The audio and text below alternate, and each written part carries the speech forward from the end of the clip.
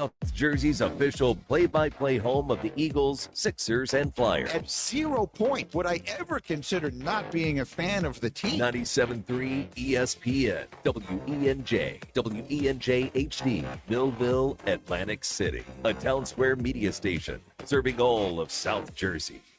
Isn't it about time for somebody's favorite radio program?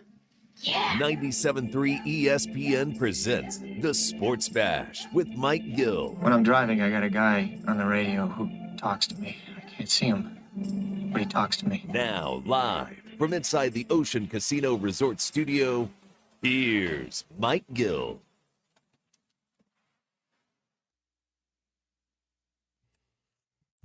We are live on a Tuesday edition of the Sports Bash, 97.3 ESPN, the 97.3 ESPN free mobile app, live video streaming on the X platform, YouTube, at Mike Gill Show. What's up, everybody? I'm your host, Mike Gill. Josh Hennings producing today's show. You out there, happy Election Day to all those out there. Hopefully you get out there and do your civic duty. I went there. The line was nice and short. Got in, got out, about a 20-minute extravaganza, and here I am. I made it. No craziness. What's up? Josh, you get out there today? Did you perform your civic duty? Yep, did it this morning. No, you live in a town of like 6. Maybe multiply that Did by you see 10. last night there's a town that does midnight voting? There's a seriously, the population's 6. Really? It's a town in New Hampshire. I was gonna guess it was like Alaska. Yeah, it's in New Hampshire. They have population 6, so they do midnight voting. They are like the first place that does the voting.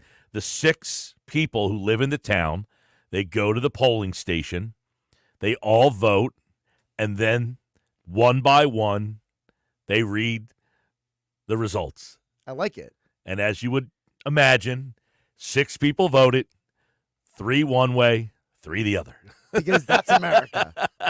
Even in a town of 6, you had 3 and 3. I don't really care who you voted for or what you did. All I care about is that we have a good conversation throughout the rest of the day.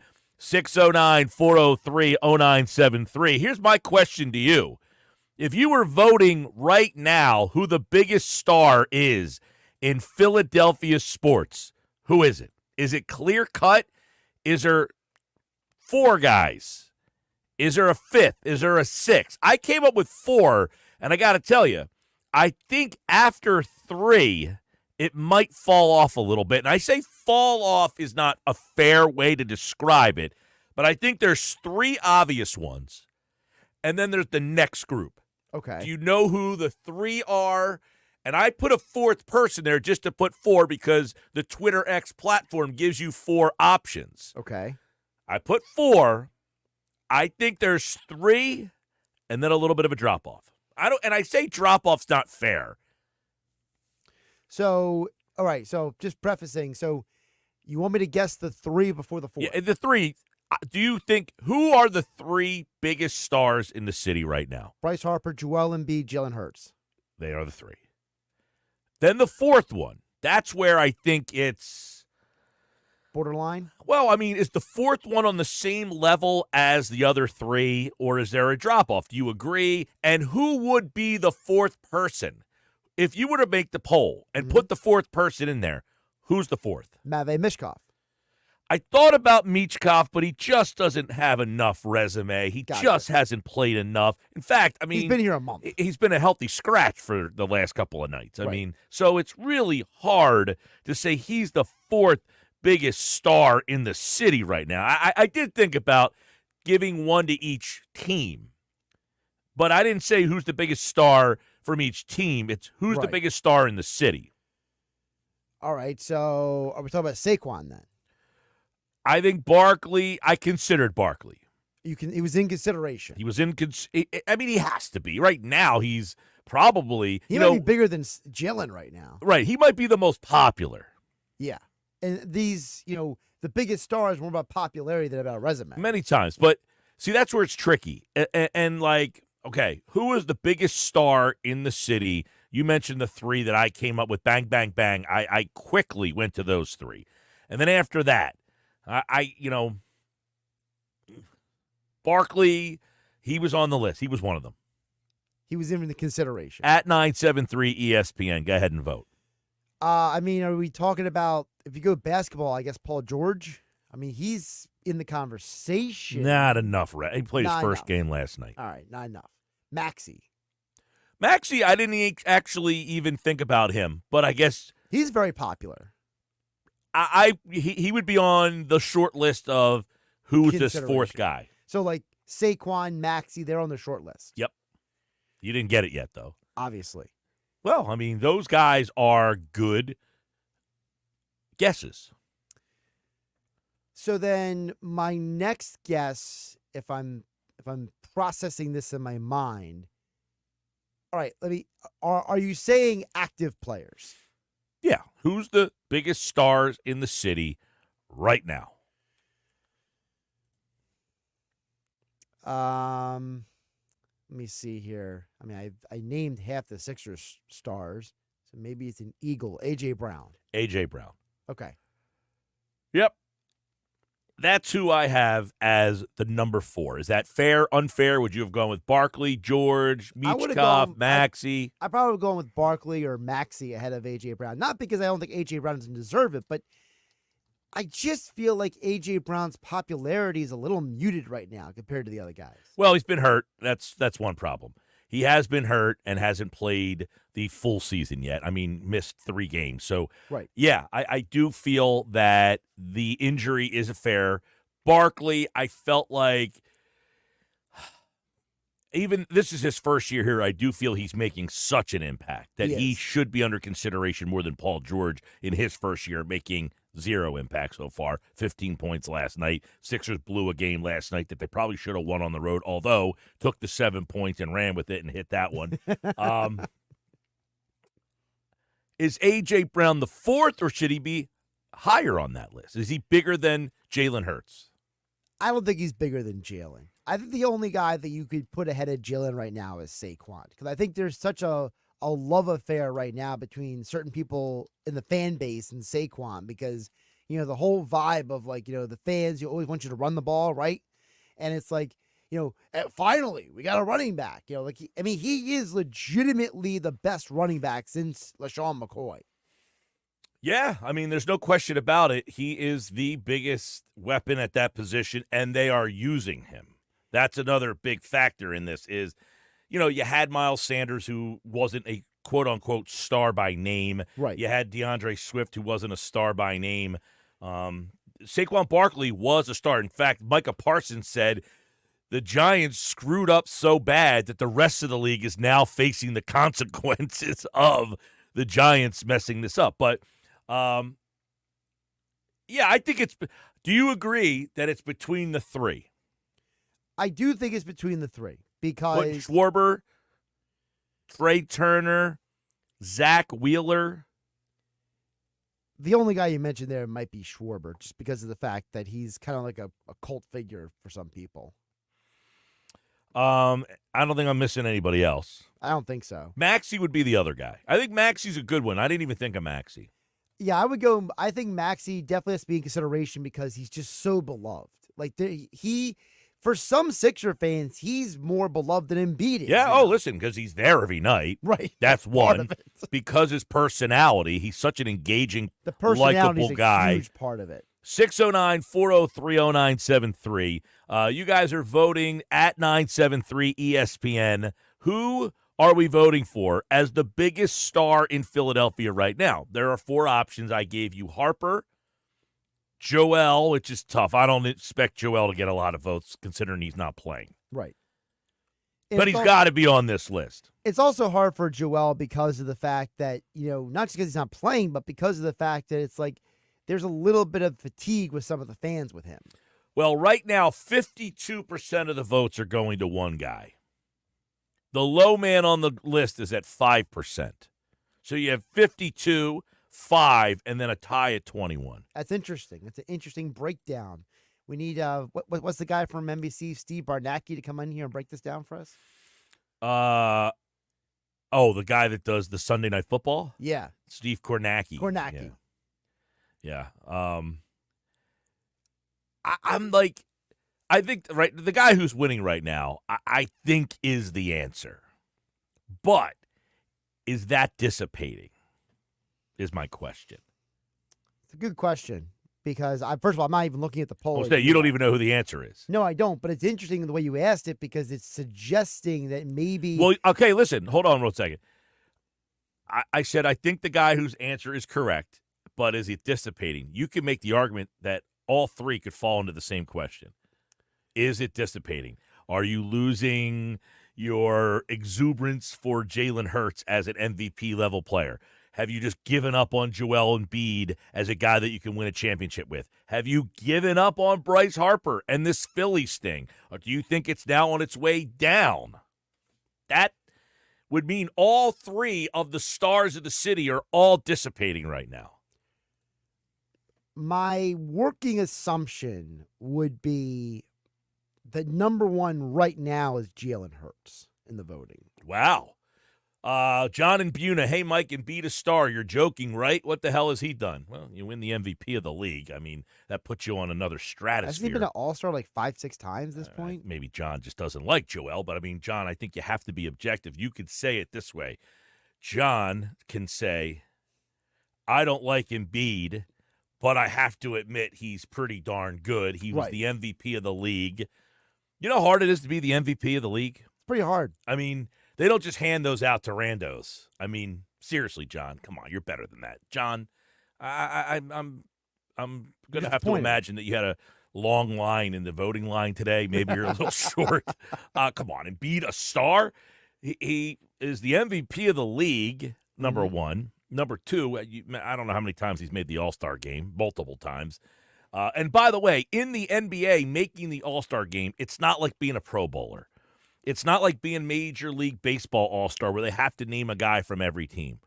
When you make the NBA All-Star game, you are among a very small list of elites because there's only a handful of guys who make the All-Star. So being an NBA All-Star, that's actually a pretty big accomplishment. He's also been second-team All-NBA multiple times.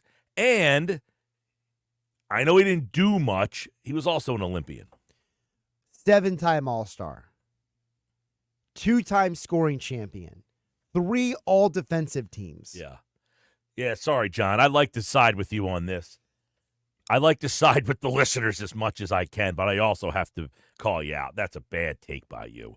What has he done? Okay, he hasn't won a championship. That doesn't make him not a star in the league. There's a lot of guys in this league who have. Is Charles Barkley a star? Yes. All right. John, come back with a better one. Try again. Todd and Brigantine, I would have gone Maxey. He's becoming the star of this Sixers team. Todd, I don't have a problem with that. Yeah, I probably could throw Maxey over A.J. Brown. A.J. Brown. That would have been interesting to see how that would have broken out. Because it's like, people... I'm imagining, I can hear myself saying Maxey over A.J. Brown and him saying, no, I'm in over Embiid. Right. You know what I mean? Like, I think people are getting somewhat fed up with Embiid. There's Embiid fatigue. The lack of playing, the incident this weekend. Although most of the people I heard that I've spoken to from the incident this weekend seemingly are taking Embiid's side more so than the other side, which, okay. I don't think there's a right side or a wrong side on that one. I think they're both in the wrong. You can't push the guy, and the guy, I think, crossed the line. You're right. There is not a right or wrong side, but I do think there's a lot of people who look at Joel Embiid and they understand where he's coming from more than the reporter's side. Yeah, and I think most people are pretty they're pretty level-headed enough to say, you can't put your hands on the guy, but I understand what got you there. Right, because we've all been in situations where at some point in our life where someone has said something to us or someone that we care about, and we'll look at that guy and be like, I really want to hit that guy. Yeah.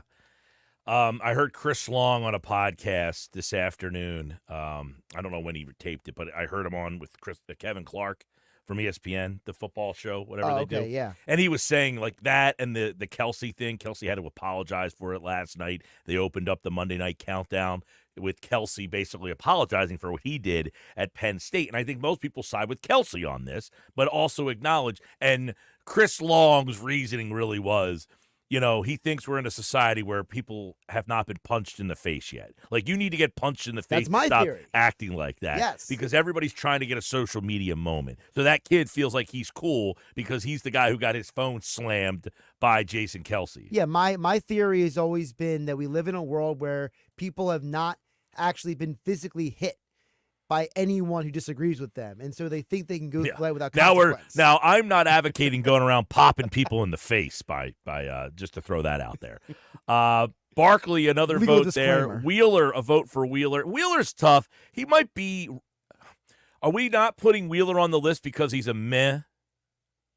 People look at Wheeler and they just expect him to play well, but no one Yeah, but does that not make you a star when the expectations is you can't fail? But again, a star is not just your resume, it's your popularity. Yeah. He doesn't have the personality for popularity. 609-403-0973. Mike from the Villas, Barkley, not Hurts. Not everyone in Philly loves Hurts. That is true. There is the contingent of people who look at Jalen and they feel I mad do about feel him. that Jalen is less of a star in the city than he is outside the city. Maybe I was looking at it from those lenses. Well, you were like, trying how to, is he viewed? You were trying to be purely objective. Well, I'm just saying, how are they viewed in the league, not in the city? Right, Like, who's the biggest star? Like, when ESPN Monday Night Football comes here, are they going to Jalen Hurts? Are they going to Saquon Barkley? Or are they going to A.J. Brown? They're usually going to Jalen because he's the quarterback. Because he's the quarterback.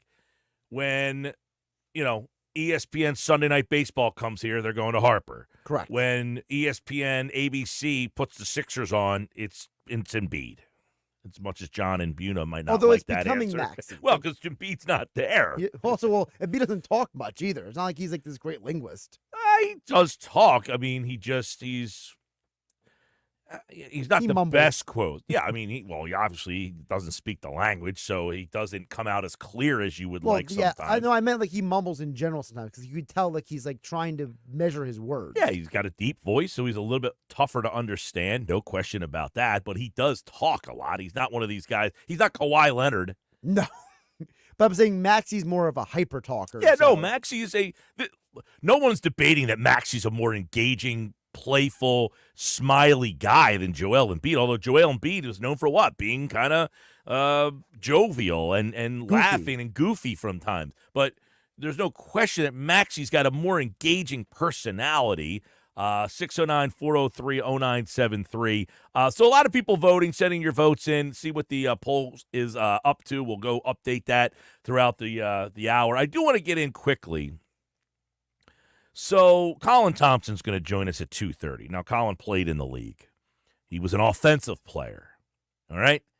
So much talk about Nick Sirianni and the way he coached that game the other day. Now, in the moment, we have reaction. The next day, you have more reaction. I feel like the second day after, the people who want to can go find more information, and the people who don't want that information and just want their opinion to be right don't go seek that information out. Correct. So what I did was I tried to consume people talking about this and what they thought about it, okay? Because my opinion is I don't like analytics. But I understand that that's where the game is, so I'm not going to be cranky old man that says the analytics have ruined the game, and therefore I'm going to blast Sirianni. That's not fair to Sirianni, and it's ignorant of me. So I went and got more information, to which I did hear a good amount of people start to say, I don't like it, but that's where the game is today, which was refreshing to hear, by the way, because what I kept looking up is, in those moments that Sirianni went for it, do the players want that? Here is what Darius Slay had to say. Now, he's a defensive player, mind you. So he's on defense, and he's probably thinking, what the heck are we doing? Darius Slay says this about Sirianni being aggressive on fourth down. We like our coach to be aggressive. I know a lot of guys be like, oh, man, coach should take the points. Coach should do this. Coach should do that. Da-da-da-da-da. We okay with going forward on fourth down because we got guys that we trust and believe that can get the play done. Sirianni said yesterday, I don't know any other way to do it other than go with the guys I trust. And it sounds verbatim that he's saying the same thing. These players want to be trusted. These players want the coach to say, man, put it in our hands. He says you trust your process in that scenario. You trust all the work that you've done to help you make that decision. You trust your players in that scenario. Sounds like Darius Slay says, yes, that's what we want. Slay goes on to say he says people don't understand the Eagles' mentality when the fans say, just take the points. Here's what Slay says. I know guys and stuff feel like we should took the 3, but like y'all don't understand. Like we like to take souls from teams, you know what I'm saying? So getting forward on fourth down, I give them that kind of like that's what we do, you know what I'm saying? And we always gonna be behind coach every step of the way about the situation because, like I said, we trust them and we got guys that can get it done. We trust the guys that can also get it done. The comment he makes at the front is the story. We want to take souls from teams. That's the mentality. See, the fans care about the aesthetics of the week and the win in the week. The team is looking at the big picture. Who do we want to be? We want to be an aggressive team that takes your soul, and if we execute, we're going to be up 4 scores. Forget about 2 scores. We're going to be up 4 scores. So while we're at home complaining, you could be up 2 scores in this game. You take the points. They're saying, we don't care about 2 scores. We want to be up 4 scores. And that's the way that this organization and this coaching regime, that's the way that they approach this. And guess what? Those are the players that they have on their team. Do you like that or not? Do you want them to be aggressive and say, look, we're going to go for this? In every moment, when we have the shot to put a team away, we're taking it. Or would you rather the team beat Tampa Bay last night? Scores a touchdown. Everyone's yelling, go for 2, go for 2, go for 2. And Tampa Bay says, we'll go for 1. And then your coach come up with the weakest excuse for why. I didn't hear what he said. Oh, I know you didn't hear? Well, it was so bad. He said it was because of the weather. Well, because I didn't hear that, but that's a bad excuse. Last night I watched that game. When that was over, I flipped to the Sixers like immediately, so I didn't listen to any post game. Yeah, Bowles. The audio was popping off last night. He was saying that because of the weather, we just felt it was best to go for 1 there and go for overtime. Yeah, you're on the road. You're not. You're shorthanded. I got to go for that there. I got to go for 2. You got to go for the win. Yeah, you got to go on the road with the lesser roster. You don't give them the ball back. That's me anyway. What does Colin Thompson think? Former Carolina Panthers tight end from the Colin Thompson Show. Actually, I think he rebranded his show. I think he has a new name for his show on Not For Long Media, Sirius XM NFL Radio as well. Sports Bash Live, 97.3 ESPN. We've got a bunch to get into with him. As a guy who played, does he have any issue with the way Nick Sirianni managed that game the other day? Would he be frustrated if he was sitting on the sidelines? We'll get into that. Coming up next on the Sports Bash Live, 97.3 ESPN, the 97.3 ESPN free mobile app, live video streaming on the X platform and YouTube. Use the hashtag SBLive this hour. Another chance for you to qualify for this year's 99 Growlers Party. Listen for the sounder coming up in about a half an hour. You're listening to the Sports Bash with Mike Gill. Never thought this radio stunt would catch on so big. On 97.3 ESPN.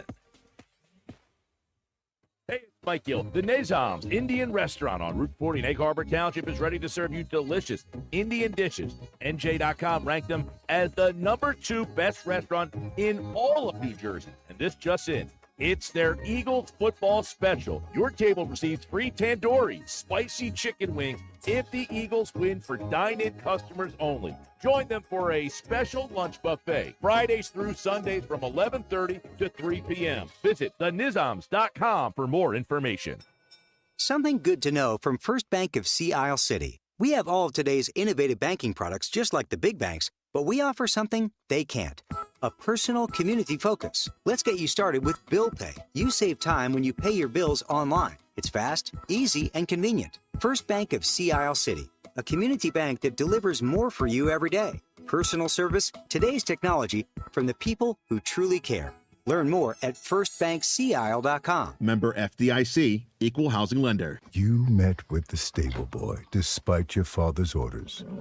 He hoisted you onto the saddle and you wrapped your arms around him, embracing his silent strength. He lay you down amongst the wildflowers. You experienced love like never before while you were buying dish soap. There's more to imagine when you listen. Discover heart-stopping romance titles on Audible. Oh, yeah. New 2024 Nissan Rogue S, 0 down and 2.9% financing for 60 months. But when they're gone, they're gone.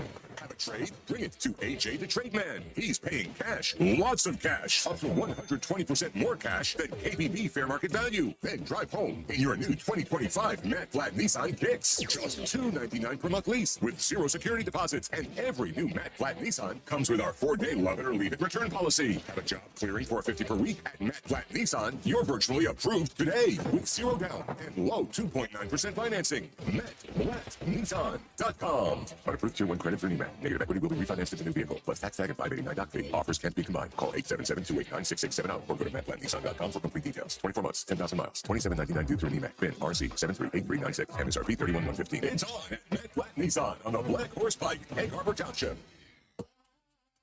My friends swim no matter the season, but my moderate to severe plaque psoriasis can sometimes take me out of the moment. Now, thanks to Skyrizi and clear skin, count me in. With Skyrizi, Risankizumab Riza, a prescription-only 150 milligram injection for adults who are candidates for systemic or phototherapy. 3 out of 4 people achieved 90% clear skin at 4 months. Don't use if allergic to Skyrizi. Serious allergic reactions and an increased risk of infections or a lower ability to fight them may occur. Before treatment, your doctor should check for infection and tuberculosis. Tell your doctor if you have an infection or symptoms such as fever, sweats, chills, muscle aches, or cough, or if you plan to or recently received a vaccine. Thanks to Skyrizi, there's nothing on my skin, and that means everything. Ask your doctor today about Skyrizi, the #1 dermatologist-prescribed biologic in psoriasis, and visit skyrizi.com or call 1-866-SKYRIZI to learn more. Go to get your game on at the Gallery Bar Book and Games at Ocean Casino Resort. Cheers your favorite drinks while cheering on your favorite team. Get in on the parlay while in the middle of a party. Go for the sports scene and go for the endless screens. Go to the Gallery. Go to the Fanatic Sportsbook.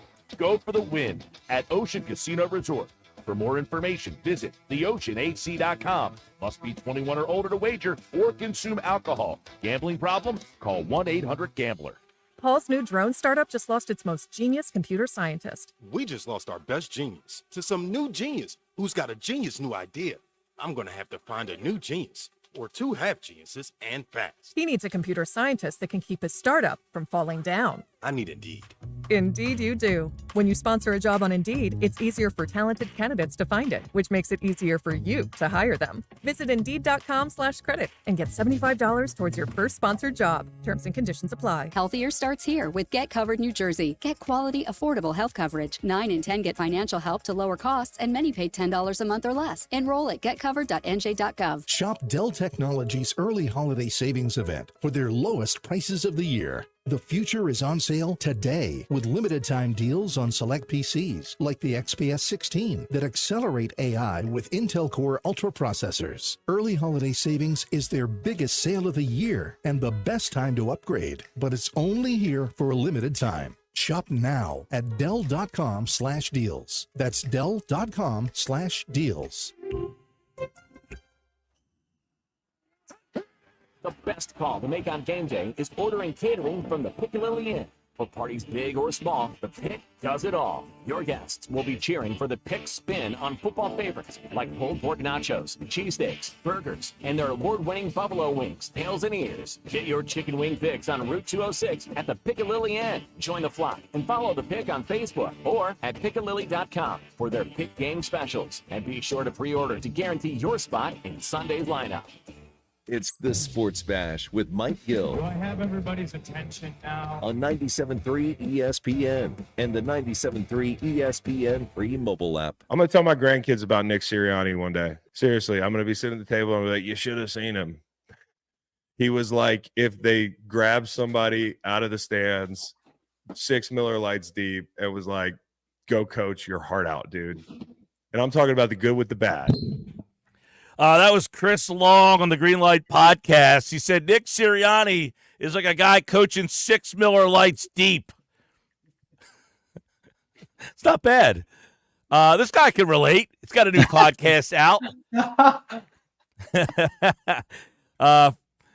Former Carolina Panthers tight end, Not For Long Media, Colin Thompson joins us now on the Sports Bash Live on 97.3 ESPN. I don't know about the 6 Miller Light. You're not coaching 6 Miller Lights deep, but you kind of get the gist of what he's saying. He's saying this guy is going out there just flying by the seat of his pants. Or is he, Colin Thompson?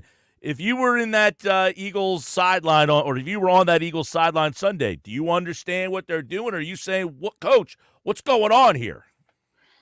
I think you can justify a little bit of everything in football, right? Because it's at the end of the day, it's a little analytics, a little bit of opinion. Someone's probably done it before. So you say, well, I believe in our guys.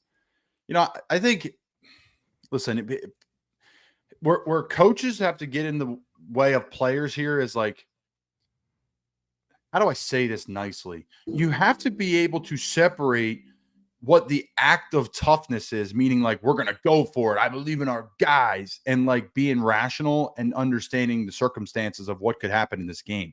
Because Mike, it's the third quarter. It's 16-0. The game's unwinding. And all of a sudden, a minute later, whatever, it's 22-0, right? And a minute later, it's 22-16. And you're like, holy cow, right? Like they're right back in this. What happened? So, yeah, I think for me, Mike, which we've talked about before on this radio network, 97.3 ESPN, is what does it look like week to week? The Eagles week to week have looked fantastic in the last 3 to 4 weeks here of building and building and building and building. But they reverted back to the similar mistakes they made before, even from a head coach's perspective, making those mistakes, being over aggressive. So that's what's concerning to me, Mike. If you're going to be like that all the time. But if you're not going to, isn't that who they are all the time? That's who they are. They're aggressive. We're going to go for it. They did it in the Atlanta game. It cost them. They did it in the game against Cleveland. But they converted, and it helped them win the game. So, they're saying, look, that's who we are. But I guess the question becomes, like, the team buys into that. That's who we are. If we're going to be the best version of ourselves, we can't be a team that kicks that field goal. We got to go for it. Is that the mentality of the team? I mean, there's just so much to unpack here, right? Like, it's not just is what it is. It's like, okay, there's people, for instance, there's a lot of former players like yourself here that say, this guy's getting in the way of them winning games. And, like, he almost lost in that game. And then you have other people, Darius Slay's coming out today, and he's saying, that's what we want. We want him to trust us. We like this. You've got a lot of people on that side of the coin that are saying, no, put it on the players. So obviously there's not going to be 100% here. But when you're looking at it from this angle, from where you're sitting, you're saying, man, this team, they might cost themselves because of these decisions, or they're going to beat somebody because of these decisions. The Philadelphia Eagles, with a point-blank period, are the only team that can beat themselves in the NFL. That's it. They have so much talent, and you're seeing the impact of Kellen Moore and the offensive creativity and the fullback and the under center, just like simple plays. Like, the Eagles are the only ones that are going to beat themselves. And that's crystal clear. Like, I'm talking Chiefs, I'm talking Lions. When other things start getting in the mix is when they start losing. It's like, we need to operate 6.5 out of 10 at all times instead of 99 out of 100 at all times, and they'll win. Like when things are calm and under control, they dominate. But when it gets a little hectic, haywire, they don't. I'll say this, Mike, their defense is really good. We've talked about that too. It's gotten better and better and better and better. So, like, you are who you are. Todd Bowles last night, everyone's, you got to go for 2. Todd Bowles has never been that guy. He believes in his defense. They're special teams. I played against them in the AFC South when I was with the Panthers. They kicked every ball at the back of the end zone. They never had a kick return the entire year other than an onside kick, right? They're conservative. He is conservative as a coach. So I just trust me. I like the aggressiveness, Mike, but sometimes as a coach, you got to take a step back, remove emotion, and say, this is the best thing. So you're watching the Eagles game on Sunday. Are there moments in that game where you're yelling at the TV asking, what the hell are you doing? The coaching stuff, I don't know what goes on the headsets. I know that doesn't answer your question, but you don't know what their philosophy. Philosophy. Okay, so let me ask you this. If the pushes all work, Mike, no one's talking about it. Well, that's what it's the result of the play. If they like the going for 2, they did it 3 times. Is that an organizational philosophy? Is that an NFL thing? Is that an analytical thing that says it's an analytical thing? If the ball is on the 1-yard line, take the points off the board, take the extra point off the board, and go for 2. It's analytical, and I think this point, like with the tush push, like it's not dead. Guy in the gym down here, I'm talking to in Maryland's a big Eagles fan. Throw that thing out. It's not thrown out. Jags played great against it, but it's not thrown out. Oh, it's different with Jason Kelsey. Listen, folks, if you actually watch the tush push, he goes left every single time. Why? Because Landon Dickerson's on that side, and Mailata, when he's healthy, is on that side. The 2 biggest probably guards tackle combination in the NFL. Could be ever. Those 2 are both monstrous. So that's why it had a lot of success. Yeah, of course, Jason's an all-timer, but I don't know, Mike. There's so many other things to me. Well, we were talking about this a little yesterday. Entering the game yesterday, they were converting 82% of the tush push. If you have a play you're converting 80+% of the time, you're going to run that play. I would say the 4th down and inches that they try to get too cute. If they just run the tush push there, they probably get it. I don't know why they tried to throw a little rollout pass in that moment. But Mike, you know what my problem is though? That was it was in the 3rd quarter, late in the 3rd, middle of the 3rd. Yeah. My problem is Saquon, right? Like the guy is unbelievable, right? What he did, I've never seen. Plus no A.J. Brown on the field. I'm not worried about that. It had nothing to do with that. This is my problem with football and how we're taking in information. Saquon Barkley has the first down. He ran out of bounds. He ran out of bounds because he's tired. Saquon, cut it back, fall forward, get out of the game. Instead of he ran out of bounds, it was 2nd and short. It's like it's so simple. Football is so simple. If it's a game of who's going to beat themselves the least. Why New England won all those Super Bowls? They beat themselves the least. Kansas City, they can come back and firepower with everybody. But those New England teams and those teams, like look at Detroit. Matt's what's his name? The quarterback, Jared Goff. Like they never beat themselves ever. So the Eagles beat themselves, whether it's a coach or this is a time we can put them away. And our star running back, who is on another planet, gifted, runs out of bounds, and it gets a 2nd and 1 instead of getting a first down. The 4th down and 3 on the 22. It's like a 40-yard field goal. The analytics say go. The Eagles went. They did go for it. They did not get it. They have a chance to put points on the board there. 40-yard field goal. Do the players like the analytics saying go there? Every player is going to love to go for it. Every guy. There's not one guy. But guess what? It's not what the players think. Yeah. It's what the coach I agree. Thinks. Yeah, it shouldn't be, hey, coach, we want to go. But I guess the question is, Sirianni gets blasted, and then a guy like Orlovsky says, hey, if they lose that game, he's not getting out of the locker room. He's getting fired. I would almost argue that if he doesn't go for it, he's more inclined to be in trouble because that's what Laurie and Roseman, that's the organization's philosophy, and that's why Sirianni has that job because, I want to go for it there. And they say, if you want to go for it, you're the kind of guy we want to hire. Yeah, it's deep thinking, Mike. That's an interesting thought. I never thought of that. I just think to me, hey, guys, you know what? I'm not going to be the guy to get in your way. If it's a good time for us to go for it and it's amicable, I have a gut feeling, the analytics tell me to go for it, we're going to go for it. But if not, I'm going to play it safe because our defense is damn good. Damn good. What do you like about the defense that 2 weeks into the season we had questions about? Zach Bond. This guy, if they don't sign him now, to a nice 2-year extension, whatever that is. Try to get him on a cheaper deal. That guy's lighting it up. Like, I'm not just talking about the picks. Watch him. You want something to watch in games? Watch him. This is a guy who played Sam outside backer, stand up. I blocked him in Carolina when he was in New Orleans. Solid Wisconsin, like typical play hard guy. He is flying around. When's the last time the Eagles have had a sideline to sideline guy? I thought that was going to be Devin White. I was dead wrong on that. So to me, he's a difference maker. And then by committee, right? Their younger guys are playing better.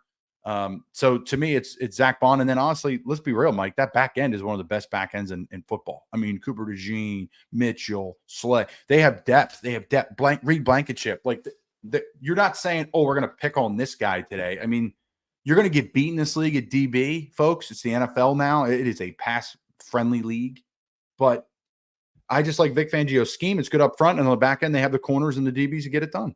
Well, they have about an hour and 20 minutes to make a deal. Like, do they have to get more pass rushing? You're looking at this pass rush. Bryce Huff's done nothing. Obviously, that looks to be a lost cause at this point. Do they have enough pass rush? Or should they have done what the Lions did? Hey, Cleveland, what are you asking for here? Should they be doing something to get more pass rush?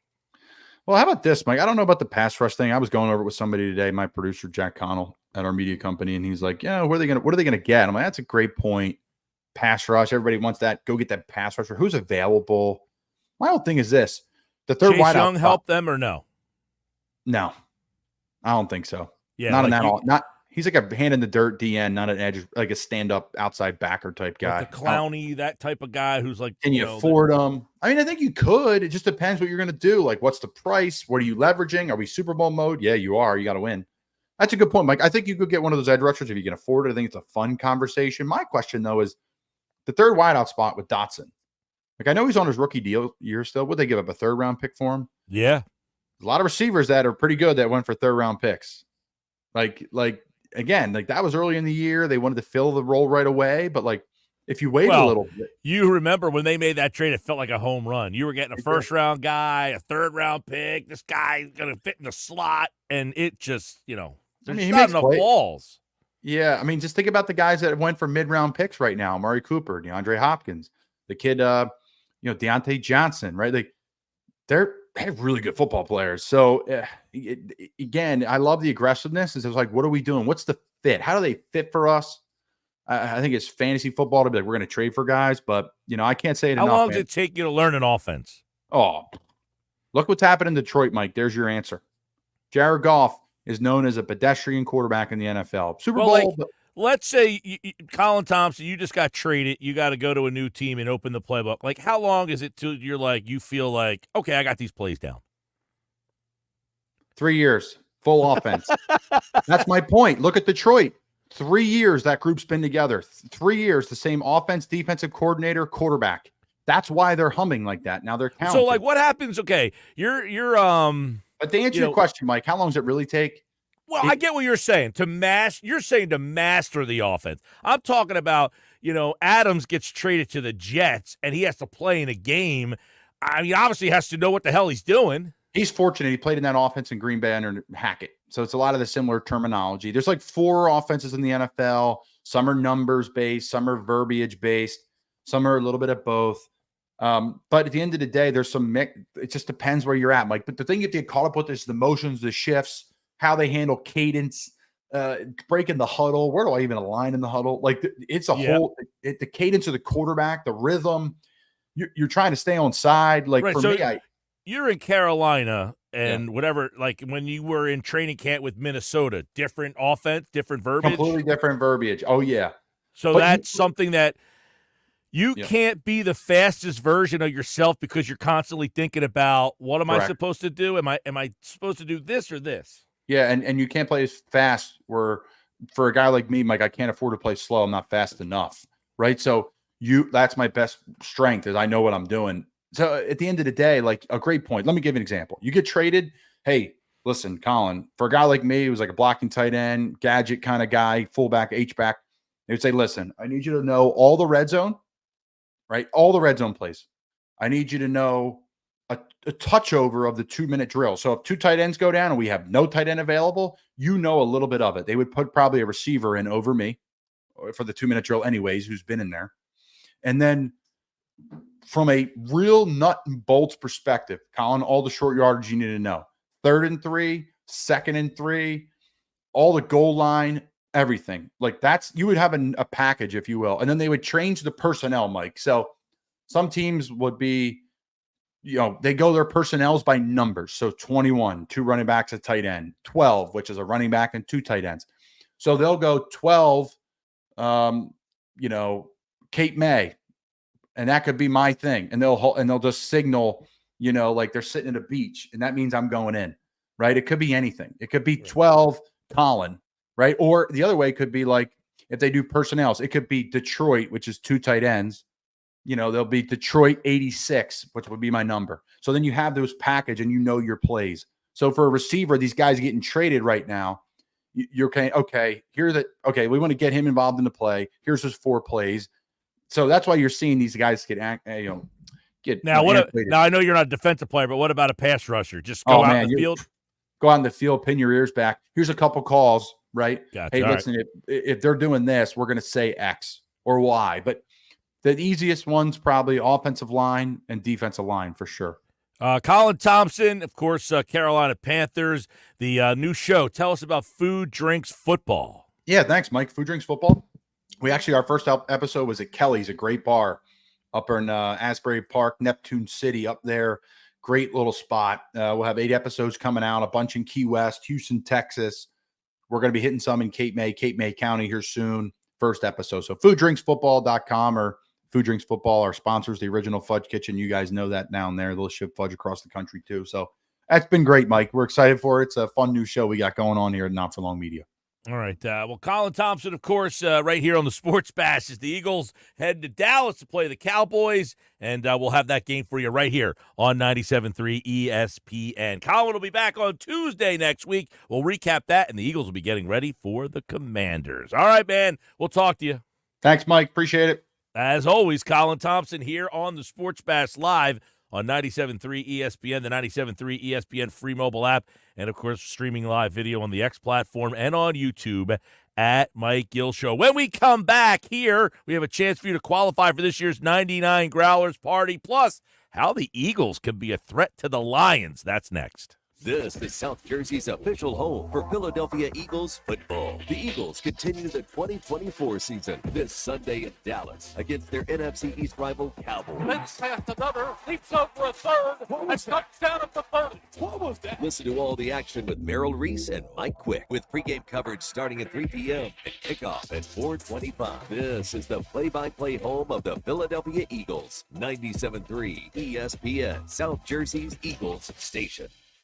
Jersey Cow, a great place for the family to hang out and eat ice cream. At Jersey Cow, everything is homemade, small batch, right here in South Jersey with only the best ingredients. Enjoy Jersey Cow in Northfield and Brigantine with all the fall flavors, bringing back popular classics while introducing some future favorites as well. For the best ice cream with constantly rotating flavors, come taste the best homemade delicious ice cream made right at Jersey Cow. Visit every day from noon till 10 at both Northfield and Brigantine locations. Ice cream, a year-round thing at Jersey Cow. This is the story of the one who, as a maintenance specialist for a historic high-rise, knows that vintage charm historically needs constant attention. Which is why, when it's time to upgrade turn-of-the-century mechanicals, they turn to Grainger. With easy access to 1 million-plus products and the scale to deliver when and where you need them, the right tools and supplies are never far away. So the one can keep that vintage building running like new. Call, click Grainger.com, or just stop by. Grainger, for the ones who get it done. If you or someone you know needs help getting through a difficult time, start with NJ211. When you reach out to 211, we can connect you to help with housing, utilities, food, childcare, senior services, income support, healthcare, legal issues, and more. Help is available in over 150 languages, and the service is free, confidential, and available 24/7. Need help? Dial 211, text 898-211, or search nj211.org. Get in the zone, AutoZone. Welcome to AutoZone. What are you working on today? Getting ready for more rain and longer nights? We've got you. Right now, you can earn up to $25 in bonus rewards when you buy 2 Sylvania Silver Star Ultra bulbs and 2 Rain-X Quantum Elite wiper blades. More rewards and better visibility at America's #1 lighting destination, AutoZone. Offer valid for AutoZone Rewards members. Restrictions apply. It's hurricane season. Are you prepared? Don't get left in the dark. Calvi Electric, a certified Generac dealer, has you covered. From installation to maintenance, they're your go-to experts for Generac generators, ensuring your home stays powered through any storm. A Generac home standby generator will automatically restore power to your home during an outage, so your life goes on uninterrupted. Put your trust in Calvi Electric, the premier electrical contractor serving South Jersey for over 115 years. Visit calvielectric.com today or call 609-345-0151. My friends swim no matter the season, but my moderate to severe plaque psoriasis can sometimes take me out of the moment. Now, thanks to Skyrizi and clear skin, count me in. With Skyrizi, risankizumab Riza, a prescription-only 150 milligram injection for adults who are candidates for systemic or phototherapy. 3 out of 4 people achieved 90% clear skin at 4 months. Don't use if allergic to Skyrizi. Serious allergic reactions and an increased risk of infections or a lower ability to fight them may occur. Before treatment, your doctor should check for infection and tuberculosis. Tell your doctor if you have an infection or symptoms such as fever, sweats, chills, muscle aches, or cough, or if you plan to or recently received a vaccine. Thanks to Skyrizi, there's nothing on my skin, and that means everything. Ask your doctor today about Skyrizi, the #1 dermatologist-prescribed biologic in psoriasis, and visit skyrizi.com or call 1-866-SKYRIZI to learn more. Hi, it's Pete from Chicky and Pete's, the official sports bar of your Philadelphia Eagles. Make a selection from our seasonal food menu, then unwind with one of our sensational cocktails. The South Philly Sizzle, made with Bird Gang Habanero Tequila. Stateside pumpkin pie featuring stateside vodka, rum chata, and pumpkin puree. Delicious fiery sangria, tasty spiced apple punch, or the campfire mule at participating locations for a limited time. The official sports bar of your Philadelphia Eagles, Chickies and Pete's. Hi, it's Pete from Chicky and Pete's, the official sports bar of your Philadelphia Eagles. We're teaming up with Eagles wide receiver A.J. Brown for a new wing flavor this football season. A.J. Brown's Sweet Heat Wings. We combine the sweet and spicy flavors AJ loves, plus a portion of the proceeds benefit the AJ Brown Foundation and its focus on empowering underprivileged youth. At participating locations for a limited time, the official sports bar of your Philadelphia Eagles, Chickies and Pete's. You're listening to the Sports Bash with Mike Gill. And it just keeps getting better. On 97.3 ESPN and the 97.3 ESPN free mobile app. The Eagles completely shut down the run game. You talk about Detroit, right? Like this. Like Alvin Kamara just came off one of his biggest days ever against Dallas, and they went in there to Philly. They didn't do anything. Like, they were behind the line of scrimmage the entire time. And so I think about Detroit. Detroit wants to play this brand of football. And if you have the defense in front and Vic Fangio's mind and his ability to kind of scheme up, that's a really good combo. So I'm going to say Philly. David Carr on NFL Network, he thinks the Eagles' defense is set up to really be what stops the Detroit Lions. The Lions like to run. The Eagles go behind the line of scrimmage. The Eagles are giving up the fewest points in the NFL during their 4-game win streak, 11 points a game. They have the most sacks in the league over these 4 games. Their defense has allowed the 5th fewest rushing yards in the NFL and the 3rd fewest total yards. That's why David Carr, former quarterback, thinks the Eagles are a threat to the Lions. Are we there yet? I think it has to be in the conversation because of the fact that if the Lions' strength is something the Eagles are good at, we haven't seen many teams be able to slow down the two-headed monster of Gibbs and Montgomery. So are we at the part of the season where we believe in the Eagles' defense now? Because there's a time where you're like, well, it's only because of the teams they're playing against. Are we past that, or are we at the point of the season where no, we actually think this defense is pretty good because of the personnel and the system and the coordinator, all of the things? Or do we think they're good because the rest of the league is just not as good? Well, I mean, they're 6th in the league in defense right now. They're the only team in the NFL to rank in the top 6 in both offense and defense. Yeah, this team is filled with flawed teams. It's something we're going to discuss with John McMullen coming up on the Sports Bash. 97.3 ESPN. John joins us in about 6 minutes from now here on the Sports Bash. And don't forget, John McMullen, when he joins us We'll ask him, do the Eagles make things too complicated? That's coming up. But first, I need caller number 7 at 609-573-3776, 609-573-3776. Caller number 7, you're entered into this year's 99 Growlers party at Mudhen Brewing Company in Wildwood. 99 tickets, of course, with a pair of tickets to see the Eagles and the Steelers at Lincoln Financial Field. If you want to win a pair of tickets at this year's 99 Growlers party, we got Growlers this year because we're going to the Brew Company at Mudhen in Wildwood. Wednesday, November 27th, the Sports Bash will be live at Mudhen in Galloway. We'd like to see all of you out there, including caller number 7 right now at 609-573-3776. Good luck. It's Philadelphia Flyers hockey tonight on 97.3 ESPN and the 97.3 ESPN free mobile app. Listen as Tim Saunders and Todd Fedor bring you all the exciting play-by-play action. To the 20s. It's Flyers Hurricane tonight. Coverage begins at 7 p.m.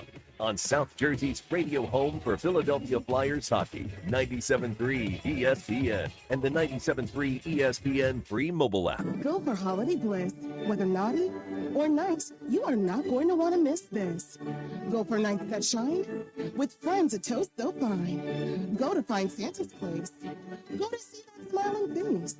Go to give the gift of cheer with the card that brings dreams near. With endless fun and things to do, it is the gift that keeps on giving too. Go for the dazzling lights, it's quite a sight. Go to Ocean Casino Resort for holiday magic of every sort. Choosing the right candidates for any office can be difficult. My office has lots of drama. I share my office. But no matter what kind of office you have, if you're hiring, you need ZipRecruiter. ZipRecruiter's powerful matching technology finds the most qualified candidates for your roles fast. So, for any kind of office, I'm really going places in my office. count on ZipRecruiter to find the right candidates for it. Try ZipRecruiter for free today at ZipRecruiter.com/free. That's ZipRecruiter.com/free. Protect your vehicle's engine with Mobil 1 full synthetic motor oil at O'Reilly Auto Parts. Purchase 5 quarts of any Mobil 1 full synthetic motor oil and get a $10 gift card after rebate. Find the synthetic oil that's right for your vehicle and budget. Shop your local O'Reilly Auto Parts store or O'ReillyAuto.com. O'Reilly Auto Parts. Why would someone looking for a mortgage at the Jersey Shore take a loan from a company in Detroit or North Carolina or some other far-off place? Online mortgages promise a lot but don't always deliver. First Bank of Sea Isle City knows the Jersey Shore. We are local lenders. We use local appraisers and provide in-house processing. We understand the unique obstacles of financing in Cape May County. Don't take a chance. Local banking is better. Let us guide you. First Bank of Sea Isle City. Member FDIC, Equal Housing Lender. Jose stands tall atop his sustainable flooring company. Totally. It's renewable and moisture resistant, but we have several green options too. Or we got some beautiful reclaimed oak. But floored by his success, he needs to hire more installers. I need Indeed. Indeed you do. Put our matching platform to work so you can spend less time searching and more time connecting with talented candidates. Visit Indeed.com/credit and get $75 towards your first sponsored job. Terms and conditions apply. Oh yeah, it's on at Matt Black Nissan. New 2024 Nissan Rogue S, 0 down at 2.9% financing for 60 months. But when they're gone, they're gone. Have a trade? Bring it to AJ the Trade Man. He's paying cash, lots of cash, up to 120% more cash than KBB fair market value. Then drive home in your new 2025 Matt Black Nissan Kicks. Just $299 per month lease with 0 security deposits. And every new Matt Black Nissan comes with our 4-day love it or leave it return policy. Have a job clearing $450 per week at Matt Black Nissan? You're virtually approved today with 0 down and low 2.9% financing. MattBlackNissan.com. Unapproved Tier 1 credit for new Matt. Negative equity will be refinanced into new vehicle plus tax tag and $589 fee. Offers can't be combined. Call 877-289-6670 or go to MattBlackNissan.com. MetLifeCard.com for complete details. 24 months, 10,000 miles, $27.99 due through NEMAC. PIN RC 738396. MSRP 31,115. It's on at Met Black Nissan on the Black Horse Pike, Egg Harbor Junction. Home of the Philadelphia Eagles. They've got him. It's a sack. Sixers. Oh, baby. And Flyers. He scored. 97.3 ESPN, WENJ, WENJ HD, Millville, Atlantic City, a Town Square media station serving all of South Jersey. This is the Sports Bash with Mike Gill on 97.3 ESPN and the 97.3 ESPN free mobile app.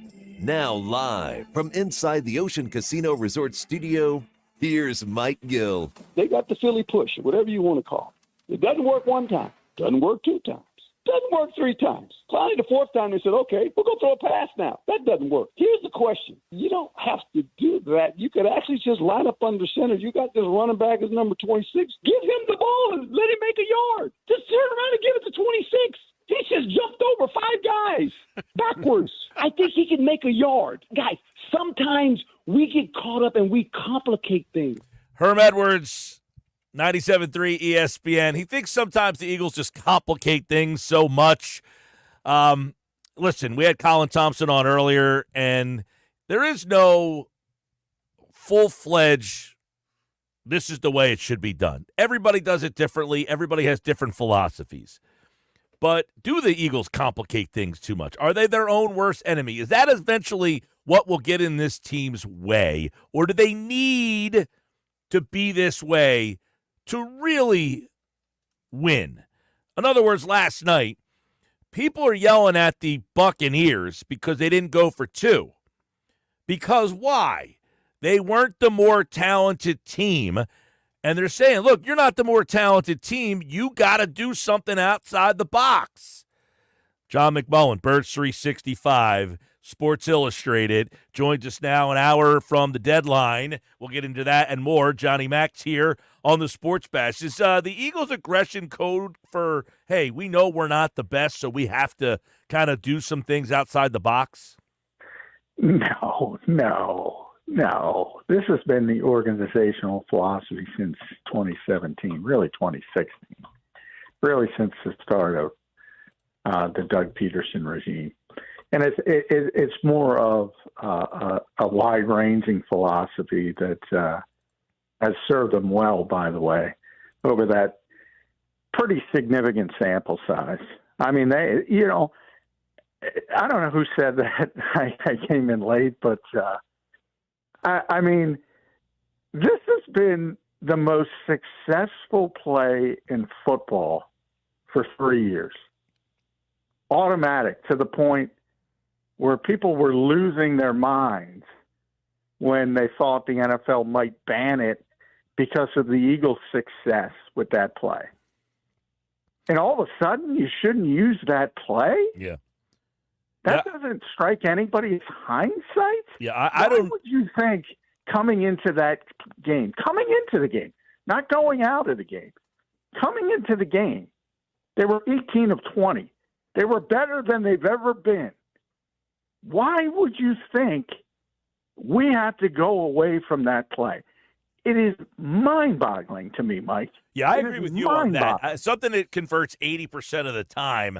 I'm not looking for ways to come up with something different. I'm rocking and rolling with that. Yeah, that to me is bizarre. And that was Herm Edwards, by the way, basically saying, hey, if that play on the goal line, I guess on the two-point conversion's not working, you hand it to Saquon Barkley. No, I'm going to run that play. It works 80% of the time. It just didn't happen to work in those moments. And 90%, by the way, 90%. Yeah, you can make an argument that they get stopped twice in the same game. They might not get stopped. They might not get stopped again the rest of the year. I know. And Nick Sirianni doubled down on that, which frustrated people on Mondays. Like, look, we have confidence in this play. And I thought, something I did, I wish everybody would turn the page. I get why they're not. They won the football game. But, Doug's on the other sideline. So maybe his team was a little bit more prepared in the essence. Like, he knows better than anybody else how aggressive the Eagles are going to be. So maybe they were a little bit better prepared to be in those situations. Just something else to throw in there because he knows it better than just about anybody. But from a larger standpoint, I mean, Yeah, this is amazing to me. This one is one where I literally scratch my head. This philosophy has been so successful for this organization. They've been so far ahead of the curve, and so few see it. So few see it. To the point you brought up Tampa Bay last night. You don't even have to bring up Tampa Bay because I know a lot of Eagles fans don't watch other teams in the games. Doug had a chance to go for 4th and 3 at the plus 49. Now, if he were the Eagles coach, he would have went for that. He didn't. Right. Yeah. I don't know if he's going to get it, but it cost him dearly. The week prior, Zach Taylor had a chance to go up 14-3, I believe, 14-3, with a 4th down inside the 10, and he settled for a 27-yard field goal. And the week prior, Brian Daboll had a chance to go, didn't do it, cost him. I'm just amazed, Mike. I'm amazed. Well, and it's funny because when the team is aggressive and it works, and it's part of the reason why you're winning big in Cincinnati, you're winning big against the Giants, and you're winning big. That's, and we played a bite earlier from Darius Slay, who basically said, "No, this is what we want. We're not we're trying to take your soul. We're trying to rip your heart out and win these games early on in the game." And I guess, look, somebody just texted in and said, look, we grew up in an era when it was 4th down and whatever, you punted. When you scored a touchdown, you kicked the extra point. You weren't second-guessed by those decisions. I guess the evolution of where the game is going and is causing people's brains to try to get rewired here on the fly. It's funny. I always joke that, as an old guy now, I always joke that the only ism acceptable in the current world of, over political correctness is ageism. Like, everybody jumps age. Nobody cares about us poor old people. I should be the open-minded one here. The game has changed. If you're stuck back in the 80s, run the ball, take the points, you're going to lose. You're going to lose. Well, and I would look at it and say, look, I'm taking the points in many of these situations, but I've come to terms with that's not the way the game is played, and I've moved on from it. So I've allowed myself to evolve to where I don't come on Monday and go crazy on Sirianni because, quite frankly, I feel like if Sirianni kicks... And by the way, it's not. It's an organizational thing. Well, that's what I'm saying. I feel like if Sirianni goes for it on 4th, if he kicks it on 4th and 3, they're probably saying, "Yo, that's not what we do. You got to go for that, man." Like, I think he's probably in more trouble if he made the opposite decisions on Sunday. With the organization, no doubt. Yeah, with the organization, no doubt. Right. And he's more of a firewall than anything else, because he will veer off script, late in the game, not early, like second quarter. I got this all over Birds 365. Is second quarter, you can make it a 3-score game. You can make it a 3. They don't give a what in the second quarter. Are you kidding me? What? They don't care. You think a team, and that's the funny part. Well, that's their philosophy is we could go up 3 scores here in the second quarter, but if we're still only up 2, we feel like we're still better than you, and you can't catch us anyway. Oh my God! You have Jalen Hurts and Saquon Barkley and A.J. Brown, Devontae Smith. You're playing the Jacksonville, and you don't think you're scoring again? I mean, you think that's their mindset to get it to 3? Their mindset is what Slay said. No, they want to take their soul. But is that reckless, John? Is that reckless? I mean, I know that that's what the organization wants, but in the big picture, is that reckless? There's one Super Bowl championship, and it was won with being so far ahead of the curve with aggression, so far ahead of the curve. If they played it safe in Super Bowl 52, people forget. They talk about the Philly special. They talk about Brandon. The biggest play in that game to me, and I wrote about it that night. In fact, I'll never forget, Frank Reich called Doug Peterson a superstar for going for it on the 4th the fourth down, the Nick Foles where he sort of sidestepped and got it to Zach Ertz. If they punt the football there, New England's getting the ball and going right down the score, and the game's over. They went for it, they got it, and then ultimately they went in to score, and the game went the way it went. But back then they had an even bigger advantage because they were the first team to go this route, really, to be that uber aggressive. And now some other teams have caught up, most notably Detroit. But, people always talk about running the football. Good teams run the football. Well, they do because they're ahead. They're ahead, right. Now, I saw you retweet. What else good teams do is they're really aggressive. Yep. I saw you retweet something about Kellen Moore. The Eagles are finally running Kellen Moore's offense, and the Eagles are a run team. Are they? Did I predict that to happen, by the way, Mike? When things are going well, it's Kellen. When things are going poorly, it's Nick. It is the lowest hanging fruit in the world. Now, the Eagles are partially responsible for that. They created that environment. I knew it was coming. No, they've been successful running the football, and they've been playing from leads. They want to run the football efficiently. Well, this is an interesting number here, though, John. The run-pass ratio 2-to-1 on early downs, meaning they are running the ball first down, second down, which, so many people got frustrated in the past that they would come out and throw on first down and second down, which would make them have to throw on third down almost. Yeah, well, they weren't, to me, the difference is effectiveness versus non-effectiveness. I mean, you go through the first drives, the first 4 weeks of the season before the bye.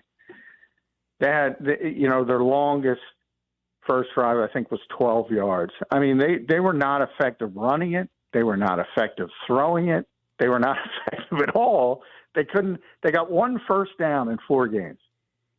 So when you're not effective, if you don't have snaps to go around, the Eagles have been a running football team by definition, by Dan's definition, since 2021. Since the Detroit game in 2021, they have been a running football team.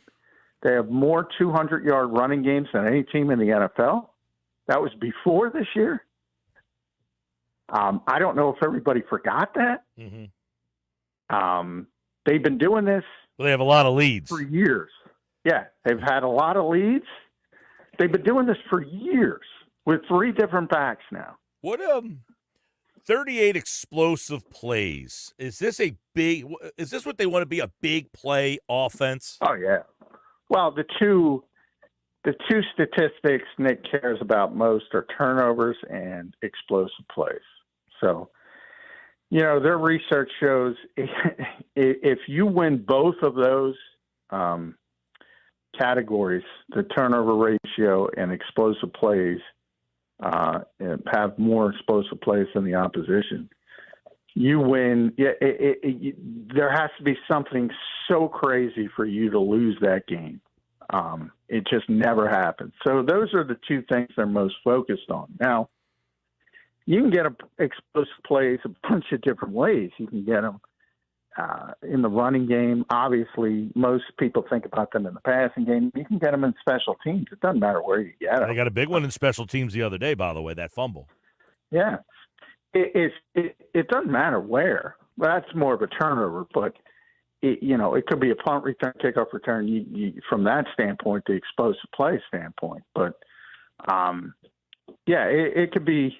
And they got when things started to go poorly, it was the Devontae Smith drive, 46-yard deep shot, and then whatever it was, a 25-yard touchdown.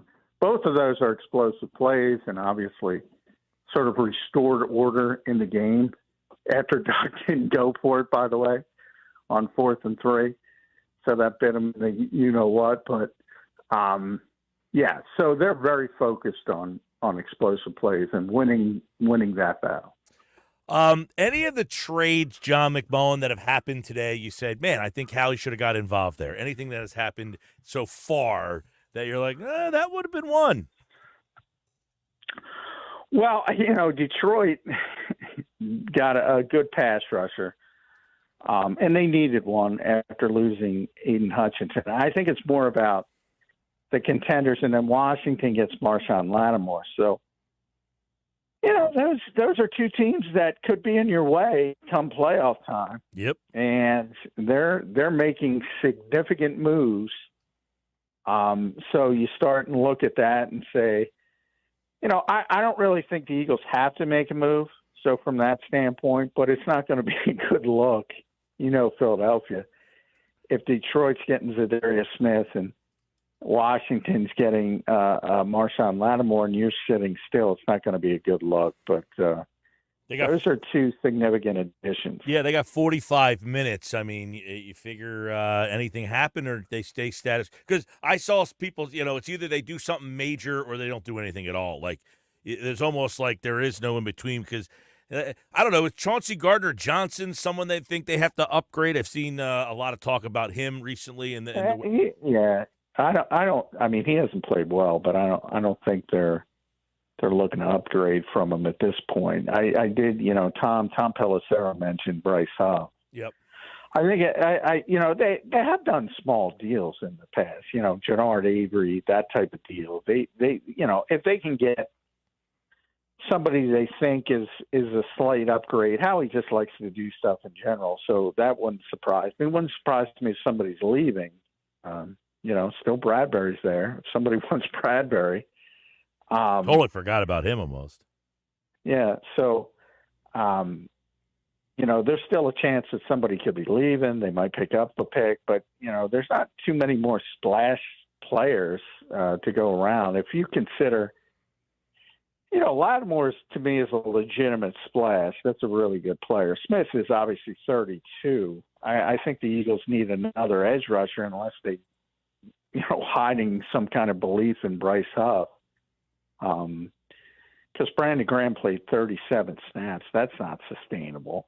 Now, part of that was because Huff hurt his wrist in the pregame, but it just doesn't seem like Vic is a big fan of Bryce Huff's game. They try to hide it as much as possible, but it is what it is. Even when he's healthy, he's not getting significant reps and he's not producing. So that's been a big disappointment. I'm surprised too. I thought he'd be a good signing. Sometimes it just doesn't work out, and it looks like that one's not going to work out. And the old adage is, if you make a mistake, admit it as quickly as possible, move on. But I still find it very hard to believe they're going to be able to trade that contract or want to. Well, that's a significant dead money hit on them, right? Yeah, but people are looking at the cut dead money. I'm not sure what the trade in, but there's some things you can do. There's some tricks you can play with that, and obviously Howie's as good at that as anybody in the NFL. So, look, if they want to move on from him, they can move on from him. And Jeffrey Lurie's proven that he will handle the dead money hit. He's done that time and time again. Yeah. So, but the more issue is how much cap relief could you get from that $29 million number, which is a number I see people citing, but that's a release number. That's not a trade number. So, I'm not sure how that affects things. All right, John McMullen, Birds 365. I'll be on tomorrow morning at 8:20 talking Birds with the guys. The trade deadline will have passed. They're getting ready for Dallas, who's all sorts of banged up. Speaking of banged up, you expect Dallas Goedert back this week or not yet? No, yeah, that's the plan. The plan's for him to be back this week, Dallas. So we'll see how it goes. But I did see him after the game in the hallway. Down outside the locker room, and he said, yeah, that's the plan. Okay. That's the exact quote. Dallas. Dallas. Slay? Slay, I haven't seen Slay. I imagine, he's if you think about soft tissue injury, and if he misses one game, that probably means it's going to be a multi-week thing, but that's just a guess at this point. Have a better indication when I get down to practice tomorrow. If he's not on the practice field tomorrow, he's probably not going to play. And Mailata has to sit out another week. Do you think he'll be back when he's allowed? That was Jordan's hope, that he could be back after the 4 games, but that's still iffy. That's not 100% that he's going to be back after the 4 games. I'll tell you what a coup to find Fred John. I mean, I know, this team just finds these guys. The teams lose linemen, and their season goes down the toilet. They've won every game, with Fred Johnson playing left tackle. It's unbelievable. Yeah, well, that's Jeff Stoutland. He might be the MVP of the organization. Yeah. I mean, he gets these guys up to speed to where they're at least competent. You talk about, Minnesota. I forgot about Minnesota, because if you look at contenders, Detroit gets Smith and the Commanders get Lattimore and the Vikings get Cam Robinson. And he's out there playing. He was lights out, really, on the Sunday night game. So coming over on 3 days, he was with the team for 3 days. So the contenders, the perceived contenders, are all doing stuff, and that might spur Howie on a little bit. Right. What is your NFC hierarchy right now? Detroit clearly number 1. I would put the Eagles at number 2. Green Bay at number 3. And then you can bunch them all up. Atlanta, Minnesota. No Washington? You're not buying them? Washington. No, they're in that category. Atlanta, Minnesota, Washington. Now, San Fran's the out. San Fran, Christian's coming back. So if it's Christian McCaffrey, nobody's going to want to play San Francisco, and they're going to win that division. Are we buying Arizona? Are they in this thing? How about what about the Rams? They're all, the Rams, even the Seahawks. But, that division's all jumbled up, and that's why I say if San Francisco gets Christian McCaffrey back and he's the Christian McCaffrey we all know, they're going to win that division. And it might not be the best record. They might be a 4 seed, but nobody's going to want to play them. Nobody come playoff time. John McMullen, Birds 365, weekday mornings at 8 on the Jacob Media YouTube channel. And, of course, Sports Illustrated right here on the Sports Bash. Eagles getting ready for Dallas, who's got all sorts of problems. We'll dive more into that matchup throughout the week here. Yes, the Cooper Rush matchup. 5-1 Cooper Rush. His only loss last time that he was the starter was to Philadelphia. All right, John, we'll talk more about that game this week. Thanks, bud. All right, thanks, Mike. All right, trade deadline coming up in about 40 minutes from now. Here, we've got plenty more to go, including congratulations goes out to John in Cape May Courthouse. He is qualified for this year's 99 Growlers Party, and that's at Mudhen in Wildwood, so his neck of the woods. I'm Mike Gill. This is the Sports Bash. Listen for that sounder to go off in about 45 minutes from now. Don't forget Flyers hockey tonight on 97.3 ESPN. Coming up here on the Sports Bash, we got so much more to get into, including if Sirianni wins Sunday, he'll join this list. Hear it next. You're listening to the Sports Bash with Mike Gill on 97.3 ESPN and the 97.3 ESPN free mobile app. Hi, it's Pete from Chicky and Pete's, the official sports bar of your Philadelphia Eagles, celebrating football season with special new menu items.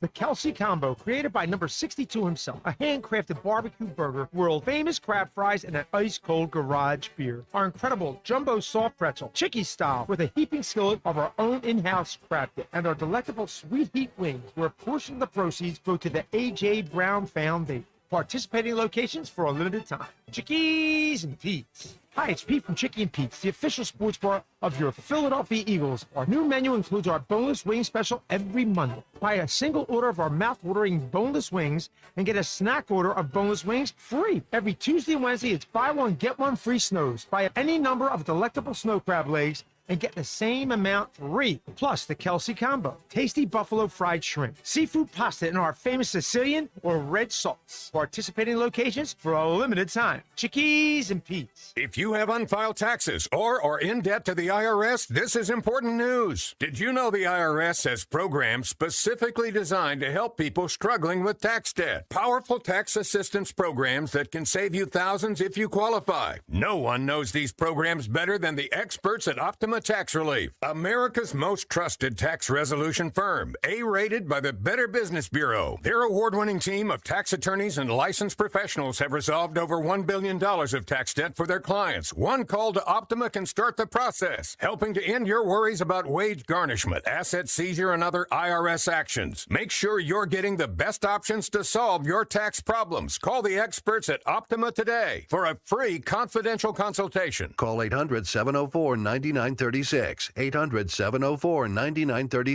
800-704-9936. Some restrictions apply. For complete details, please visit OptimaTaxRelief.com. To all you tool people out there, has Harbor Freight got a deal for you? Big savings every single day this November.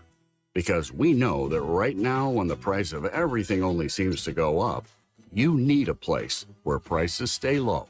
So shop in-store or online for quality tools you can trust at prices you'll love every day. Whatever you do, do it for less at Harbor Freight. The best call to make on game day is ordering catering from the Piccalilli Inn. For parties big or small, the Pick does it all. Your guests will be cheering for the Pick spin on football favorites like pulled pork nachos, cheesesteaks, burgers, and their award-winning buffalo wings, tails, and ears. Get your chicken wing fix on Route 206 at the Piccalilli Inn. Join the flock and follow the Pick on Facebook or at Piccalilli.com for their Pick game specials. And be sure to pre-order to guarantee your spot in Sunday's lineup. You ever try fixing your car and realize you're missing that one part? Yeah, been there. That's why eBay's my go-to. They've got millions of parts, guaranteed to fit. I'm talking brake pads for when yours have seen one too many miles of stop and go. Oil filters, because you don't mess around with your engine care. Even got this cold air intake on my watch list. I might just go for it. To keep the ride cool and your DIY streak hot. Find all the parts you need at prices you'll love. Guaranteed to fit every time. eBay. Things people love. Eligible items only. Exclusions apply. David was in big trouble with the IRS. At first, I didn't owe that much, but after this year, it was out of control. Then David called Get a Tax Lawyer. Right away, they were like, oh yeah, looks like you're qualified to save. Get a Tax Lawyer went to work. Should have called way sooner. Get a Tax Lawyer has helped thousands like David fight the IRS and get a fresh start. 800-908-3084. That's 800-908-3084. Shop Dell Technologies' early holiday savings event for their lowest prices of the year. The future is on sale today with limited time deals on select PCs like the XPS 16 that accelerate AI with Intel Core Ultra processors. Early holiday savings is their biggest sale of the year and the best time to upgrade, but it's only here for a limited time. Shop now at Dell.com/deals. That's Dell.com/deals. Oh, yes, Matt Black Nissan. New 2024 Nissan Rogue S, 0 down at 2.9% financing for 60 months. But when they're gone, they're gone. Have a trade? Bring it to AJ the Trade Man. He's paying cash, lots of cash, up to 120% more cash than KBB fair market value. Then drive home in your new 2025 Matt Black Nissan Kicks. Just $299 per month lease with 0 security deposits. And every new Matt Black Nissan comes with our 4-day love it or leave it return policy. Have a job clearing $450 per week at Matt Black Nissan? You're virtually approved today with 0 down and low 2.9% financing. MattBlackNissan.com. Unapproved Tier 1 credit for NEMAT. Negative equity will be refinanced into new vehicle plus tax tag and 589 doc fee. Offers can't be combined. Call 877-289-6670 or go to MattBlackNissan.com for complete details. 24 months, 10,000 miles, $27.99 due through NEMAT. PIN RC 738396. MSRP $31,115. It's on at Matt Black Nissan on the Black Horse Pike, Egg Harbor Township. It's the Sports Bash with Mike Gill. Keeping the fans entertained and happy. On 97.3 ESPN and the 97.3 ESPN free mobile app. Nick Sirianni is 40-19 for his first 59 games. His 60th game this week. He will not be even close to the record. The Super Bowl era coach who has the best record in his first 60 career games, George Seifert, was 48-12. Greeny said that it was the Hembo trivia today. If Nick Sirianni wins this Sunday, he will join a list of NFL head coaches. Now, he won't be at the top of the list, but he will be on the list with a bunch of guys who that I can't imagine that any of their fan bases wanted any of these guys fired. I don't think so. I mean, maybe my memory is a little fuzzy, Mike, but at least from my memory, any of these guys who coached, I don't remember anybody calling for them to be fired. What is it about Sirianni that is not resonating with the fans? If Sirianni wins on Sunday, he will join this list of NFL head coaches in which Sirianni has one of the best records for an NFL head coach in his first 60 games in the history of the league.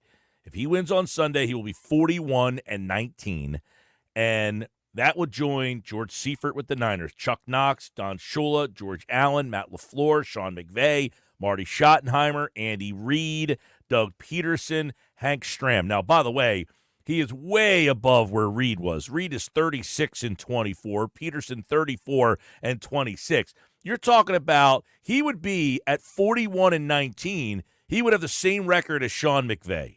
And I think everybody loves McVay. I think most people out there listening are big fans of Sean McVay. Matt LaFleur is 43-17. He would be the best of the current group of coaches. So what is it that doesn't resonate with Nick Sirianni? I mean, is it just his personality? Because that's the only thing I can think of, because you look at these other coaches, it's not like Matt LaFleur or Andy Reid or Doug Peterson have like these wonderfully amazing personalities. I don't know. I figured, like, now that Sirianni he took him to a Super Bowl, he's been to the playoffs, and he is a guy who is engaging. He's fun. He's a little brash sometimes. Sometimes he crosses the line. But I feel like that's the kind of guy that would almost resonate with the fan base. Like, if you look at it, you would look at the Philly fan base and think, our coach is the guy who got into it with the crowd. He went into the stands at Kansas City and told them, I don't hear you now. It feels like that's the kind of guy. So what is it about Sirianni that is not resonating while he wins? I feel he is such a misunderstood or misinterpreted guy. Like, the Eagles are up by a couple scores on Sunday and people want the guy gone. It's a bizarre relationship that is happening here. It's almost like Rob Thompson now. The guy wins, he's an idiot. The Eagles win, and he's an idiot. It's Brett Brown. He wins, he's awful. Doc Rivers wins. And of course, the playoffs are the problem in those guys' situation. But Nick Sirianni has won in the playoffs. It's not like he gets to the playoffs and then they lose. Right. He won and got to a Super Bowl. Now, they didn't win the Super Bowl. Like, it's the opposite of Buddy Ryan, because Buddy Ryan would get to the postseason and never won a playoff game. Nick Sirianni goes to the playoffs, and he has won some games. Now, I get it. He lost last year in a very disheartening way, and that might be people's most recent memory. But if you're going off of the resume, the guy is literally a win away from matching Sean McVay on a list of coaches with the most wins in their first 60 games. 609-403-0973. Why is Nick Sirianni not resonating? Why do we feel, if you feel that way, that Sirianni is holding this team back? Why do we feel that if this team doesn't win a Super Bowl, it's not because of X, it's because of Sirianni? Is that where we are with Nick right now? Listen, I don't know what to think of Nick, to be honest with you. Do I think the guy's a complete idiot? Of course not. You don't go to the playoffs 3 straight years, make a Super Bowl, have the respect to his players like he does. Like, I'm not going to discount that Jason Kelce thinks that this guy is one of the best leaders that he's ever been around. I'm certainly not going to sit here and question that. So what is it about Sirianni that a guy that you would think, man, this guy wins, he's a young guy, the players love him. He's a little nuts. And yet he's not resonating with this fan base. Because it's funny you mentioned that, Mike, because, one of the conversations that, we have had jokingly, it goes back to the audio we played last hour from Chris Long, where he said, Nick Sirianni almost comes off as a fan who just came down from the stand after having 6 brews and was like, let's do this, let's win. Let's hear Chris Long talking about Nick Sirianni coaching that game on Sunday. This is what Chris Long said on the Greenlight Podcast. I'm going to tell my grandkids about Nick Sirianni one day. Seriously, I'm going to be sitting at the table and I'm like, you should have seen him. He was like, if they grabbed somebody out of the stands, 6 Miller Lights deep, it was like, go coach your heart out, dude.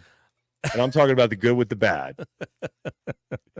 But it's true, because there is an element to Sirianni with his emotionalness, like him and Kellen Moore hugging each other after that one touchdown, right? Sirianni yelling at the Colt fans in Indianapolis. Like, there's a part of Sirianni that does come off as like a Philly fan who's maybe a little bit too inebriated, being like, we're going to win the game.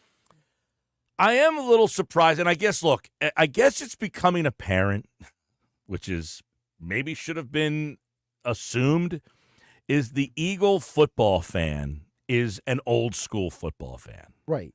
And the Eagle football fan doesn't want to evolve into the new school football fan. They want to run the ball, they want to blitz, and they want to play hardcore football because that's what they know.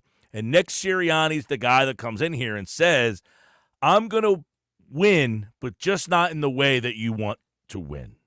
Right, not aesthetically the way you want to win. It's not even the aesthetic so much. It's, I'm going to zig when everybody zags. I'm going to go for it on 4th, and if we get it, you're not going to tell me great job.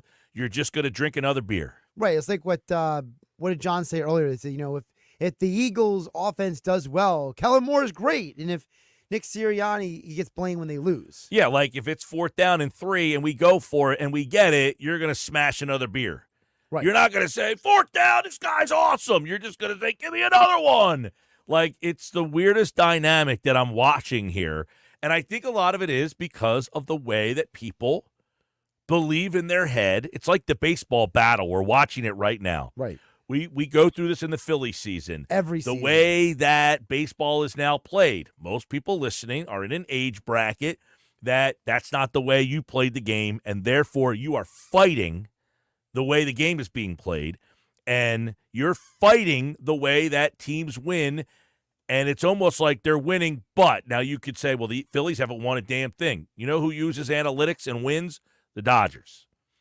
They use analytics more than the Phillies do, by the way, and they just won the World Series. Now, doesn't guarantee you're going to win the World Series every single year, but the Eagles are basically, as John said, they're at the forefront of this. They're at the forefront of doing this aggressive nature, and teams have kind of emulated what they have done, and it's just it's a very interesting dynamic there. I feel like here's one. Mike, Sirianni is perceived as arrogant and always trying to outthink the room, a la Roseman. Who cares if they win? I don't know what the who cares if they win. That's a horrible mentality. I don't know what that means. Who cares if they win? So we don't care that they win. We want to win the way that we want to win. So winning's not important anymore? Well, who cares if they win? It sounds like this text message doesn't care if they win unless they win the way that he wants to win. It's almost like the Jeffrey Lurie, the night that they won the game, but he wasn't happy because they didn't throw the ball enough. Right. And it's like, well, what do you care if you win the game, whether you run it or throw it? Right, the Thursday football game in Green Bay when Jordan Howard had those 2 touchdowns. Yeah, but he says Sirianni is perceived as arrogant and always trying to outthink a room. But the problem I have with that comment is that's, again, he's saying it's Sirianni that's arrogant and trying to outthink the room. No, this is the whole league. You obviously don't watch football. This is the whole league. This is the way the league is being played. They're not trying to outthink the room. Everybody's trying to outthink the room. That's the way the game is gone. Like, you just don't want to let it go, man. You're stuck on some clown from the 60s. You got to let it go. The game is not played the way that you want it to be played anymore. The texter says Sirianni is arrogant. But isn't it arrogant for this texter to have this perception of a guy who's winning ball games? To say, I don't care if they win. I want something different. Right, like basically this guy is saying the only way that I will transform my view is if you win the Super Bowl. Because that's the only, and by the way, the Eagles have already won the Super Bowl by being arrogant. That is their blueprint they won a Super Bowl. Why? Because they were arrogant. I will say, you just brought up a good point, Mike, because you said if they win a Super Bowl. People did not love Doug Peterson or Charlie Manuel until they won a championship. Both of them.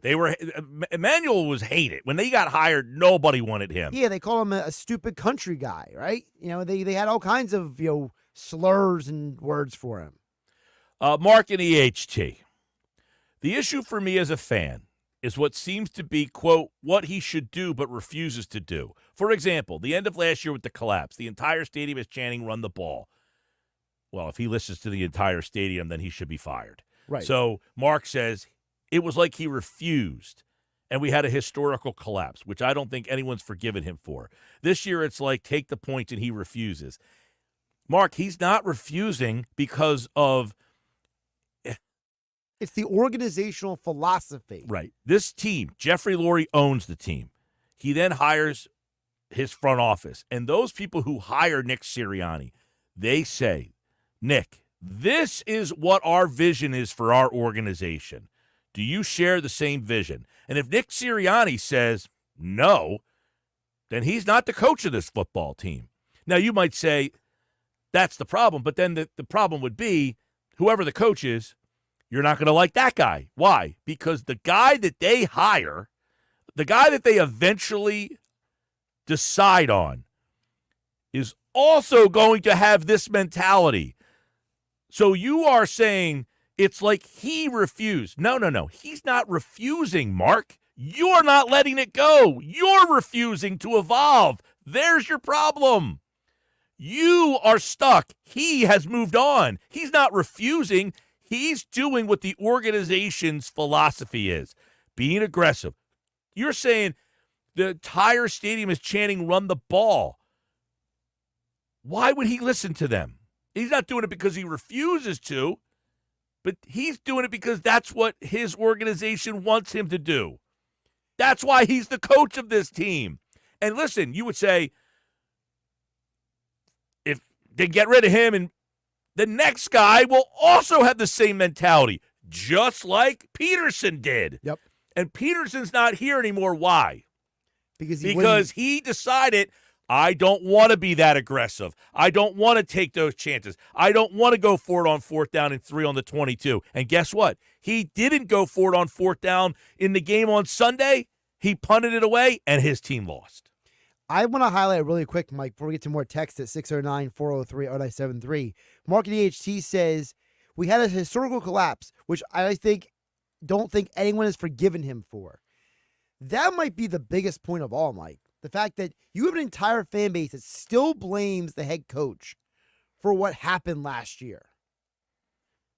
And they're just hanging on to that. I don't know what else he could do. They're 6-2. I mean, they could be 8-0. They could be 7-1. I guess the Tampa game they were never in. Tampa was never going to be won. Right. So they could be 7-1. Would you? Right. We wouldn't. I guess they wouldn't. If they were 7-1, I guess we're still saying we don't forgive them. They're top 6 in both offense and defense. Not good enough. I don't know. Like, so then you're basically saying we just don't like this guy. Don't care what he does. There's nothing he could do to make me say, you know what? Maybe I've been too hard on this guy. Maybe he's just doing it a different way than I want it. That's the biggest thing to me. I think he just does it in a way that I don't agree with. And that's the problem with everything in this world. Right. Well, he doesn't do it the way I want it, therefore he sucks. Right. No, he's just doing it a way that you are not used to. Right. There's this attitude in today's society of, if you don't agree with me, you're an idiot. 609-403-0973. Mike, people don't like Nick because the roster is stacked and they have nothing to show for it. In today's salary cap league, it's unheard of to have that much talent. Look around the league. It's so bad. That's a unfair assessment because football history is full of teams that were stacked with talent that never won a championship. I don't know that this roster is as stacked as this guy's making it out to be. I mean, do we sit here and say Marv Levy's an idiot because the Buffalo Bills never won a Super Bowl? Yeah, this team had last year a lot of holes on the defensive side of the ball, to the point that I think you can look at last year, the collapse, and the Eagles said the problem with this team was the coordinators that we brought in were not ready for this challenge. Yeah, they fired. We didn't have 90% enough of the roster. talent. We didn't have enough talent to have weak coordinators on defense. Now, the offensive side of the ball, I do think they should be getting more out of their offense. They're starting to get more out of their offense. Now, they've had some injury issues that have kind of impacted this, but I don't think you can look at the offense right now and say they're not I think they could be better offensively, but I think they're getting there. But they are averaging more than so if you go through the first 3 games, for the first 4 games for the bye week, they were averaging 21 points a game. Since the bye week, they're averaging 28 points per game. So that means you were averaging a touchdown more since the bye week. Which coincides with the team getting healthy. Right. So now the team is healthy. You are getting the offense you theoretically should. Yeah, right? I said before the season they should average, this team to me should be at about 29 points per game, right under 30, because it's hard to say a team should score 30 points a game. So right now, when they're healthy, they're 1 point off of what you think they should. Yeah, I don't have a lot of problem with what the offense is right now. And they had injury problems. So those injuries, I think, impacted. But, yeah, I don't think the talent on the defensive side of the ball, especially last year, so to go to that guy. 609-403-0973. Tom from Margate. Sirianni's not arrogant. He's very inarticulate. And as Josh says, he is not the great communicator. I don't care about that at all. I don't care if he was mute. I don't need my coach to be like some waxing poetic guy up there. That has zero impact to me. But Jeff Mosher has brought it up on Football at 4, Mike. He has said that, people loved Chip Kelly at first because he won the press conference. Yeah, but Chip Kelly was a boob. Yeah. Yeah. Yeah, no, I agree. People want the guy to be able to talk, and they think that matters. And then they'll be saying they'll be the first one that says whatever the press conference doesn't matter, but then they'll say that, I could care less what he says in the press conference. As Johnny Mack said today, Sirianni is a firewall between ownership and the fans. Yeah, he's going to be the one that takes the brunt of the reaction of the on-field decisions. Yes, right. Sirianni, it's just like what I say with Rob Thompson. Thompson gets ripped for certain things. He is the firewall between him and the front office's decisions. When they sit guys, when they bench guys, when they don't play guys, when they, make pitching decisions. Thompson is the face of those decisions that come down from somebody above him. Sirianni is the face of the decisions that are an organizational philosophy. And I understand, we don't want that to be the way that the game is played. We want it to be the coaches and the guys upstairs do the things upstairs. I'm sorry to tell you, in 2024, that's just not the way the game's played anymore. And until we get past that, you're going to be frustrated and you're going to be mad and you're going to blame the coach for things that really is not his decisions all the time. Yeah, he might agree with he might have the same philosophy. He might say, yeah, I have that philosophy. I don't mind being aggressive. You want an aggressive guy? I'll be aggressive, but just don't fire me for being aggressive. And that's what I'm talking about. Jeffrey Lurie has said multiple times he wants a collaborative relationship between the head coach and the GM. Well, that collaborative relationship has manifested itself in Doug Peterson and Nick Sirianni. So if you don't like how the head coach is, blame the owner. Glenn from Epseek, Brandon Staley coached the Chargers was ahead of his time when it came to being aggressive. His teams lacked the ability to execute, which made it seem like he was made it seem as though he was making bad decisions. Now the whole league does things differently. Yeah, Staley, for some extent, did make many aggressive decisions. His team just never executed. Yeah, but he was also he made some other bad decisions that had nothing to do with execution. It just had to just not having awareness. So I wouldn't put those two. But if this team executed better, he might be this guy that's just gunslinger. Maybe. Hey, Mike and Josh, great show. I think fans of Rick as figurehead or manager. I don't know what this guy's saying. I should have read that ahead of time. Did you say Rick? I don't know who Rick is. I think you meant Nick. Maybe Nick. Oh, that would make fans think of Nick as a figurehead or a manager, and Nick has to do some plays to stay relevant. Still a good manager and a top 5 team. look, Sirianni's 40-19. For anybody to suggest that he's not good at his job is bonkers. I don't know what we do with that. If I was 40-19 and someone said you're not very good at your job, I'd have to reevaluate the profession I chose. I mean, 40. What am I supposed to do? That's my record. I'm 40 wins. I have 19 losses. That says I'm one of the best coaches in the entire league, and you're telling me I stink. Like, what else do you want from me? Maybe that there should tell you need to reevaluate your mindset. Look, we're all evolving in this world. We should all try it. It's pretty cool. There's a lot of cool things out there that are happening if you just kind of let it go sometimes. I don't love the decisions, but I'm okay with, like, this is the way the league is now. I watch a lot of football, and I see it everywhere. So when I watch Sirianni do it, I'm not very surprised because I say, I just saw that happen in a game I watched yesterday, or I just saw that happen in a game I watched at 1 o'clock when the Eagles played at 4. Hey, I just saw this happen 4 times today. These teams are going for it all the time. It's not just Nick Sirianni. Sports Bash 97.3 ESPN. It's Sixers basketball tomorrow night on 97.3 ESPN with the voice of the Sixers, Tom McGinnis, calling all the exciting play-by-play action. Maxey for 3 for the left side, and that's good. Maxey found the space, back-to-back threes. He's got 31. It's Sixers Clippers tomorrow night. Coverage begins at 10 p.m. It's Sixers basketball all season long on South Jersey's radio home for Philadelphia 76ers basketball. 97.3 ESPN.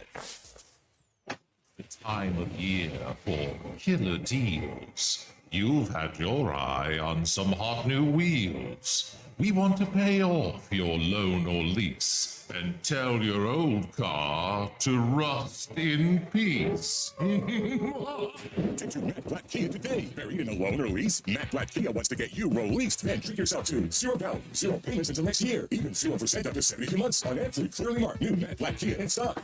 You won't need a costume to get a brand new Matt Black Kia Forte LXS under 20 grand. That's right, a brand new Kia, just $19,999 with any trade. That's less than most used vehicles.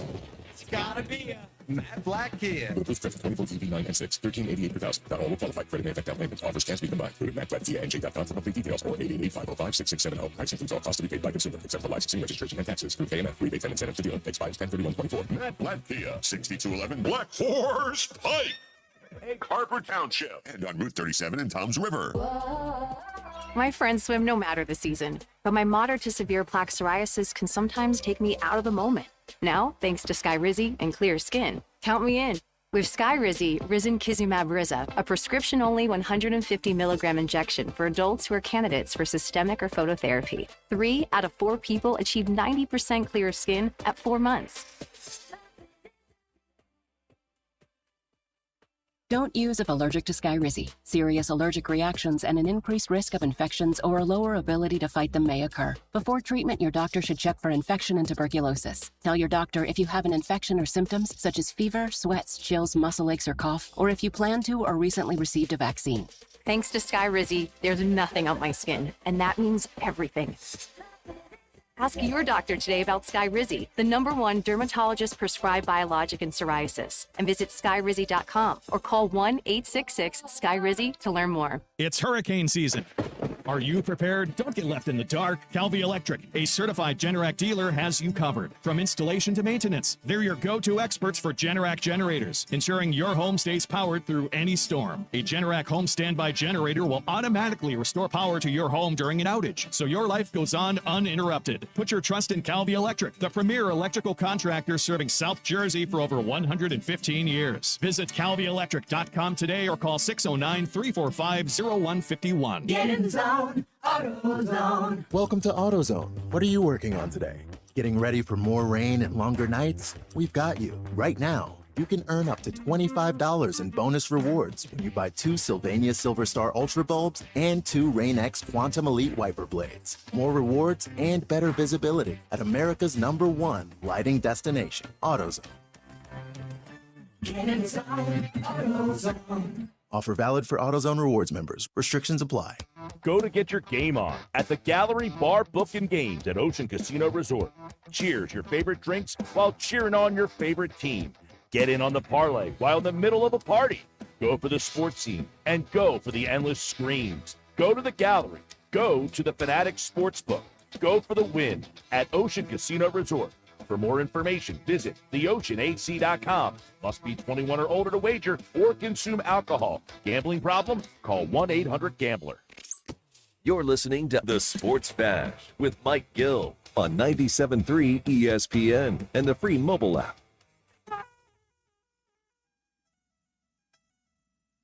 Another chance for you to qualify for this year's 99 Growlers Party. It's at Mudhen in Wildwood, 609-573-3776, 609-573-3776. Caller number 7. Get involved right now in this year's 99 Growlers Party at Mudhen in Wildwood. 99 Growlers, 99 pairs of tickets, including a pair of tickets, club box seats, to see the Eagles play the Pittsburgh Steelers at Lincoln Financial Field. We're working on tons of tickets, flyers, Sixers, concerts, shows all over the area.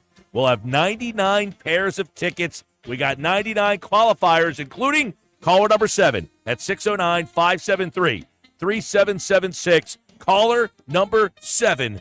It's all thanks to our friends at Mudhead. This is South Jersey's official home for Philadelphia Eagles football. The Eagles continue the 2024 season this Sunday in Dallas against their NFC East rival Cowboys. Let's pass another, leaps up for a third, and cuts down at the 30. What was that? Listen to all the action with Merrill Reese and Mike Quick with pregame coverage starting at 3 p.m. and kickoff at 4:25. This is the play-by-play home of the Philadelphia Eagles. 97.3 ESPN, South Jersey's Eagles station. Breaking news, and this one is almost unbelievable. Yeah, it's all about new customers at Bet365 because they get $150 in bonus bets when they bet $5. And even better, bonus bets can be used on the spread, totals, and player props. There you have it. Bet $5 to get $150 in bonus bets. And see why. It's never ordinary at Bet365. Gambling problem? Call 1-800-GAMBLER. 21 plus only. Must be physically located in New Jersey. Terms and conditions apply. My friends swim no matter the season, but my moderate to severe plaque psoriasis can sometimes take me out of the moment. Now, thanks to Skyrizi and clear skin, count me in. With Skyrizi, Risankizumab Riza, a prescription-only 150 milligram injection for adults who are candidates for systemic or phototherapy. 3 out of 4 people achieve 90% clear skin at 4 months. Don't use if allergic to Skyrizi. Serious allergic reactions and an increased risk of infections or a lower ability to fight them may occur. Before treatment, your doctor should check for infection and tuberculosis. Tell your doctor if you have an infection or symptoms such as fever, sweats, chills, muscle aches, or cough, or if you plan to or recently received a vaccine. Thanks to Skyrizi, there's nothing on my skin, and that means everything. Ask your doctor today about Skyrizi, the #1 dermatologist-prescribed biologic in psoriasis, and visit skyrizi.com or call 1-866-SKYRIZI to learn more. Oh, yeah, it's on at Matt Black Nissan. New 2024 Nissan Rogue S, 0 down and 2.9% financing for 60 months. But when they're gone, they're gone.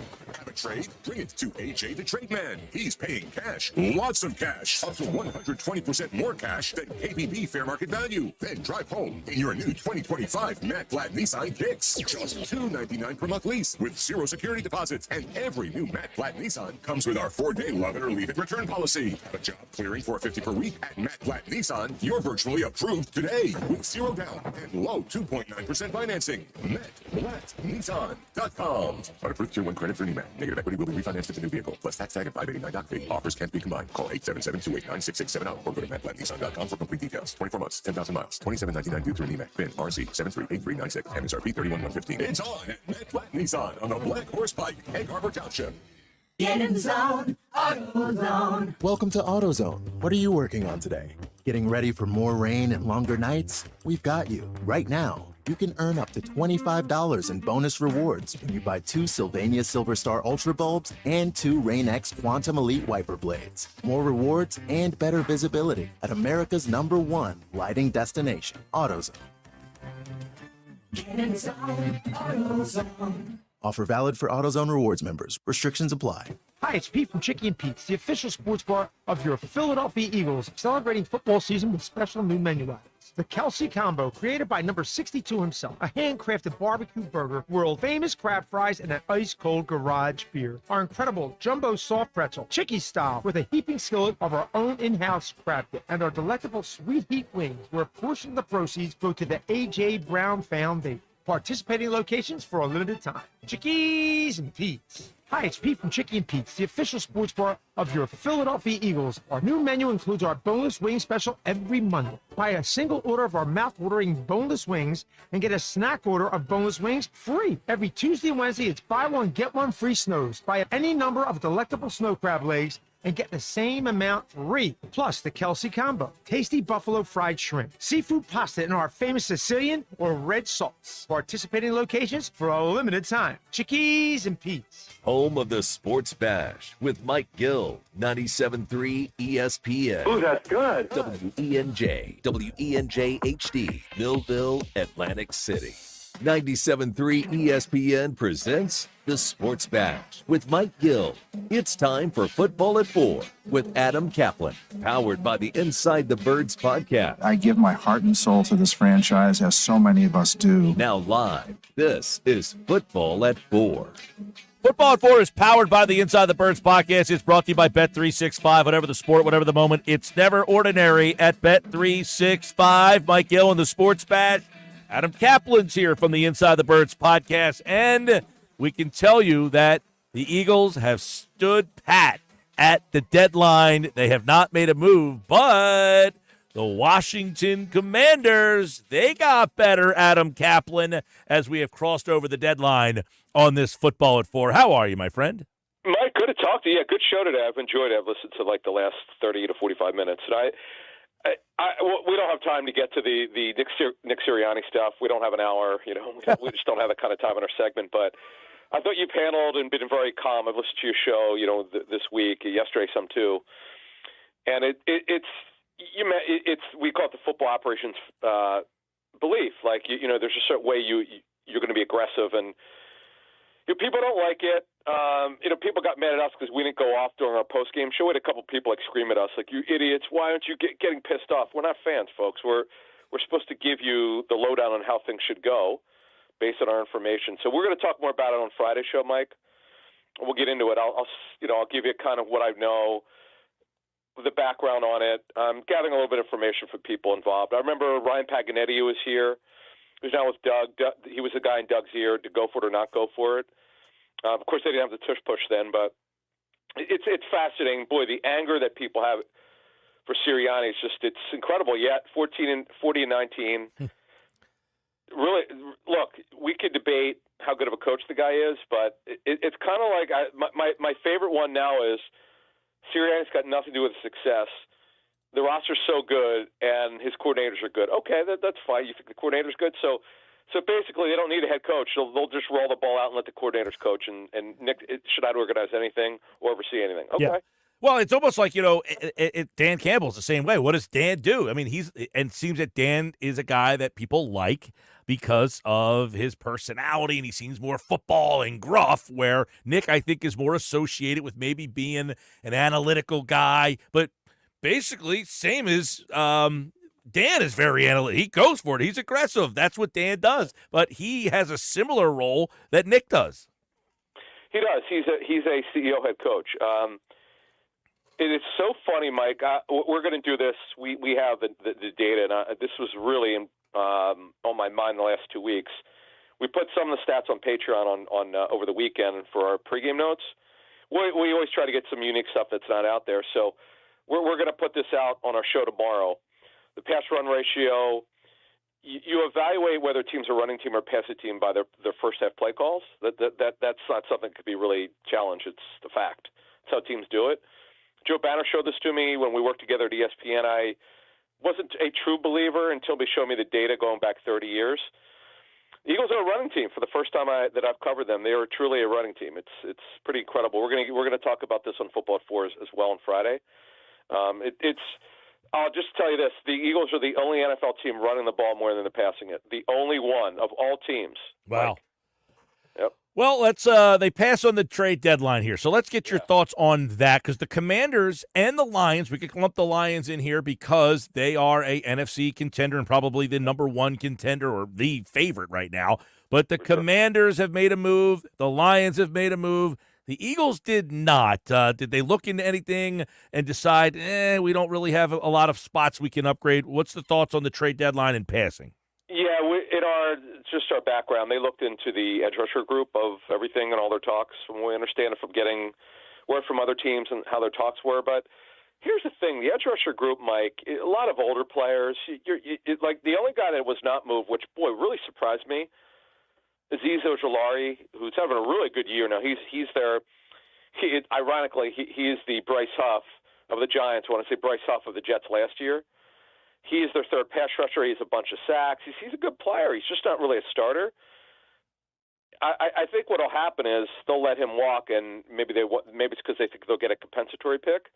That's what the Bengals have done. From talking to other clubs, the Bengals historically don't do anything at the trade deadline. They did this year. They have a very minor trade for Khalil Herbert. They get the 7th round pick.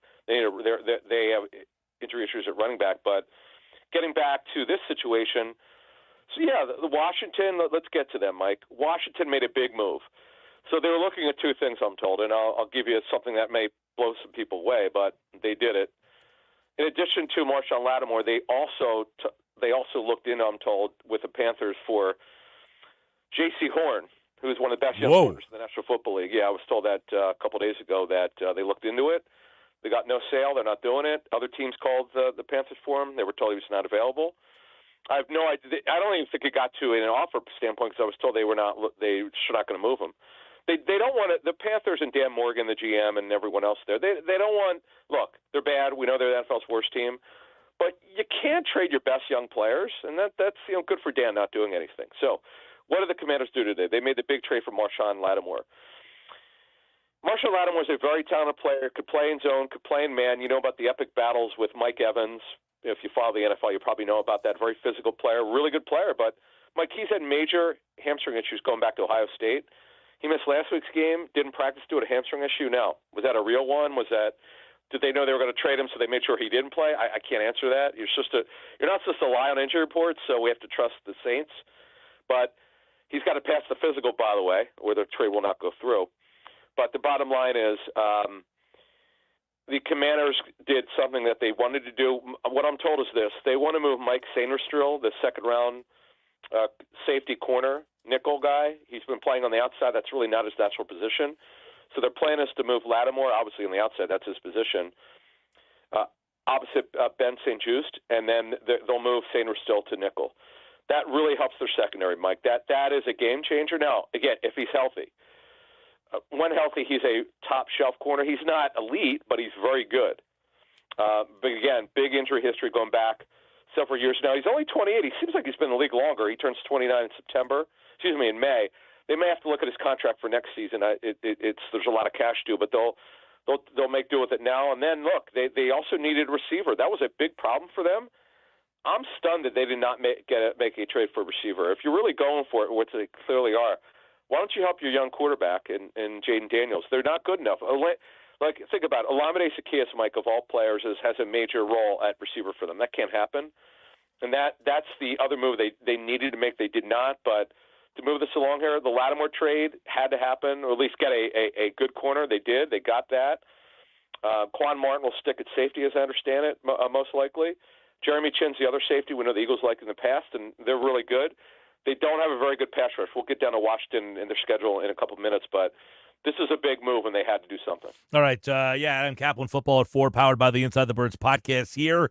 Let's, you look at the Lions and the move that they made. They get Smith. They were already the favorite, and they've been playing well even after the Hutchinson injury. But adding Smith, this solidifies them as the favorite, not only in the NFC, maybe in the league. Well, I'd slow up a little bit. Zadarius Smith is 32 years old. He's a good football player. You could play him inside a nickel. I remember hearing him on NFL Radio talk about playing for Jim Schwartz. He'd never played in the wide nine before, so he had to learn how to do it. Look, he still has something left, no question about it. Proven player, but 32 years old. it's not a game changer. The other problem is Josh Paschal, that's the receiver. Josh Paschal, who's a young pass rusher, a second rounder in 2022. He's missed the last 2 games due to a mystery illness. They just ran out of pass rushers, Mike. They had to do something. There were other pass rushers until they were looking at, but this is the one that cost them the least amount. And again, he's a proven veteran, so this helps them. Remember, they made the trade for Carlton Davis in free agency at corner. They got him from Tampa Bay. They drafted 2 corners, Terrion Arnold, the first round out of Alabama, Rakestraw, the physical corner from Missouri. They brought in Amik Robertson as a nickel corner.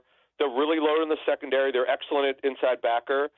Ali McNeil's terrific. The nose tackle, the Eagles probably should have drafted, but they got Milt Williams, is pretty good. So, yeah, Mike, they're really good. They're the NFL's best team. I know the Chiefs are undefeated. What a game last night. I've been on the line for 3 years. I'm a big fan of the way they do business, and they're really good, Mike. There's no question. And that's the problem that you probably have if you're an Eagles fan. And I know people will complain that Howie didn't make a move. This strengthens. This gets the Lions better. And now that's just the way it is, Mike. You're right. They need a pass rusher, and they got one. Yeah, I agree with you. I don't know that Smith, I don't know if it's going to turn out to be a Robert Quinn type of thing where, hey, here was a guy who was really good, and we'll see if there's anything left in the tank, and that helps him out, or is he just a guy, that... No, he can play. Yeah. Smith can play, Mike. No, he can play. He's also not hurt. Robert Quinn, here's the problem. He had a back problem and a knee problem, and he wound up retiring within a year after he played for the Eagles. So it's like, okay, that was a total miss. Look, Dave, the Eagles at the trade deadline have had hit more misses than hits in recent years. We're not talking about the A.J. Brown trade, which is during the draft. We're talking about Golden Tate. That didn't work out. They didn't get much out of him. Kevin Byard, that was a disaster. It's really hard to trade for safeties. They have to learn the defense completely different than the scheme he was in. They've had some success, but not a lot, unfortunately. It's hard when you're changing schemes. All right, Adam, you got Dallas coming into town. Let's go around the NFC East real quick. And obviously they got injury problems. Dak Prescott's going to be out. They've got all sorts of problems here. This Dallas team looks like it's unraveling right before our very eyes. All right, so you mentioned the injury problems. Check this out. So Tyler Guyton, who was a right tackle at Oklahoma, is playing left for them. He's got a neck injury. They think it's minor, that he should be able to play. Prescott's out. He's going to go on IR. So that means he's got to miss 4 games. That's huge. Cooper Rush, who did face the Eagles 2 years ago, just over 2 years ago, by the way, October 22, he had a bad game. He played poorly. Eagles won that game. He's 1-0 against he's 0-1 against the Eagles. But they're big injuries, Mike. So what's going to happen is Michael Parsons is going to practice. He's got a high ankle sprain. He's missed. Boy, they should have really put him on IR. That was a mistake. He's going to practice this week. If he gets through practice, he'll clear into play. If he can't, he won't play. Deron Bland, one of their starting corners, he just started practice this week. He's on IR. He's come back from a broken foot. They're also down to Marcus Lawrence, their other starting defensive end. He's got a midfoot sprain, and they hope he returns before the end of the regular season. Marshawn Nealon, their second-round pick, who was their third end, he's out for the season with major knee surgery. So, Mike, you look at it, they're without their quarterback. Oh, Brandon Cooks, my bad. I forgot to mention him, their other starting receiver. He's still on injured reserve. So that's why they made the trade for Jonathan Mingo today. From the Panthers, who's been an underachiever as a former second-round pick. So they've got, you mentioned it, they've got all sorts of injury problems, not just on one side of the football, both sides. They've underachieved. They don't tackle well. They don't cover well. They're a bad football team. Oh, by the way, Mike, I gave you the stat 3 weeks ago. Over the last 4 home games, going back to the playoffs, they've given up 167 points at home. That's unbelievably bad. 41.5 points per game. That's embarrassing. They play Philly, Houston, Washington, and the Giants. So it looks like a possible 1-3 at best stretch for Dallas. But you can really put the knockout blow with a win on Sunday. Commanders, they got Pittsburgh, Philly, Dallas, Tennessee. Not the Commanders' schedule the rest of the way. They might pile up 11, 12, 13 wins with the schedule they have here. But, the Commanders, it looks like we got to take them for real. We do. A lot of us missed the boat on them, but their schedule was great. But see, here's the thing. A very similar schedule, Mike, to the Eagles. They have to play the Eagles twice. The Steelers, isn't it funny? The two teams are very aggressive at the trade deadline, the Washington and Steelers. Washington hosts the Steelers. Now, their final 4 games after their Week 14 bye week, at New Orleans, host the Eagles. Now, that game almost certainly will be flexed if it means something. Then they host Atlanta, then they're at Dallas. So yeah, look, both the Eagles and the Commanders have had good schedules, and they've taken advantage of it. Last, we got the Giants, who are struggling along here. They play in London this week against Carolina. I mean, a stinker of a game. Tampa, who fought hard last night. Dallas and New Orleans. I mean, they got 4 winnable games. I guess they could get themselves kind of back in the mix if they win these 4. Well, the problem is, Mike, they're so bad. The quarterback's not good. Their line that they thought would be much better is not. They should have traded Darius Slayton. They didn't. They didn't make any trades, surprisingly. They play in London against the Panthers, what I'm calling ticket broker's day off in London. But you know what? They go crazy for football in London. They'll go. You mentioned the Bucs, man. What a great game that was. I really wanted the Bucs. You go for 2? You go for 2 there? Yes, but see, Mike. Here's the thing. Todd Bowles and I know him a little bit to say hello, but I don't know him like I know other coaches. He's a defensive head coach. I just feel like these defensive head coaches are not aggressive. See, I'm who I am. If I'm an aggressive coach, I'm aggressive every time, and I'm going to be wrong. Eventually, I'm going to be wrong. You can't get it right every time, and you're going to scream at me for why did you do that? You should have kicked the extra point. You know, it's like Jake Elliott. I was in the minority. Jake Elliott, 9 of 10 last year on 50-yard field goals. This year he was 0 for 2 coming in the game. I said, still go for it. He missed it. Okay. When he yelled at me, fine. I was wrong. He missed it. But you have access to the results. You didn't have them before. That's the Ron Jaworski. Jaws always – I used to love that. Talking to Jaws about it, when people would complain about coaching decisions, he's like, well, yeah, you have access to the results. Did you say this before they did it? You didn't like it. And that's the problem. But – So the Giants, yeah, Michael, look, they're not going anywhere. Boy, they've been so bad for so long. What has happened to that organization? Yeah, it's a mess, and I like it. Adam Kaplan, everybody, from the Inside the Birds podcast. He's back on Friday as we look at Eagles and Cowboys. Thanks, Adam. You guys. All right, there he is, Adam Kaplan here on the Sports Bash Live on 97.3 ESPN, the 97.3 ESPN free mobile app, live video streaming on the X platform, YouTube at Mike Gill Show. Use the hashtag SB Live. All right, you know, he talked about the Commanders. They went for it. They went and got Marshawn Lattimore. There's your guy to match up with A.J. Brown. There's your guy, right? You need a shutdown corner. Their secondary, very weak. Now, they say, we got a guy that can match up with your guy. It's a big deal for Washington. You know, Washington, I think, is in this for the long haul. I think Washington is a team that is dangerous because of the quarterback. Can that quarterback continue to play at a high level? I think he can. I watched them a lot last week against the Giants. Now they're playing the Giants. You can make an argument that Philly and Washington both dominated the Giants. Which team looked more impressive against New York? I don't know that there's really an answer to that. I don't know that one looked any better than the other. You know, they played earlier, Washington and New York, and you know, that game was 21-18. This one's 27-22. I mean, you could say Philadelphia dominated the Giants more than Washington did, but I thought Washington looked pretty darn good in the game, offensively anyway. Philly scored 28. Giants scored Washington scored 27. So, yeah, I'm not gonna count Washington out. I think they're in this thing for the long haul. And like I said to Adam, I think Washington at the end wins 11, 12, 13 games because of their schedule. Their schedule will allow them to pile up wins, and I give them credit for the trade they made today. They're going for it. I think the big thing for me with Washington, Mike, is the fact that, you know, Adam brought up the point where he said, look, they had a specific weakness and they addressed it. And I think that in the NFL, teams don't always do that at the trade deadline. And I think for Washington, they realize, look at our schedule heading down the stretch. We have the Cowboys. We have the Eagles. We have these teams that we need to match up with. So if we're serious about getting those double-digit wins, we got to get there. All right, let's get into it. This week's edition of Who's Hot, Who's Cold. It's brought to you by Ace Hardware, Home Services, Heating, Cooling, Plumbing. The helpful team is making house calls in South Jersey. Visit acehardwarehomeservices.com to book today. Josh, you ready for my picks this week? I'm looking forward because I know some of these aren't going to be easy picks for you. They're not. In the AFC East, it's Buffalo. That's pretty straightforward, at least. In the AFC North, this is a little more complicated. Yeah, I've been flipping and flopping all over here. I think I'm going back to Baltimore for no other reason than I think Pittsburgh's offense can maintain. They just aren't. They did make a trade for Mike Williams today. And Preston Smith from the Packers. They did. Pittsburgh went for it today. Baltimore added Tre'Davious White, though. I like that move. You like that move more? I think he's the most impactful player of those three. Gotcha. Don't you? I think between him and Smith is kind of close. Because I think Smith is an underrated pass rusher. They were already a good defense, though. That is true. But the Ravens desperately needed more defense. So that probably will give White the edge. So Baltimore in the north.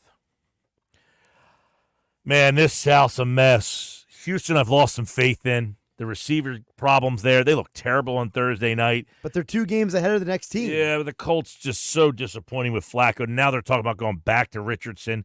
If they have Richardson playing quarterback, they can't win. Did you see the report that teams were calling the Colts about acquiring Richardson, and they said no? Yeah.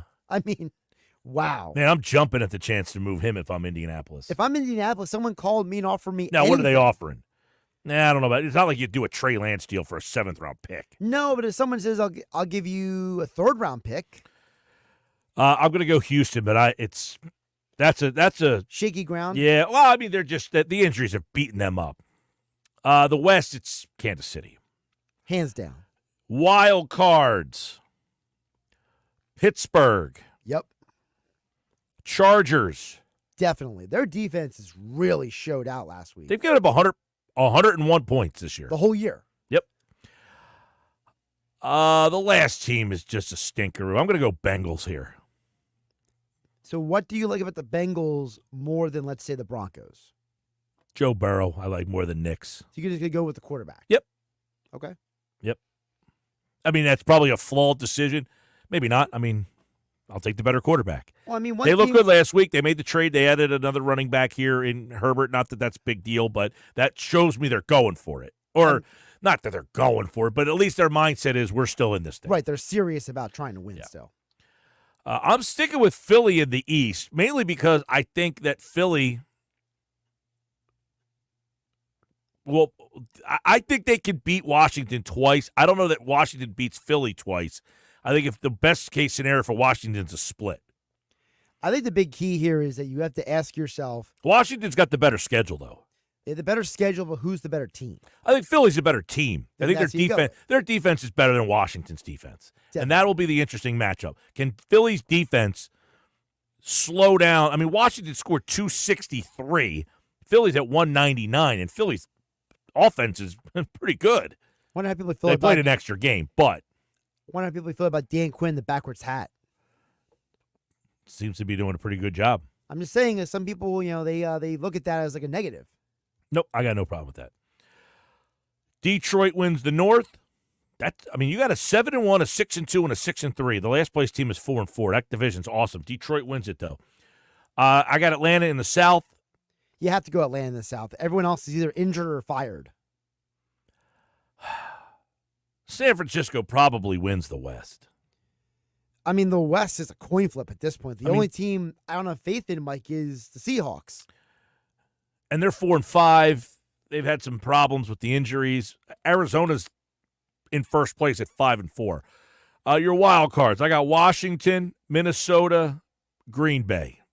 So you're going all NFC North. Wow. Yeah, I mean, Arizona, I think, fades. The Rams are tricky.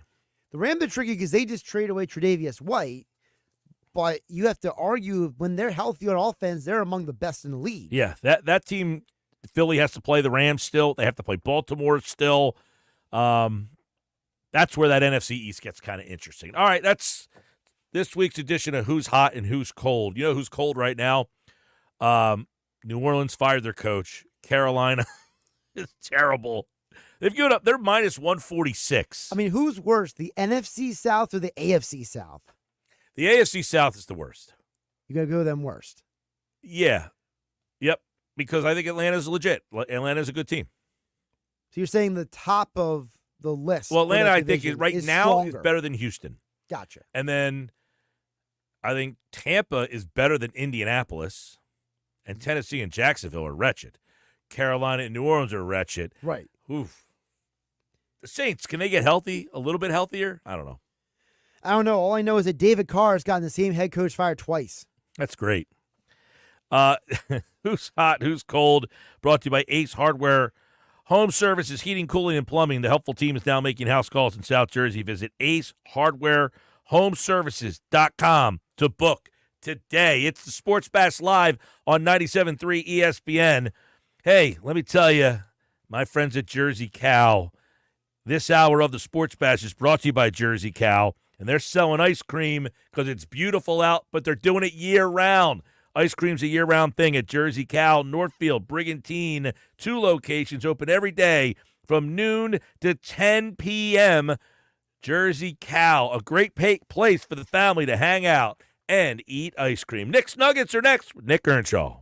Wake up weekday mornings from 6 to 10 a.m. with Unsportsmanlike on 97.3 ESPN with Evan Cohen, Super Bowl champion Chris Canty, and Michelle Small. Can't wake up without it. Brought to you by the Gallery Bar Book and Games at Ocean Casino Resort in Atlantic City.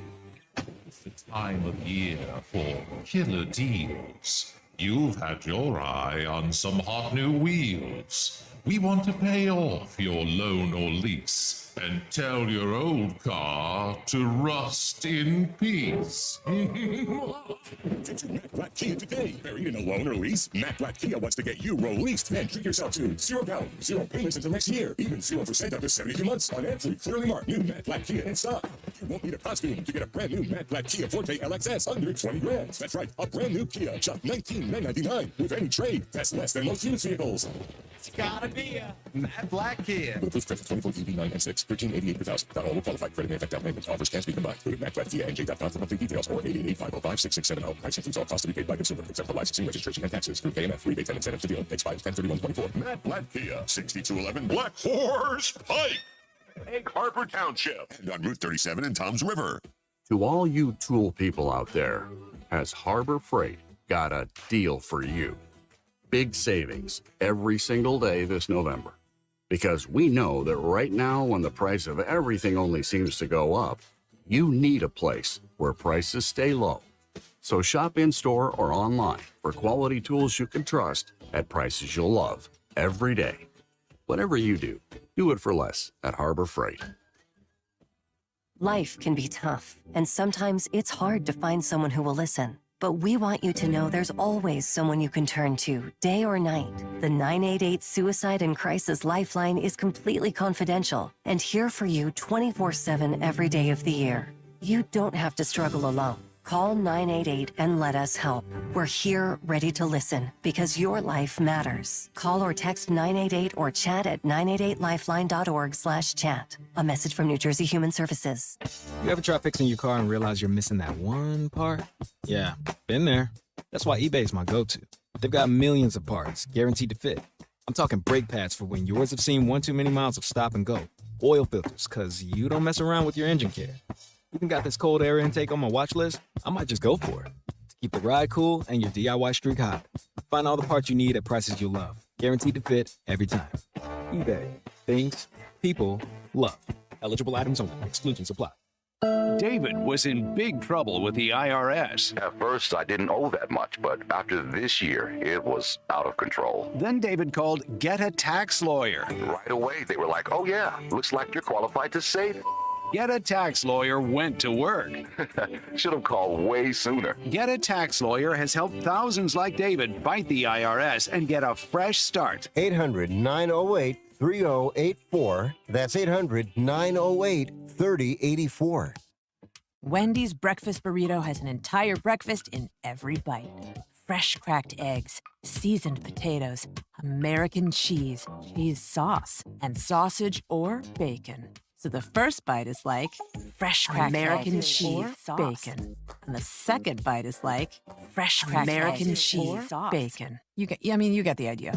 And now get yours with $1 any size soft drink.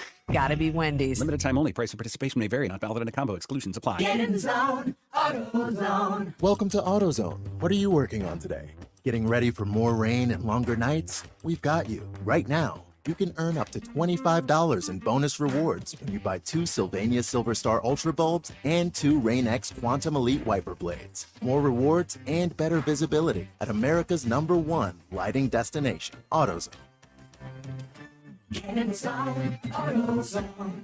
Offer valid for AutoZone Rewards members. Restrictions apply.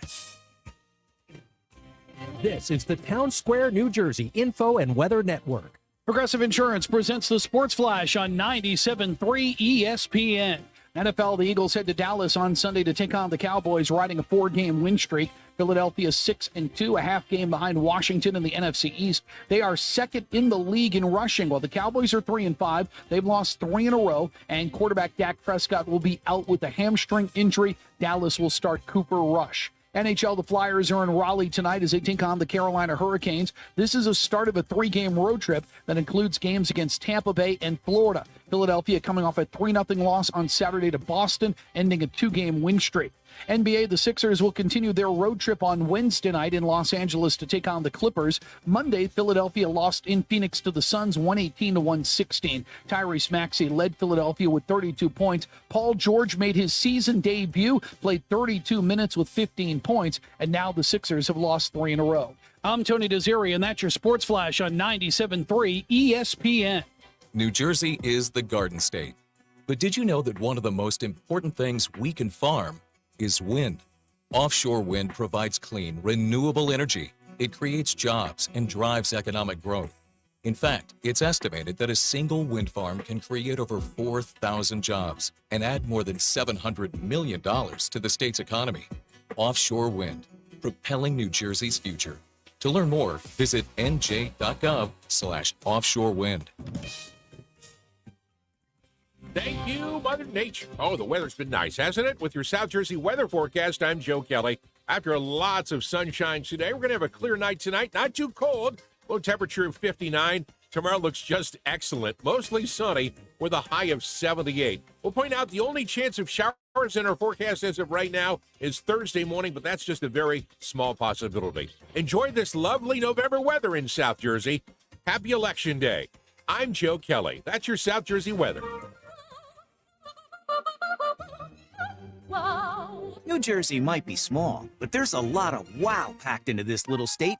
We got your down at the beach wows, your top of the mountain wows, your show-stopping wows, your cork-popping wows. New Jersey, it's one wow after another after another. Find your wow at visitnj.org. New Jersey, little state, lot of wow. It's the Sports Bash with Mike Gill. And I am the voice of the voiceless. On 97.3 ESPN and the 97.3 ESPN free mobile app. Hey, congratulations. Last hour, our winner was Gary in Cape May Courthouse. He's got a spot in this year's 99's Bottles Party. That sounder's going to go off again in about 20 minutes. So stick around. The Sports Bash live on 97.3 ESPN. Nick Earnshaw is the host of Nick's Nuggets. He's the producer of The Locker Room, and he is the host of the Shift podcast. Little hot stove is starting to heat up, so get the Shift podcast wherever you listen to your podcasts. And he joins us now for another edition of Nick's Nuggets, brought to you by the Fanatic Sportsbook at Ocean Casino Resort in Atlantic City. I see a little I voted patch on there for you. They didn't give me one. I got no sticker. They didn't have them. No stickers at your polling location, Mike? No. That's brutal. That's brutal. Yeah, they had a bunch. They had a bunch where I was at. It was awesome. Yeah, they gave once I finished voting, got the sticker, put it right on, ready to go. It was easy experience today for me. So if you're out there, I would suggest go out there and vote. You got a couple hours left, right? I was in and out. About 20 minutes in line, no problems, very civil. The line moved. They printed out the form for me. There we go. There you go. I love to hear it. All right. We have a little bit of breaking news, Mike. Our own Michael KB with Embiid news coming out on the X platform. Joel Embiid is expected to be suspended for his involvement in the locker room altercation after the game against Memphis, per a league source. Length of potential suspension by the way, yet known. And Shams just tweeted out. Shams just came out with the length. It is 3 games. Yes. All right. So 3 games. There it is. Michael KB was first on that. Now, let me ask you. Do you think the Sixers said, hey, to the league, can you suspend him for 3 games because that's about what he needs to get himself ready? Yeah, so I think they definitely brought a little shove. Hey, you can give him a little bit of a suspension, get him ready. Because remember, there were reports that he might go against the Clippers on Wednesday night, that he might be ready to go. PG makes the debut last night in the regular season against the Phoenix Suns. We'll get into that in just a second. But a breaking news nugget here, Mike. I mean, you have Michael KB and then Shams now reporting the suspension for Joel Embiid is now 3 games. That's according to Shams. So, wow. I think the Sixers definitely said, hey, Adam, could you give him a couple more days rest so we don't have to start him on a West Coast at 10 o'clock at night? That would be nice, too. Because he is out there, right? Yeah, he made the trip. He did make the trip. There are reports he made the trip. Yes, correct. Yeah, I did. I thought I saw him last night. So it's kind of a wasted trip if he's suspended for the rest of it. So their players on Friday, the Hornets on Saturday, and then they play the Knicks. So are we anticipating he makes his debut on the 12th against the Knicks? I would hope so. It seems like it because he was supposed to make it during this road trip. That might have to be a night that I attend. That might be a night I attend in the nosebleeds, Mike, while watching Embiid return against the New York Knicks.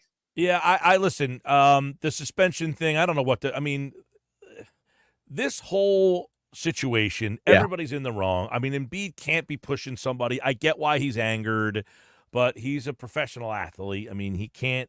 It's the guy, the columnist Marcus Hayes crosses the line by bringing Embiid's family into the article. Everybody has to have cooler heads. Yes, everyone's got to chill out. I'm with you 100% there. Listen, I get Embiid's frustration. I thought the article went way over the top than it needed to. Remember, they retracted it and took it out of the article as well. So I think Embiid, had a right to be upset. In a professional setting, you're not allowed to put hands on other people. I mean, it's as simple as that. At any other workplace, you can't do it. But I 1,000% understand the frustration on Embiid's part here because, I mean, it's across the line. You're bringing up a deceased family member, his son. I mean, it's over the top, ridiculous, and should have never been put out. The editor should have never allowed that to be put out. Yeah, the whole thing got too far. Like, listen, I get Hayes is trying to sensationalize and really hammer his point home that, look, he's done this and it was supposed to be for his family, and therefore he's letting them down too, is essentially what I think he's trying to get across. And listen, Embiid said, I'm not having it. So good for Embiid for standing up, but he can't push the guy. Yeah, can't put your hands on somebody else. Totally get it. But 3 games, I don't know if three games seems like a lot in this case, doesn't it? I mean, maybe they're just tired of Embiid. He got the technical, so he's been suspended. He's gotten a technical foul all before the season's even started, Mike. He hasn't even touched the floor, and he's been suspended. Technical fouls. This is incredible. That's pretty funny. I didn't even think about that. Yeah, he got a technical foul in the game against the Pacers. Yeah. It's been a bonker season. Look, this team is 1-5. Yeah. I know it's very early, but you could make a strong argument. They're 1-5, and the Bucks are 1-6. They're the 2 worst teams in the East right now.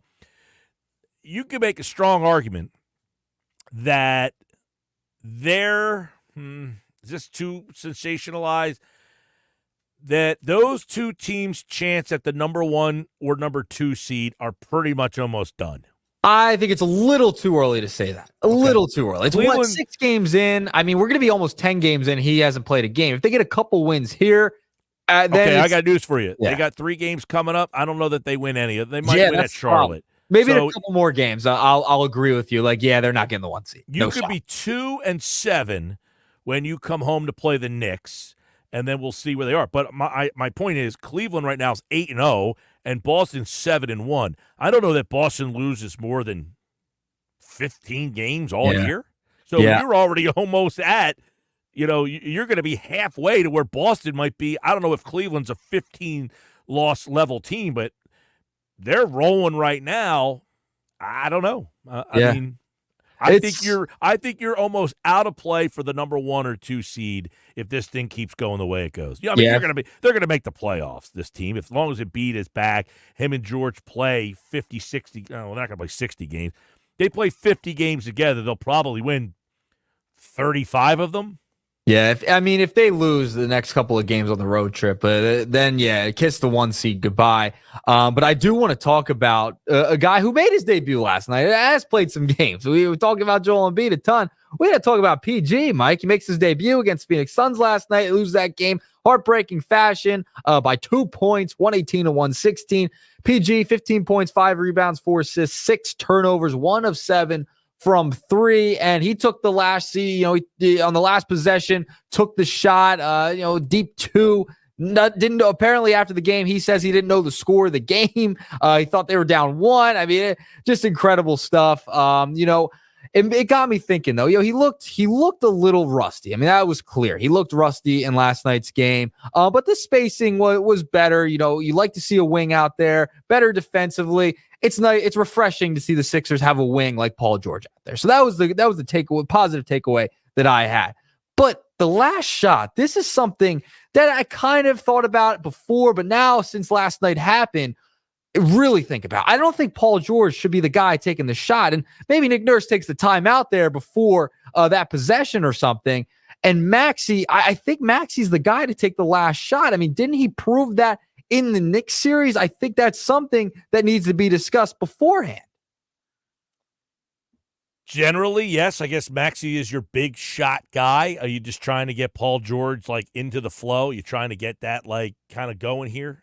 I don't know. I'm thinking because he's the veteran. He's been there, done that before. They want him to take the last shot. He's thinking, I've been there, done it plenty of times in the past. I'm going to take the last shot. He didn't really know the score. I think it's just getting in the flow of things, but I don't know. I would still want Maxey taking the last shot at this point. Let him grow into that role throughout the whole season. Over an 82-game season, though, you're not going to take the last shot every single game. So I get it. Yeah, you're a big guy. You think in those moments it's turning into Maxey, and you're generally going to say in a big moment, Maxey's the guy that you want taking that big shot, as he's proven in the playoffs that he wants that spotlight. He wants that moment. And I think over 82, he probably is the guy. That's a game they should have won last night, though. Yep. I mean, realistically, they coughed that game up. I watched it. I mean, I did make it all the way to the end last night. They butchered that last couple minutes of that game. And it's disappointing because this team needs a win. So you're looking back at that game and saying, man, we had a game against a Phoenix team who's very good right now. They're 6-1. We're on the road. We're missing Embiid, and we had a shot to win that game, and we coughed it up because we played like a complete bonkers clown show at the end of that game. Come on. And I got some other news for you. I've watched a little bit of the Sixers, not every, I'll tell you, I've watched a lot more Sixers in the past, night to night, full 48, early on than I have so far right now, just because there's a lot of stuff going on. Right. But the few times that I've watched a chunk of Sixers, last night was the most I've watched of one solo game. Drummond is a shot fighter. I mean, they keep running into this problem where he can't play. They got to get him off the floor. And this is like I said, like DeAndre Jordan. He went from Lob City, fun dunker to an unplayable guy. You got to hope that this Drummond is just getting off to a bad start. He can't play right now. You got to they're playing Yabusele ahead of him more minutes, and you better hope that he can handle those backup 5 minutes, because I don't know that you feel comfortable with Drummond now, and that was a takeaway from last night's game. He was unplayable last night. Yeah, Drummond struggled to start the season. There's no doubt about it. And that's someone who Embiid called Andre Drummond in the offseason because they needed a backup big. Well, let's be honest. Everybody did. This is also someone they tried to get at the deadline last year, and they couldn't get him. Let's be honest. Everybody thought this was a smart move. So no one's sitting here saying, what an idiot for signing Drummond. But you thought you finally solved this backup center problem and got a guy that could rip down a board. Now, he had 17 rebounds in the game another night. But, man, he has been inconsistent. You got to – that position can't be a question again. It cannot be a problem again, especially if Embiid is not going to play half the nights. Yeah, if he's not going to be there and, he's not playing the next 3 games, that's for sure. That's not happening. So, the rest of the road trip, he will not be there. So you're going to need Drummond to play much better. Hopefully it's just, like you mentioned, a bad start, slow start to the season. Things are off the wall with the Sixers right now anyway. So hopefully that's just the case. But, I mean, if Embiid's going to be out and Drummond's your guy, he's got to play much better on both ends, because they're going to struggle mightily if he can't go out there and give you solid minutes. It's been something they have been looking for years, since the last time Drummond has been here. So that's going to be something. It's a little bit of a concern so far early on, but there's so many concerns with the 76ers, who have 1 win on the season at this point. All right, I'm not really all that concerned with this team. I mean, I think in a couple of months we're going to look back and be like, oh, you remember when Embiid wasn't playing? So I'm not really all that concerned. My big picture concern is Drummond seems to be an unplayable guy right now, and that's a problem, because big picture, you thought that he was the guy that can give you those minutes in the playoffs, that when Embiid leaves the floor. Now, Yabusele played 30 minutes last night, 19 points. He shot 11 threes in the game. He had 6 assists. He had 7 rebounds. You really have found something with this guy. The question is, can he give you those backup 5 minutes? The problem becomes it's not an offensive issue when Embiid goes out. I mean, that's part of it. But the problem is there's no presence in the middle of the paint, and these teams just absolutely gash you for the 3 minutes that Embiid is off the floor, and that's where Drummond was supposed to come in. That he could be the guy that stands in the paint, alters shots, grabs an offensive rebound, gets a defensive board, and for 2.5 minutes, you don't have to worry about coughing up a 10-point lead. If he can't handle that role, you're back to square one. Yeah, I mean, you're essentially doing what you did with Paul Reed last year, just getting destroyed on the boards on both ends, and you're getting outworked down low in the paint. So it's an issue in the present time. I'm with you. I think if you look at the macro, I think the Sixers will come around playoff time. They stay healthy. They get Embiid finally on the floor. They'll be okay. That's where I'm at with this team for sure. All right. Moving along, nugget number 2. We got to talk a little baseball here, Mike. Dave Dombrowski goes on the MLB Network and just drops a lot of hints of what's coming in the offseason as well as in the next season. A couple of takeaways from this interview that he did on the MLB Network. He expects Andrew Painter to pitch for the Phillies next year at some point. That was very interesting to hear because I remember he just came off Tommy John surgery, pitching in Arizona. He's pitching in these leagues. He's probably going to pitch in the fall league, whatever. He's pitched not too much in the Phillies organization because he's been so hurt to start off his career. So that was a big, big message from Dombrowski, and that's going to probably foreshadow what they're going to do with the pitching staff heading into the season. I mean, that fifth starter spot, that was a concern last year. It was a problem all of last year. I wonder if they think Painter's going to be ready by mid-season. I don't know who they're going to use in that spot next year. So that was something interesting. And then he compared the Phillies to the Dodgers. How the Dodgers, were losing in the first round as a team that always got bounced, right? Other than 2020, the year they won the Mickey Mouse ring. So they were a team that got bounced a ton. He compared the Phillies to them, seeing if they could, they're saying they hopefully could get over the top like the Dodgers did. And then he also, he was asked about the leadoff spot and Trey Turner and Kyle Schwarber. He's not really too sure about that leadoff spot. That could be changing next year, which I'm definitely a descendant of that. I think Schwarber should stay in the leadoff spot. They win games with him there. So a lot to take away from what Dombrowski had to talk about yesterday. I did hear that, and I wrote an article about it at 97.3ESPN.com. The Painter thing, not surprising. If he's healthy, he's got to be in this rotation. And I take a step further. If the two kids are ready to play, they need to be considered to be up here, and that's Aiden Miller and Crawford. If those two guys are ready, you got to start thinking about we got to get an influx of talent here. The Dodger thing, he said, look, they lost in the first round last year, and they won the World Series. Okay, fine, I'll play along. They went out and signed Ohtani, Yamamoto, and Glasnow, among others. They spent over $1 billion to make sure they didn't get knocked out in the first round. Are you going to follow suit? Then go get Soto, make a trade for Garrett Crochet, do something, because if you're going to use that analogy that they got knocked out in the first round and then won the World Series, you hope that you could do the same. Well, they got knocked out in the first round and went out and got Ohtani and Yamamoto and Glasnow. How are you going to emulate what they did there? That's number 2. He mentioned that his bullpen imploded in the playoffs. Yep. And that was something that was unforeseen. Okay, fine. Well, you're going to lose Estevez. You're going to lose Hoffman, possibly Hoffman. How are you going to replace those two if they both leave? I'll wait and I'll hang up and listen. The last one was he talked about we have a lot of guys that chase out of the zone. Okay, well, how are you going to fix that?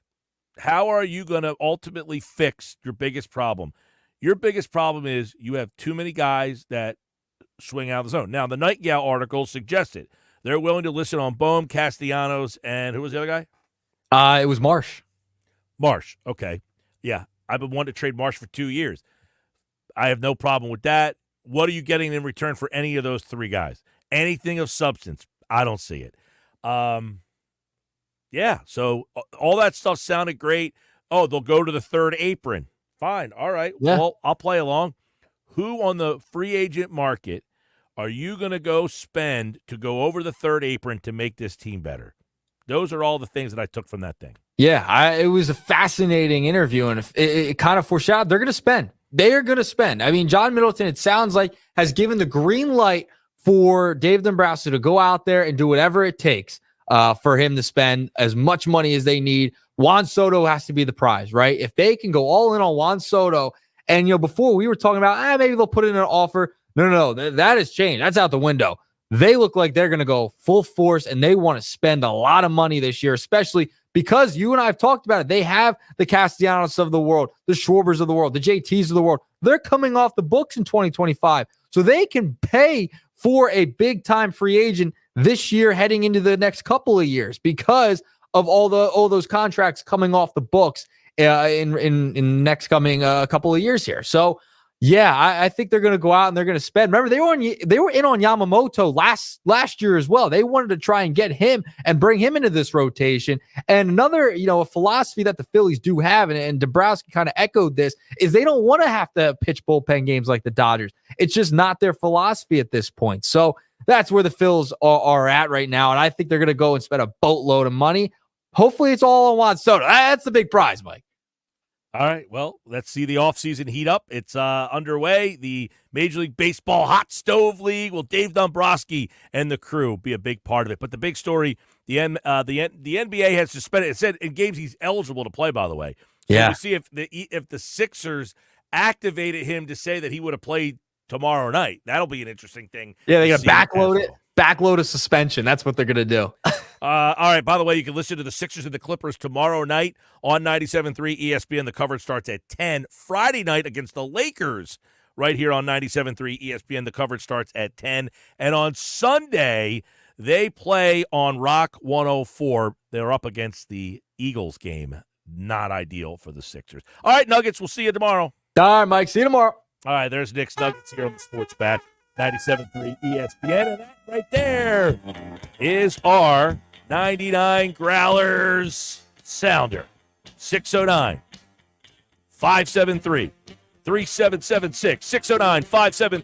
609-573-3776. Caller number 7. You're entered into this year's 99 Growlers party at Mud Hen Brewing Company in Wildwood. Yes, this year's 99 bottles has become 99 Growlers. They got no bottles at Mud Hen. It's all Growlers, baby. 99 tickets, including a pair of tickets to see the Eagles and the Pittsburgh Steelers at Lincoln Financial Field. Be caller number 7 right now at 609-573-3776. We'll have the Eagles, Steelers tickets and tickets to see awesome events all over South Jersey. Flyers, Sixers, concert, shows. You must be present to win the day before Thanksgiving. Caller 7. Good luck. It's Philadelphia Flyers hockey tonight on 97.3 ESPN and the 97.3 ESPN free mobile app. Listen as Tim Saunders and Todd Fedor bring you all the exciting play-by-play action. It's Flyers Hurricane tonight. Coverage begins at 7 p.m. on South Jersey's radio home for Philadelphia Flyers hockey, 97.3 ESPN and the 97.3 ESPN free mobile app. It's hurricane season.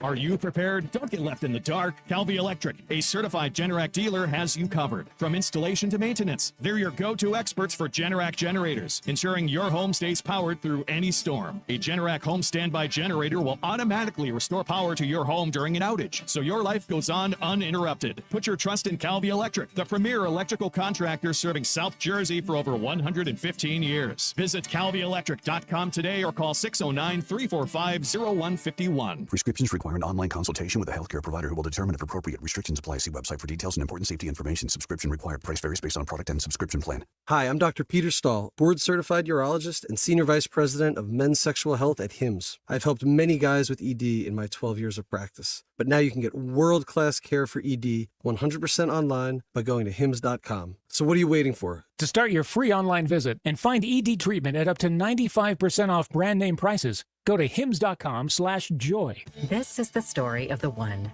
who, as a maintenance specialist for a historic high-rise, knows that vintage charm historically needs constant attention. Which is why when it's time to upgrade turn-of-the-century mechanicals, they turn to Grainger. with easy access to 1 million plus products and the scale to deliver when and where you need them.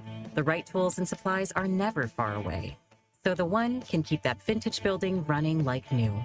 Call, click Grainger.com, or just stop by. Grainger, for the ones who get it done.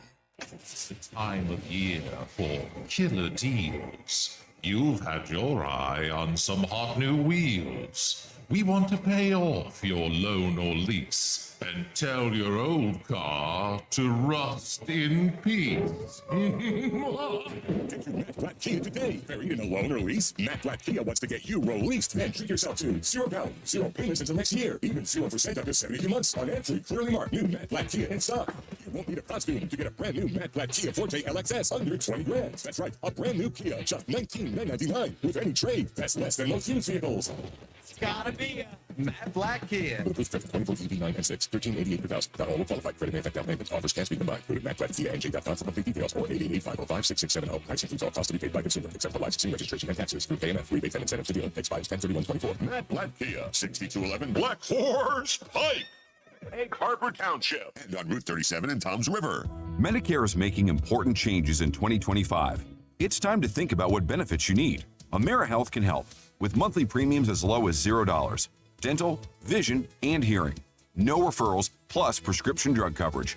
AmeriHealth has been serving New Jersey residents for 30 years. Visit AmeriHealthMedicare.com/help25 today. AmeriHealth offers PPO Medicare Advantage plans with a Medicare contract. Enrollment in AmeriHealth PPO Medicare Advantage plans depends on contract renewal. Tune in to the Bet365 Play of the Day during the Sports Bash with me, Mike Gill, every weekday afternoon at 5:45 on 97.3 ESPN. Made possible by Bet365. Whatever the moment, it's never ordinary at Bet365. Hear that? The sound of water being poured on 800-degree rocks. If you were here in this sauna, you'd be so hot you wouldn't have the energy to move. But you're not here. Because your self-care happens out on the road, riding your motorcycle protected by Progressive. Besides, after a long ride, a helmet sweat is way more satisfying. So if you ride, switch to Progressive, America's #1 motorcycle insurer, without even breaking a sweat. Progressive Casualty Insurance Company and affiliates, not available in all states. The best call to make on game day is ordering catering from the Piccalilli Inn. For parties big or small, the Pick does it all. Your guests will be cheering for the Pick spin on football favorites like pulled pork nachos, cheesesteaks, burgers, and their award-winning buffalo wings, tails, and ears. Get your chicken wing picks on Route 206 at the Piccalilli Inn. Join the flock and follow the Pick on Facebook or at Piccalilli.com for their Pick game specials. And be sure to pre-order to guarantee your spot in Sunday's lineup. Jose stands tall atop his sustainable flooring company. Totally. It's renewable and moisture resistant, but we have several green options too. Or we got some beautiful reclaimed oak. But floored by his success, he needs to hire more installers. I need Indeed. Indeed you do. Put our matching platform to work so you can spend less time searching and more time connecting with talented candidates. Visit Indeed.com/credit and get $75 towards your first sponsored job. Terms and conditions apply. Xfinity here. How can we help? Hi, my entire family's obsessed with all things Wicked, but my kids can't stop watching the trailer, and now they're having a Wicked-themed sleepover. Do you think our internet can handle all of the streaming and memeing going on? Well, we've engineered our Xfinity gateways to handle hundreds of devices at once, so they can all stay magically connected. Wow. Are you a wizard? I wish. No, just someone that won't let a bad connection burst your internet bubble. Now through November 12th, get thrillifyingly fast 300 megabit Xfinity internet with unlimited data included for just $30 a month for 12 months with no annual contract. Go to Xfinity.com to learn more. Keep the magic going from your screen to the big screen. And see Wicked, only in theaters November 22nd. Restrictions apply. Requires paperless plan to auto restored bank account. Equipment, taxes, and fees extra. After promo, regular rates apply. Currently $90 a month. Actual speeds vary. Prescription products require completion of an online consultation with an independent healthcare provider and are only available if prescribed. Subscription required. Additional restrictions apply. See website for more details and safety information. Did you know millions of people are getting prescription medications for weight loss, sexual health, better sleep, and more, all online? RexMD.com has made getting these medications fast and easy, with free delivery of the most popular medications right to your door. Just fill out a brief survey, and if appropriate, we'll prescribe and ship clinically proven options to help with issues like weight loss. I've lost 45 pounds so far. It's nice to get back into clothes that I haven't been able to wear for a long time. We can also help with insomnia. I slept through the whole night. It made me feel very well rested and ready to go for the day. And RexMD can improve your sexual health. I felt like a young man again. My wife is happier. I am definitely much happier. At RexMD.com, we've made the process fast, easy, and affordable. Visit RexMD.com right now to get started. That's REXMD.com. Still getting around to that fix on your car? You got this. On eBay, you'll find millions of parts, guaranteed to fit. Doesn't matter if it's a major engine repair or your first time swapping your windshield wipers. eBay has that part you need, ready to click perfectly into place. For changes big and small. Loud or quiet. Find all the parts you need at prices you'll love. Guaranteed to fit every time. But you already know that. eBay. Things, people, love. Eligible items only. Exclusions apply. Go to get your game on at the Gallery Bar Book and Games at Ocean Casino Resort. Cheers your favorite drinks while cheering on your favorite team. Get in on the parlay while in the middle of a party. Go for the sports scene and go for the endless screams. Go to the Gallery. Go to the Fanatics Sportsbook. Go for the win at Ocean Casino Resort. For more information, visit theoceanac.com. Must be 21 or older to wager or consume alcohol. Gambling problem? Call 1-800-GAMBLER. Home of the Philadelphia Eagles. Thank God I'm a kill! Sixers. Bang! It's good! Ball game! And Flyers. Just in front of the net! 97.3 ESPN. WENJ. WENJ HD. Millville, Atlantic City. A Town Square media station serving all of South Jersey.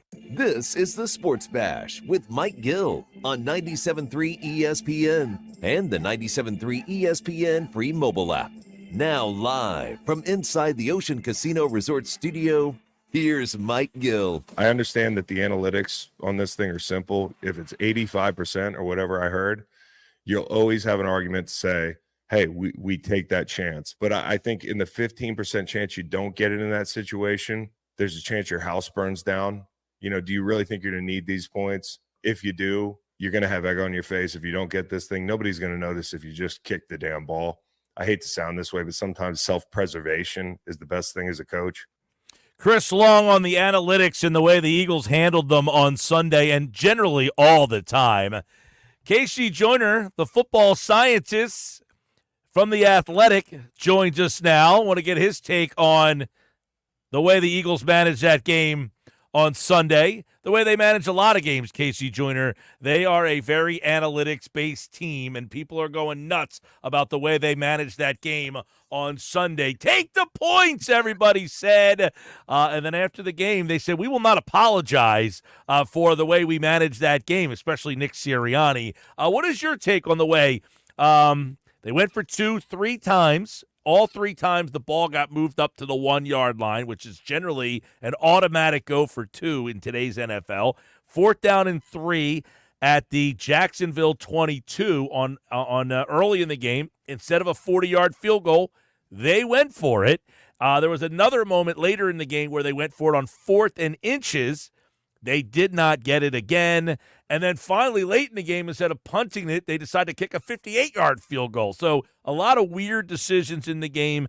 As a guy who's somewhat analytical, Casey Joyner, what is your thought on the way that Nick Sirianni, and really I wonder if this is a organizational philosophy more than just Nick Sirianni here?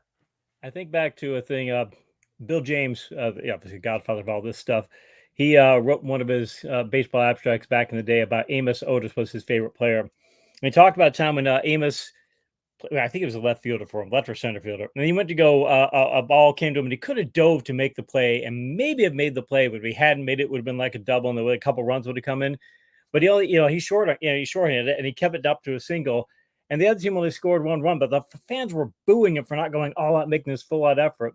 He said, but Otis ended up hitting it, get a couple of hits and all that, and had a really good game at the plate. And that defensive play, keeping the other team from having a big inning, ended up winning the game. So the fans are mad at Otis for not trying to make the big splashy play, but he played the percentages. The Eagles keep trying to think they're playing the percentages, but they're going with, okay, we've got to make all the, we've got to do, okay, go for it on 4th down, all these aggressive things. And sometimes it does pay to do like Amos Otis did.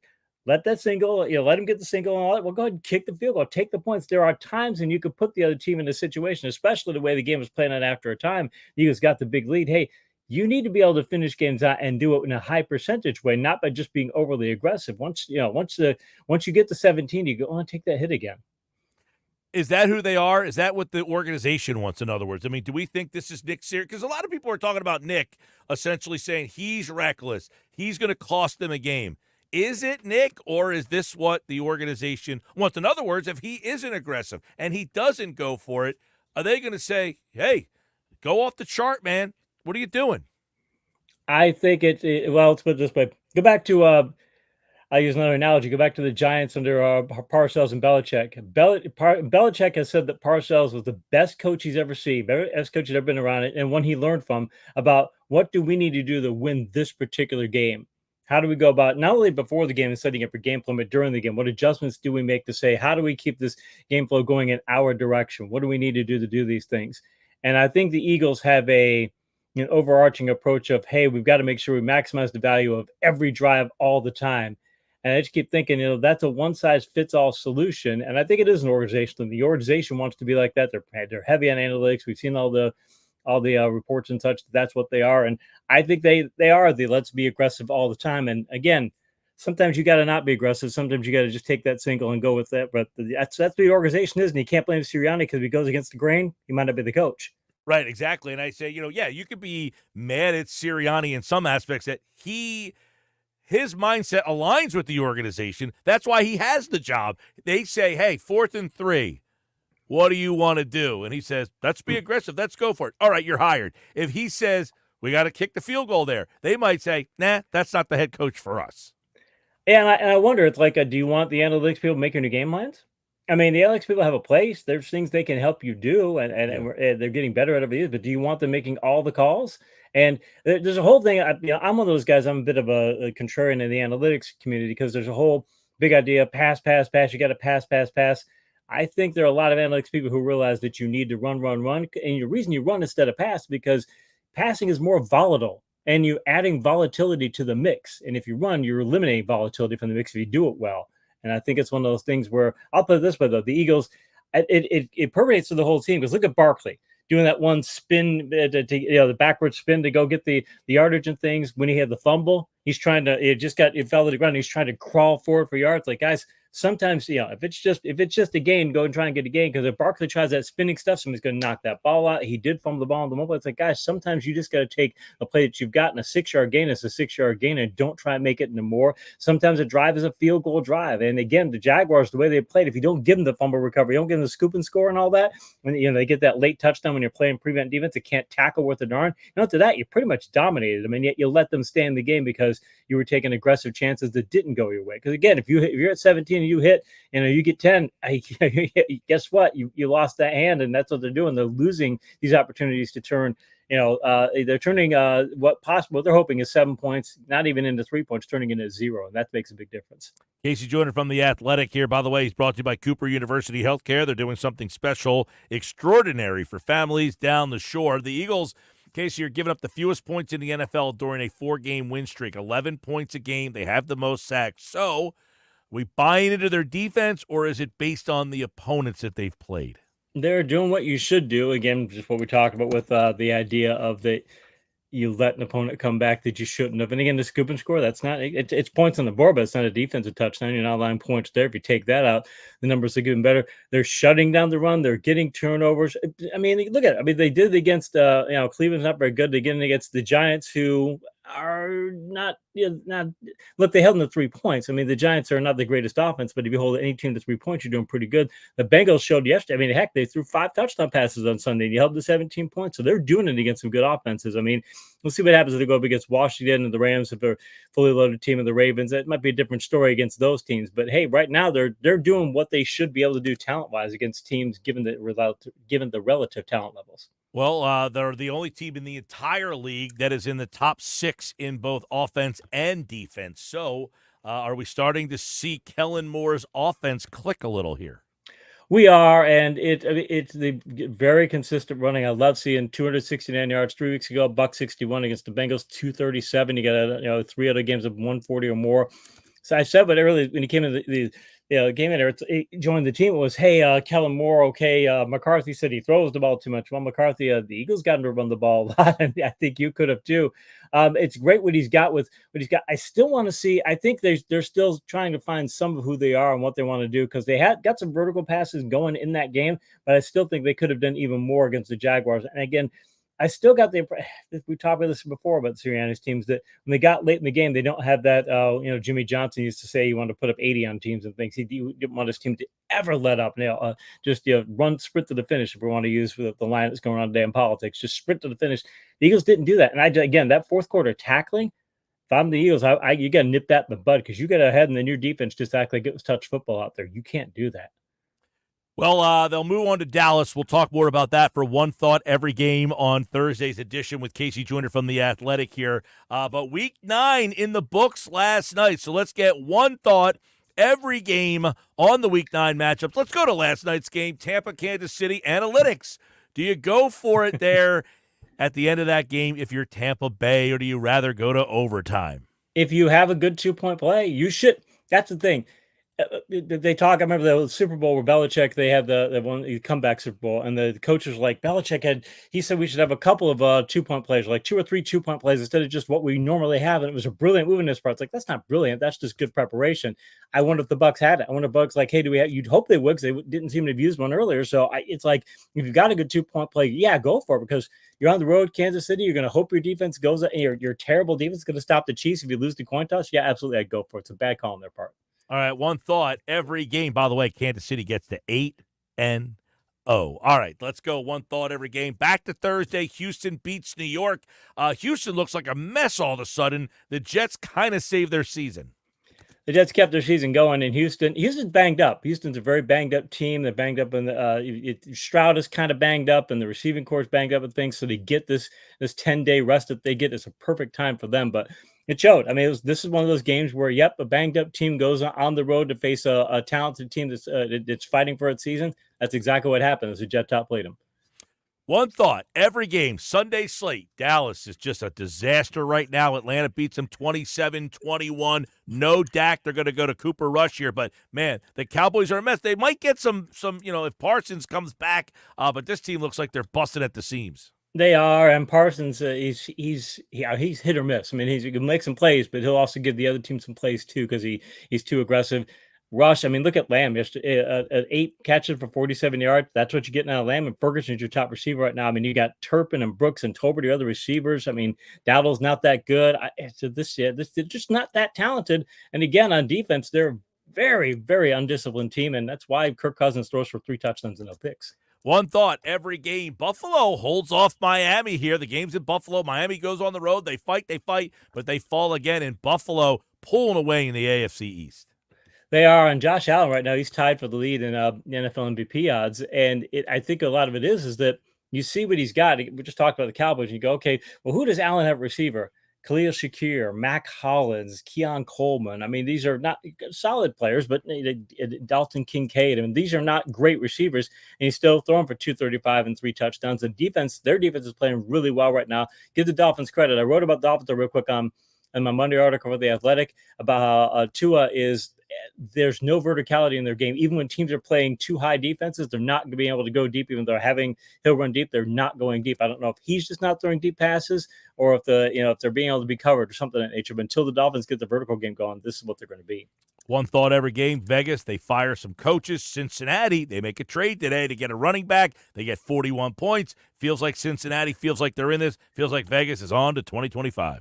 Vegas is on to 20. It's and mind you, they're in a bad situation too. I mean, you're playing Ritter and all that. That's not good. But the Bengals, I love Burrow on the sidelines. He looks so mad, and my son's a Bengals fan. So we're like, what's Joe mad about? And then you find out after the game, he's like, I'm not happy with just this one win. We got to keep this thing going. We got to turn the season around. I think that fires up the organization. That's what the organization's like, hey, we got a chance. We think we could beat Baltimore. We can get back in this race. We're close to the playoff hunt, and we keep aggressive. It sends a great message to your team if your quarterback does that. So I think Joe Burrow might be turning the season around for him. All right, One Thought every game. The Chargers with an offensive day. This is a defense that's given up 101 points, but the offense came to play, and Cleveland came back down to earth with Jameis Winston. Hey, it was the old Jameis. He threw a bunch of picks. Yeah, threw a bunch of picks. Trying to get, hey, you know what? We've got, 8 games left? Now he might get to 30 yet. I mean, he can get there. He did it before. You never know. They've got talent, but look, the thing is that game says more about the Chargers. Just a really good defense. I mean, they're exceptional defense. They're maybe top 5 defense right now. That's they dictate the terms, and that allows them to get away with. Their offense is improving, but their offense is not what Harbaugh wants out of his offense. When you're playing defense this good, you don't have to be that way. So the Chargers, I don't think they're a Super Bowl contender, but you wouldn't want to see them in the first round of the playoffs. Yeah, they got a really good defense. One thought every game. Let's go to New England. Tennessee holds them off. New England and Tennessee, both these teams kind of going nowhere. But what do we learn here? We learned that, I like what I'm seeing more out of Tennessee. They've got talent issues and such, but they also have a really favorable schedule. When Nick Westbrook-Ikine catching a touchdown there, UCF guy, he's got if you're fantasy football, think of picking him up in deeper leagues. So what he did here is something he's going to keep doing. But I like the Titans' moxie and effort and say, hey, we're going to keep going after this. And the Patriots, you saw some of the effort there, but I'm just wondering if this season might be close to falling apart for them. Yeah, both these teams are just about, I would think they're both done here. Tennessee wins 20-17 in overtime, by the way. Washington wins again, 27-22. They beat the Giants. We feel like Washington's for real. We feel like the Giants are looking to 2025. Yeah, they traded for a cornerback. It's going to really get their secondary set the correct way because now they can move Seymour still to the inside. It's going to be a big plus for them. Daniels still, excuse me, he's got the rib injury. Okay, maybe he's not at 100%, but maybe it's on the injury report and things, but he's not played quite as well since he got that injury. He still throws for 209, 2 touchdowns, still rushing for 35 yards. I mean, it's still a solid performance.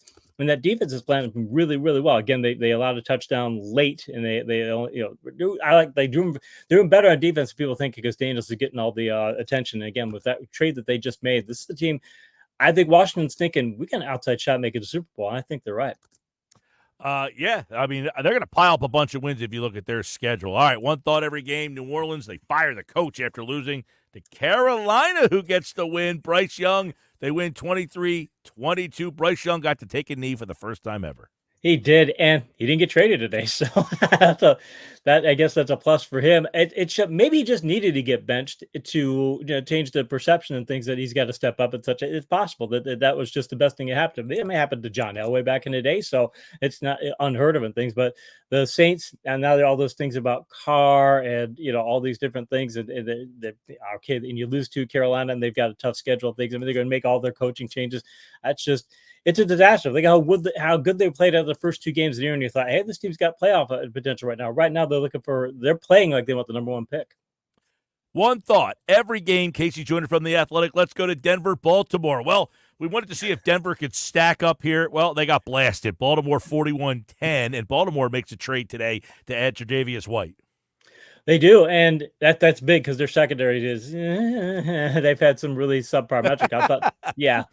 They're not good. You look at their metrics like, wow, how are you guys winning with these kind of metrics? I mean, like a lot of subpar. So they might be, and again, it might be like the other situation just talking about where you get one player, you can shift players into where they need to be and such, and you get some depth and things. They need to get Hamilton back a strong safety and playing a lot of slot and things. And he didn't have to play to this week, but that's a big part of it for him too. Hey, look, they're fantastic offense, best offense in the league, and do what they did against Denver. Denver has been playing solidly on offense, not great offense, but solidly, and only give up 10 points to them. It says something. And I'll tell you, it was 17-10 late in the second quarter, and then there you go, went off 24 straight points. I mean, the Eagles need to look at the Eagles can be the Ravens and go, hey, we can do that. It's like, yeah, keep going to the fourth quarter, you will. One thought every game. This game was a mess for Chicago. The quarterback ends up getting hurt late. Arizona, first place, 29-9 in this one. I know Eagles fans hear this, but hey, they're well coached. It's a really good, and they play hard. They have some talent. They're well coached. By the way, the Harrison, I wrote about him in that article for The Athletic this week too. Harrison's doing abysmal on vertical passes. Kyler Murray, if you take out his couple of good games, his vertical pass numbers are just as bad as they were in past years, which is to say worst in the league or near worst in the league. So they don't have any vertical passing, and still they can run the ball well. They play good defense. They're going to play 4 quarters. You don't see that team let up off the gas. And it says something. I mean, it's a really good thing. Arizona's getting the most out of that talent in Chicago. Now they're not. And if their quarterback's banged up, that's going to make things worse. One thought, every game. Casey joining from The Athletic. Let's go to the game of the day. What happened to Green Bay? It's raining. It's messy. That's the game for them. Detroit, no problem, 24-14. Detroit could be a team. If you look at their offense, you go St. Brown, Laporta. I mean, they've got other, they've got some really good targets in their passing game and such. And you think, okay, hey, this is a team that could be all vertical passing. That's what we're going to do. I think that Dan Campbell understands that, you know what? Even though 3 of our teams in this division are indoor teams, we're going to have to go to Lambeau and win at some point. There are other places in the NFC. We're going to have to go on the road to play outdoors and win. We may have to do that. He built a team that can play indoors and outdoors. We can run the ball. We can grind the ball out. And they did. And the thing is, they won the turnover battle against Green Bay, and Green Bay is a team that lives off turnover. So they were able to play percentage football and run the football and play in the outdoors. I mean, it shows that Detroit is a team that can win in any situation. I would argue, even though Kansas City's got the better record, Detroit's the best team in the league right now. One thought, every game. Let's go to L.A., Seattle. Interesting one here. L.A.'s still in this thing. They traded Tre'Davious White, but they win 26-20. What's the story with the Rams? They get a nice road win, and yet they're trading off secondary pieces. I think they realize they're going to, you got to, I don't know the Whites. I think they've got enough people in their secondary. I think they have enough depth in their secondary to be able to absorb the loss. Think about, though. Cup, 11 for 104. That's good. They get Robinson coming. Yeah, when Atwell gets thrown out, 6 for 94 and 2 touchdowns. I actually had him in a deep fantasy league. I was so happy to see that. But you lose Atwell, you can still do this. You've got Williams only rushed for 69 yards. They're still putting 26 points up at Seattle. I mean, this is a really good offense. I think Los Angeles knows they're going to have to win by shootout, and they can do it because they've got the weapons to do it. The big thing is Geno Smith. 3 interceptions. I mean, you can't have that many turnovers. Their ground game is not very good. I mean, you just can't be making the mistakes that they're making. And Seattle still hasn't been able to beat a team that Mike McDonald wants them to be. And until they are, this kind of underperformance is what they're going to get. One thought, every game, Indianapolis, Minnesota. We thought the change of Flacco might help them out, but boy, that looked like a disaster on Sunday night. Minnesota finally gets back in the win column.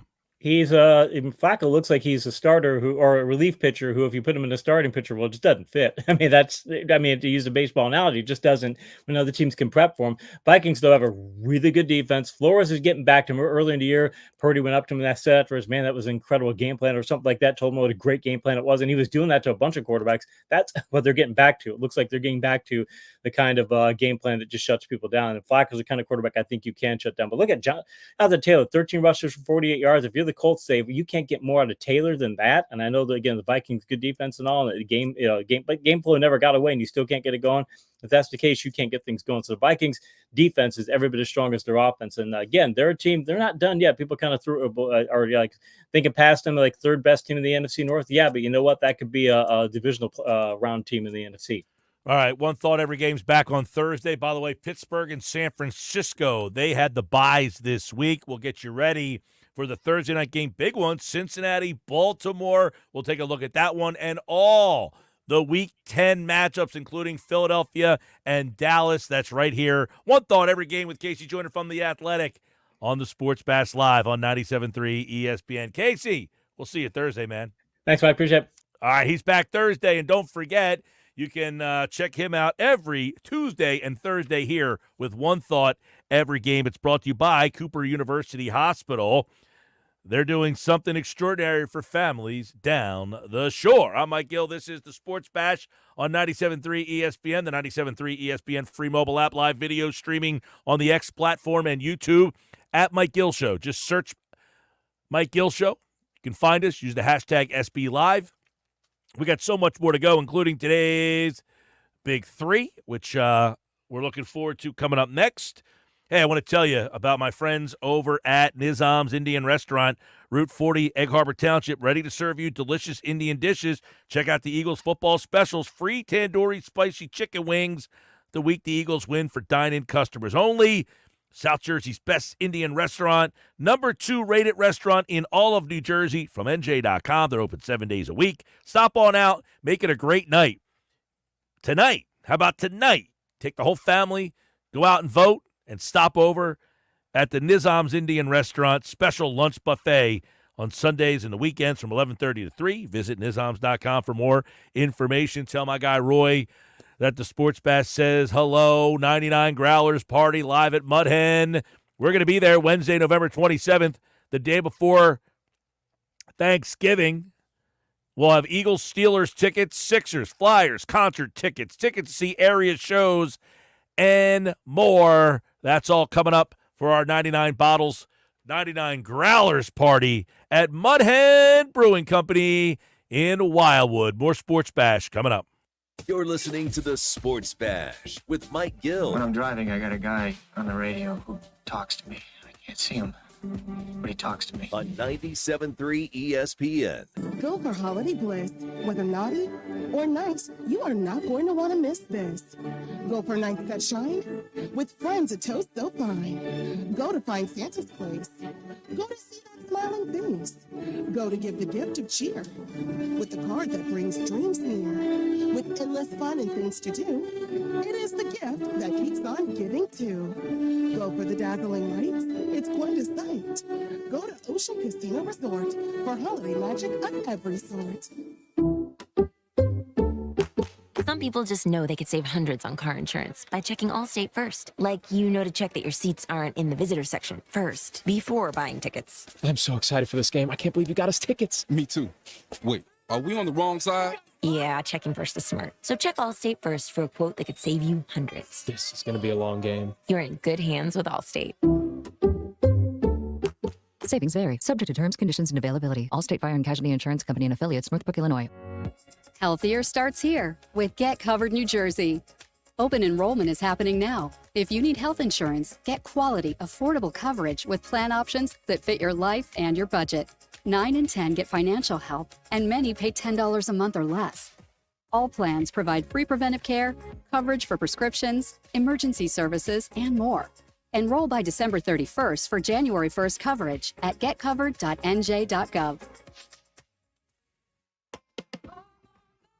JCPenney has more gifts, bigger savings for every holiday wish list. Celebrate the season that never stops giving. From denim to diamonds, PJs to perfume, and mixers to massagers, we're giving you more options than ever at a value that helps you give a little extra. Looking for more bright ideas? We've got the big brands everyone wants. From Levi's to Legos, there's more to love for them and you. All the deals, all the feels, all the gifts to go around. JCPenney, make it count. My son loves to fly kites, but my active psoriatic arthritis can sometimes hold me back. Now with Skyrizi to treat my skin and joints, I'm ready to go.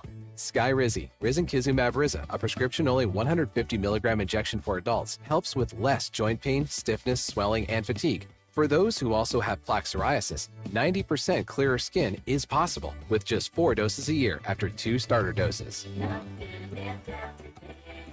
Don't use if allergic to Skyrizi. Serious allergic reactions and an increased risk of infections or a lower ability to fight them may occur. Before treatment, your doctor should check for infection and tuberculosis. Tell your doctor if you have an infection or symptoms such as fever, sweats, chills, muscle aches, or cough, or if you plan to or recently received a vaccine. With Skyrizi, there's nothing like clearer skin and better movement, and that means everything. Ask your doctor about Skyrizi today and visit skyrizi.com or call 1-866-SKY-RIZI to learn more. Hey, if you have ugly yellow toe fungus, you got to hear about the secret 2-minute trick that I found for my husband. It works from both the inside and the outside. Thousands of people are using it to get rid of their toe fungus. You can check it out at crystalflush.com. Jake started off with a small spot on his big toe and then it spread and got really bad. His toes were nasty. It was so embarrassing. He was afraid to take his socks off. He hid his yellow and crumbly toes from everyone. He tried everything to get rid of it. Nothing helped. And then we found crystalflush.com. It was the only thing that worked. In just a few weeks, his toes looked amazing. He's now walking around barefoot again. You guys need to try this. I'm telling you, this stuff is different. It's not sold in stores, but go check it out at crystalflush.com. They'll even let you try it risk-free so you have nothing to lose. But whatever you do, don't let it get worse. You don't have to live with this anymore. Go check it out now. Just click over to crystalflush.com. This is the Town Square, New Jersey Info and Weather Network. Progressive Insurance presents the Sports Flash on 97.3 ESPN. NHL, the Flyers in Raleigh tonight as they take on the Carolina Hurricanes. Philadelphia had a 2-game win streak snapped Saturday, a 3-0 loss to the Boston Bruins. This will be the start of a 3-game road trip that will include games against the Tampa Bay Lightning and the Florida Panthers. NBA, the Sixers lost to the Phoenix Suns on Monday night, 118-116. They'll be in Los Angeles Wednesday to take on the LA Clippers. Philadelphia's lost 3 in a row. Tyrese Maxey led the Sixers with 32 points. Paul George made his season debut, played 32 minutes and scored 15 points. The Eagles will be in Dallas Sunday to take on the Cowboys. Philadelphia at 6-2, riding a 4-game win streak, half game behind Washington for the lead in the NFC East. Dallas, they've lost 3 in a row at 3-5, and now have lost quarterback Dak Prescott for a hamstring injury. Dallas will start Cooper Rush. I'm Tony Desiri, and that's your Sports Flash on 97.3 ESPN. You're a winner when you play Borgata's Winning Wonderland. Now through December 28th, earn entries for your stake in over $1 million in prizes, including 2 2025 Range Rovers. Visit theborgata.com. Must be 21 or older. Gambling problem? Call 1-800-GAMBLER. Thank you, Mother Nature. Oh, the weather's been nice, hasn't it? With your South Jersey weather forecast, I'm Joe Kelly. After lots of sunshine today, we're going to have a clear night tonight. Not too cold. Low temperature of 59. Tomorrow looks just excellent. Mostly sunny with a high of 78. We'll point out the only chance of showers in our forecast as of right now is Thursday morning, but that's just a very small possibility. Enjoy this lovely November weather in South Jersey. Happy Election Day. I'm Joe Kelly. That's your South Jersey weather. This is an important safety message from the New Jersey Division of Highway Traffic Safety. I'm Colonel Callahan of the New Jersey State Police. Last year, over 25% of traffic fatalities were related to alcohol or drug impairment, a staggering statistic. When you choose to drive under the influence, you're risking it all. Make the right choice. We are all counting on you. We have the perfect solution for sitting in traffic. Come with me. The Sports Bash with Mike Gill on 97.3 ESPN and the 97.3 ESPN free mobile app. 5:30 Sports Bash Live, 97.3 ESPN, the 97.3 ESPN free mobile app, live video streaming on the X platform, YouTube, at Mike Gill Show. Use the hashtag SB Live. Got my Bet365 play of the day coming up. We've also got today's Big Three. It's being brought to you by the boxing event of the holiday season, Mike. November 16th, Tropicana Showroom in Atlantic City. Boxing Insider Promotions is back for their 3rd show of the season, and 3 is a key, Mike, because there's 3 undefeated South Jersey fighters on the card. Atlantic City's Justin Figueroa, Absegami High School's Bruce Selden Jr., and Pleasantville's Francisco Cisco Kid Rodriguez among the great fighters in action. November 16th. Get your tickets now at Ticketmaster.com for the boxing event of the holiday season at Tropicana Showroom in Atlantic City. All right, time for today's Big Three with a couple of interesting storylines, I'm sure, here. One of the interesting things moving forward here is the suspension of Joel Embiid. 3 games for the altercation shoving a columnist in a post-game locker room on Saturday night. How are they going to decide when this starts? Right. The guy hasn't played all year, but let's suspend him for 3 games. He's been suspended for 3 games without playing a game. He has a technical foul without appearing in a game yet this year. Correct. That's got to be a first. Work? Yeah. So I'm interested to see where this goes. I'm interested to figure out exactly how they make this work in the Sixers' favor, because this is so ridiculous. Well, forget all that. That part, I don't make it work in their favor. What do you mean work in their favor? He's suspended for 3 games. Well, work in their favor in the fact that they're going to find a way to build this around his return timetable, right? I don't know. I think he was going to play tomorrow night. He was out on the West Coast trip. If he was out there, I got to imagine he was going to play. You think he was going to play? Well, he's not going to fly out there for no reason. True, but I mean, we've seen weirder things. Yeah, weirder things, not with Joel Embiid. If they're managing him, he's not flying out to the West Coast with, quote-unquote, an injury. I would imagine he's flying out there to play in a game. He probably would have played tomorrow night. Okay. He got suspended for 3 games, so now he can't play in any of these 3 games. The question I have is, all right, Joel gets suspended. There have been reports that the organization apologized to the writer and said that he shouldn't have done. I mean, does Joel say, why didn't you take my side? Does this go down that road? Do we start to see the deterioration of Joel's relationship with the team. I don't know. I mean, I'm just hopeful that this doesn't get snowballed out of hand and this season gets going crazy. The Milwaukee Bucks season is going off the rails.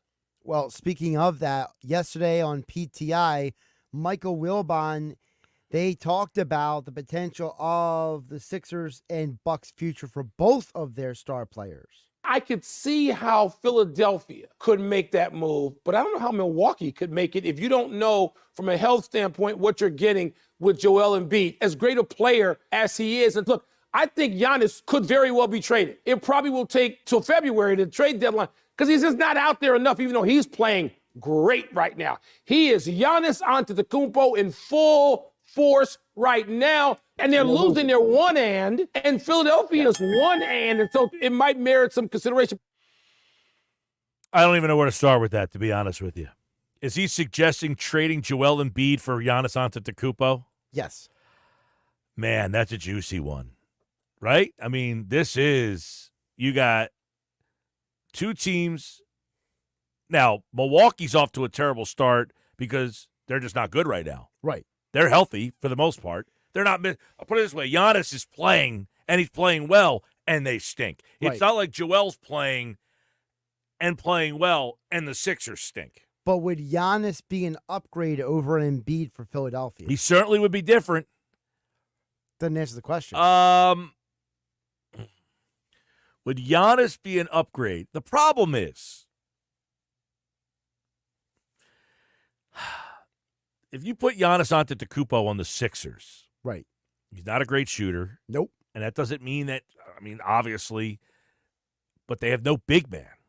They would be in a position where they are really small, and, oh, man, it's such an interesting conversation. I could really dive deeper into this one and be like, wow, this is really interesting. I think one of the reasons why Giannis won a championship in Milwaukee is because he had a Brook Lopez to be the big man, so he didn't have to be. Whereas if he came to Philadelphia, you're asking him to do more in that bigger man position. Yeah, but here's the thing. This is why he's intriguing to me, is because Giannis, that whole championship run they went on, Giannis would score 30 in the first three quarters, and then he kind of acquiesced to Middleton late in the game. So you're saying Paul George could fulfill that role. Or Maxey. I mean, could he be a guy that is so dominant for the first couple, quarter, 3 quarters, 3.5 quarters, and then late in the game, because he's not a great shooter, he's not a great free throw guy, you got Maxey and Paul George kind of – and look, you're going to ask Giannis, though, to play the paint? That's where the problem is. Like, what would his position – not his position, but what would his role who be? handles that spot on the floor where the Sixers have struggled so much? And quite frankly, that would be a big problem is they don't have enough size. They don't have enough size right now because Joel's not out there and Drummond hasn't been very good. So they would be small. They would be an undersized team with Giannis Antetokounmpo, but very dynamic with Giannis and Paul George and Maxey. Like, if you told me that the starting lineup was Maxey, I'm just throwing out the name, Maxey, Lowry, Paul George, Giannis, and then fill-in-the-blank center not named Drummond, I could see it working. They don't even have fill-in-the-blank center not named Drummond. Well, I'm saying if you found that other guy, you know what I mean? If you found somebody else. Good luck. Well, I understand that. But what I'm saying is that that's the way I could see it working. But the problem is that, they had a rotation. They had a lineup last night that had Maxey, Oubre. Are you comfortable with Oubre being the starting two? Well, he is right now. Well, he's starting now because they need him out there. Well, I think he's the starter. I think their starting lineup is Maxey, Oubre, George, Martin, and Embiid. That will be their 5. Okay. Yeah, I mean, Oubre's the starting 2. That's what he is. So it's not him. It's if you traded Joel Embiid away, who would be the 5 on this team? They don't have one.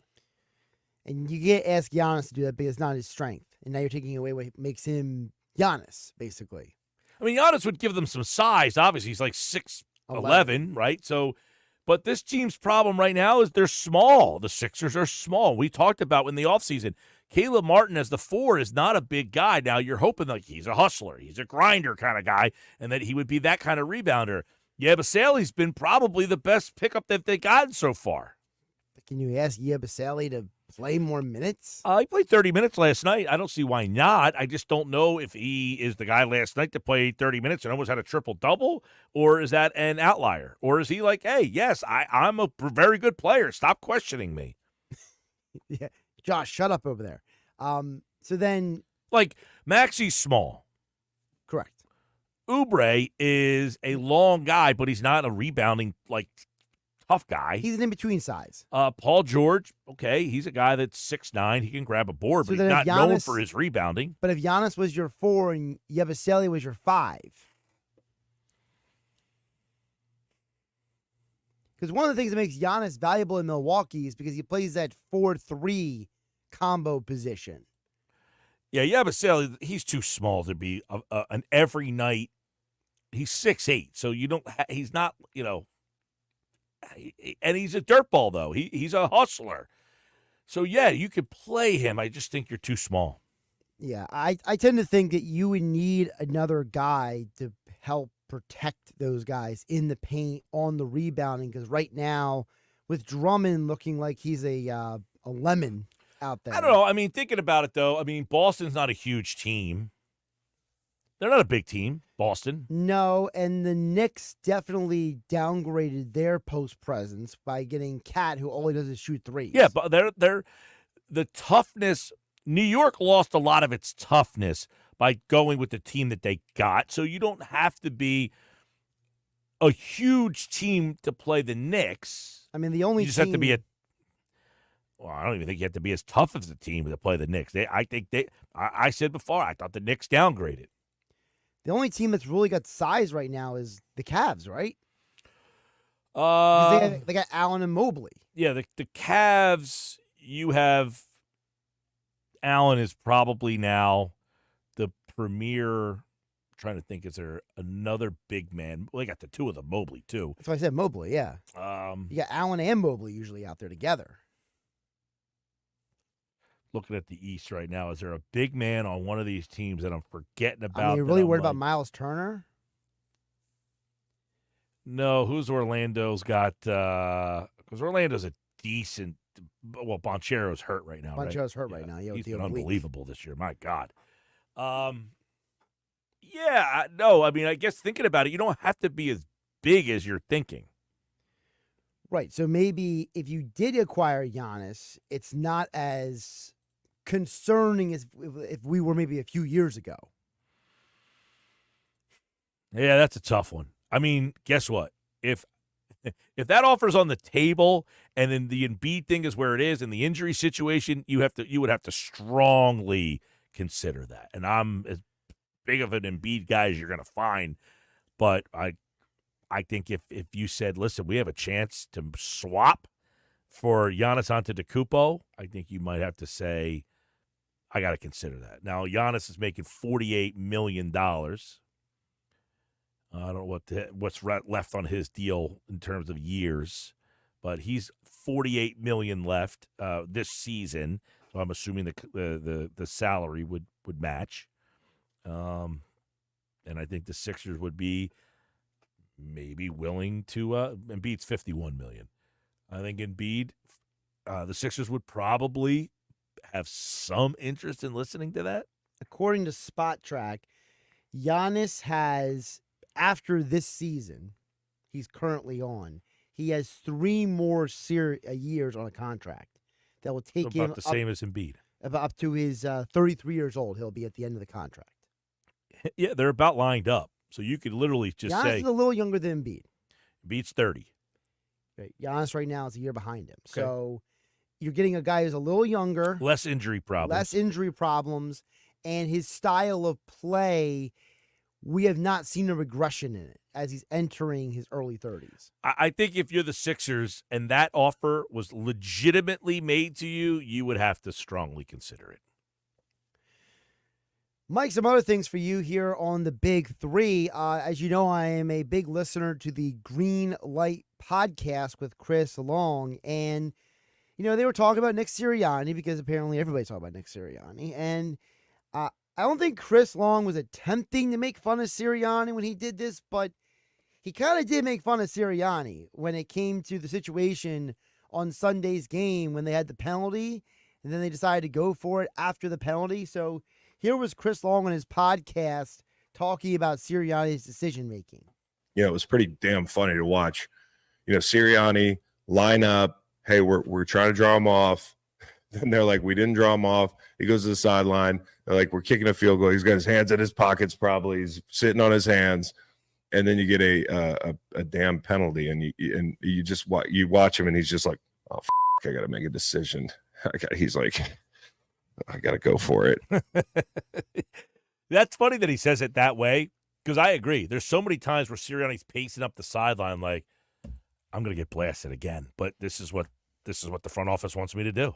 And it's funny because it's almost like, Chris makes it sound like, Sirianni is like addicted to it. Like Sirianni is like, oh man, I got to do it. That kind of vibe to it. And there is an element to Sirianni, Mike, where when you watch him make some of these decisions, he's almost like OCD about it. See, I look at it completely different. I see it as a guy who's, I don't want to say torn. Conflicted? Just understands the backlash and the fans, and he has some awareness. He's aware that the fans don't like it, but he has some element of, I don't want to have to do this, but if I don't do it, I have someone to answer to. So Right. I have to do it. Like, that's the way I look at him when he's like pacing up that sideline and he's like, oh my God, I should just kick the field goal here. But if I do, Howie's going to yell at me. Well, also it goes back to the audio. We'll play it again here. What Slay said on his podcast, the Big Play Slay podcast, where he said that the players like that Sirianni's an aggressive head coach. We like our coach to be aggressive. I know a lot of guys be like, oh man, coach should take the points. Coach should do this. Coach should do that. Da-da-da-da-da. We okay with going for it on fourth down because we got guys that we trust and believe that can get the play done. Yeah, I mean, so it's more than just, to me, the players. I think the players look at him like, we know we're going for it, right, Coach? The players, I think, yeah, they're going to say, but you got to wonder if that's universal. Does every player say, just take the damn points? Or are there some that say, no, we want you to go for it? Like everything else in this world. Probably half the people on the sideline are saying, what are we doing? And the other half are saying, let's go, rock and roll. I still love this other bite from Long that we've played earlier in the show, where he talks about the personality of Sirianni as the head coach of this team and compares it, well, to Philly fans, to the chagrin probably of Philly fans. I'm going to tell my grandkids about Nick Sirianni one day. Seriously, I'm going to be sitting at the table and I'm like, you should have seen him. He was like, if they grabbed somebody out of the stands, 6 Miller Lights deep, it was like, go coach your heart out, dude. And I'm talking about the good with the bad. Pretty funny. It really is. Like, the way he paces, and he's almost disheveled sometimes on the sideline. Yeah, the way he optically does not look like he had a lot of sleep the night before. Might be a little hungover. This new haircut's not doing him any justice. No, and apparently his wife hates it. Well, it's probably in that in-between growing backstage now. Yeah, he was saying at one press conference, yeah, my wife hated me when I shaved my head. Yeah. Well, he, again, has to make these decisions that I think he knows are unpopular. Right. So it is what it is. I mean, he's got to follow unless he wants to get fired. Unless he wants to not keep his job. He has to go for it. He has to do it. What are you waiting for, Nick? Let's go. There you go. That's the big three. All right, Sports Bash Live, 97.3 ESPN. So I saw him on another podcast today. He was on the Kevin, what's it called? This is Football? Is that one in your? Kevin, it's not on my rotation. I think it's Kevin Clark used to be with the Ringer, now he's with ESPN. Yes, it's a ESPN show. It's on Tuesdays, I think, on TV. I mean, it might be like simulcast or something. But yeah, and I think they air the podcast on TV on Tuesdays. Because I know he's had Kurt Warner on, so Chris Long was on this week. And they were talking about, so Chris Long was talking about the whole Kelsey thing.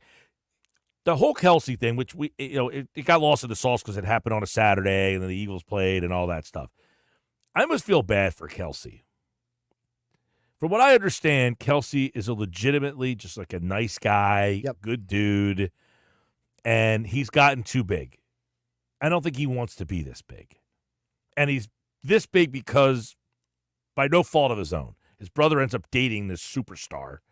And by proxy, he has now become not just Philadelphia Eagle fan famous, world famous. Right. He didn't ask for this. And he's got some ignorant punk basically pushing his buttons so that guy can become internet famous. And Kelce just broke. The conversation had been, is Kelce getting to the point where he has to get some sort of security with him? Like, he can't just walk through a college tailgate by himself. He absolutely does need security. I mean, he can't just be walking through a college tailgate with a bunch of knuckle brains and a case of beer under his arm and not expecting that some idiot is going to try to grind his gears to get famous. And that's what, when I heard Long say that, I'm like, dude, that's 100%. This guy is yelling to him, hoping that Jason Kelce turns around and punches him in the face. Because if that happens, what can he do? And if the worst case scenario is, what happened? Kelce grabbed the guy's phone, he slammed it on the ground, he picked it up, and then this guy could say, I'm the guy who Kelce slammed his phone. Right. And he thinks that's a big deal. Long had told Kelce on the podcast and previously that, he's like, Jason, you're like a megastar now. And Jason keeps downplaying it. And I think Jason is now learning at the hard way. Yeah, I don't think Jason asked for any of this. And quite frankly, there's a difference between walking down Landis Avenue and Sea Isle and having a bunch of drunk dudes yelling your name because you played football for the Eagles and what is about to happen to him. Exactly. He can walk down Landis Avenue in every town in America now, and the same thing's going to happen. Whereas if he was just Jason Kelce who played for the Eagles and walked down Landis Avenue in Tennessee, no one's probably going to recognize who he is. That's Right. not the case anymore. Right. He does not have the anonymity when he leaves the local region. Yeah, and I don't know that, obviously he got into the situation. He snapped at the guy. He used the word that the guy used. Now, whatever word that guy would have said, Kelce would have repeated it back to him. Sure. But I thought that Long was very good and concise at kind of wrapping that whole situation up. So check that podcast out. It's called This Is Football. All right, Sports Pass Live, 97.3 ESPN. That's our big three today. Coming up, I got the Bet365 play of the day. And this hour of the show brought to you by Broadlee's Plumbing, Heating, Air Conditioning, your trusted source for plumbing, heating, service, installation for generations. 609-390-3907. Online at broadlees.net. It's Philadelphia Flyers hockey tonight on 97.3 ESPN and the 97.3 ESPN free mobile app. Listen as Tim Saunders and Todd Fedorn bring you all the exciting play-by-play action. It's Flyers Hurricane tonight. Coverage begins at 7 p.m. on South Jersey's radio home for Philadelphia Flyers hockey, 97.3 ESPN and the 97.3 ESPN free mobile app. Hey, it's Mike Gill. The Nizam's Indian Restaurant on Route 40 in Egg Harbor Township is ready to serve you delicious Indian dishes. NJ.com ranked them as the #2 best restaurant in all of New Jersey. And this just in. It's their Eagles football special. Your table receives free tandoori, spicy chicken wings if the Eagles win for dine-in customers only. Join them for a special lunch buffet, Fridays through Sundays from 11:30 to 3 p.m. Visit thenizams.com for more information. Get in the zone, AutoZone. Welcome to AutoZone. What are you working on today? Getting ready for more rain and longer nights? We've got you. Right now, you can earn up to $25 in bonus rewards when you buy 2 Sylvania Silver Star Ultra bulbs and 2 Rain-X Quantum Elite wiper blades. More rewards and better visibility at America's #1 lighting destination, AutoZone. Get in the zone, AutoZone. Offer valid for AutoZone Rewards members. Restrictions apply. Oh yeah, it's on at Matt Black Nissan. New 2024 Nissan Rogue S. 0 down and 2.9% financing for 60 months. But when they're gone, they're gone. a trade? Bring it to AJ the Trade Man. He's paying cash, lots of cash, up to 120% more cash than KBB fair market value. Then drive home in your new 2025 matte black Nissan Kicks. Just $299 per month lease with 0 security deposits. And every new matte black Nissan comes with our 4-day love it or leave it return policy. Have a job clearing $450 per week at Matte Black Nissan? You're virtually approved today with 0 down and low 2.9% financing. MattBlackNissan.com. Unapproved Tier 1 credit for new Matt. Negative equity will be refinanced into new vehicle plus tax tag and $589 doc fee. Offers can't be combined. Call 877-289-6670 or go to MattBlackNissan.com for complete details. 24 months, 10,000 miles, $27.99 due through NEMAC. PIN RC 738396. MSRP 31,115. It's on at Matt Black Nissan on the Black Horse Pike, Egg Harbor Township. My son loves to fly kites, but my active psoriatic arthritis can sometimes hold me back. Now with Skyrizi to treat my skin and joints, I'm ready to go. Skyrizi, risankizumab Riza, a prescription-only 150 milligram injection for adults, helps with less joint pain, stiffness, swelling, and fatigue. For those who also have plaque psoriasis, 90% clearer skin is possible with just 4 doses a year after 2 starter doses. Don't use if allergic to Skyrizi. Serious allergic reactions and an increased risk of infections or a lower ability to fight them may occur. Before treatment, your doctor should check for infection and tuberculosis. Tell your doctor if you have an infection or symptoms such as fever, sweats, chills, muscle aches, or cough, or if you plan to or recently received a vaccine. With Skyrizi, there's nothing like clearer skin and better movement, and that means everything. Ask your doctor about Skyrizi today and visit skyrizi.com or call 1-866-SKYRIZI to learn more. Hi, I'm Larry Mintz. When dealing with a workers' compensation claim, in most cases, the injured worker doesn't get the money they're entitled to. That's why you need the right lawyer. When injured on the job, call us first. We'll speak with you for free and get you all the money and benefits you deserve. Make the right call to Golden Bird Macklin. Call us at 609-344-7131.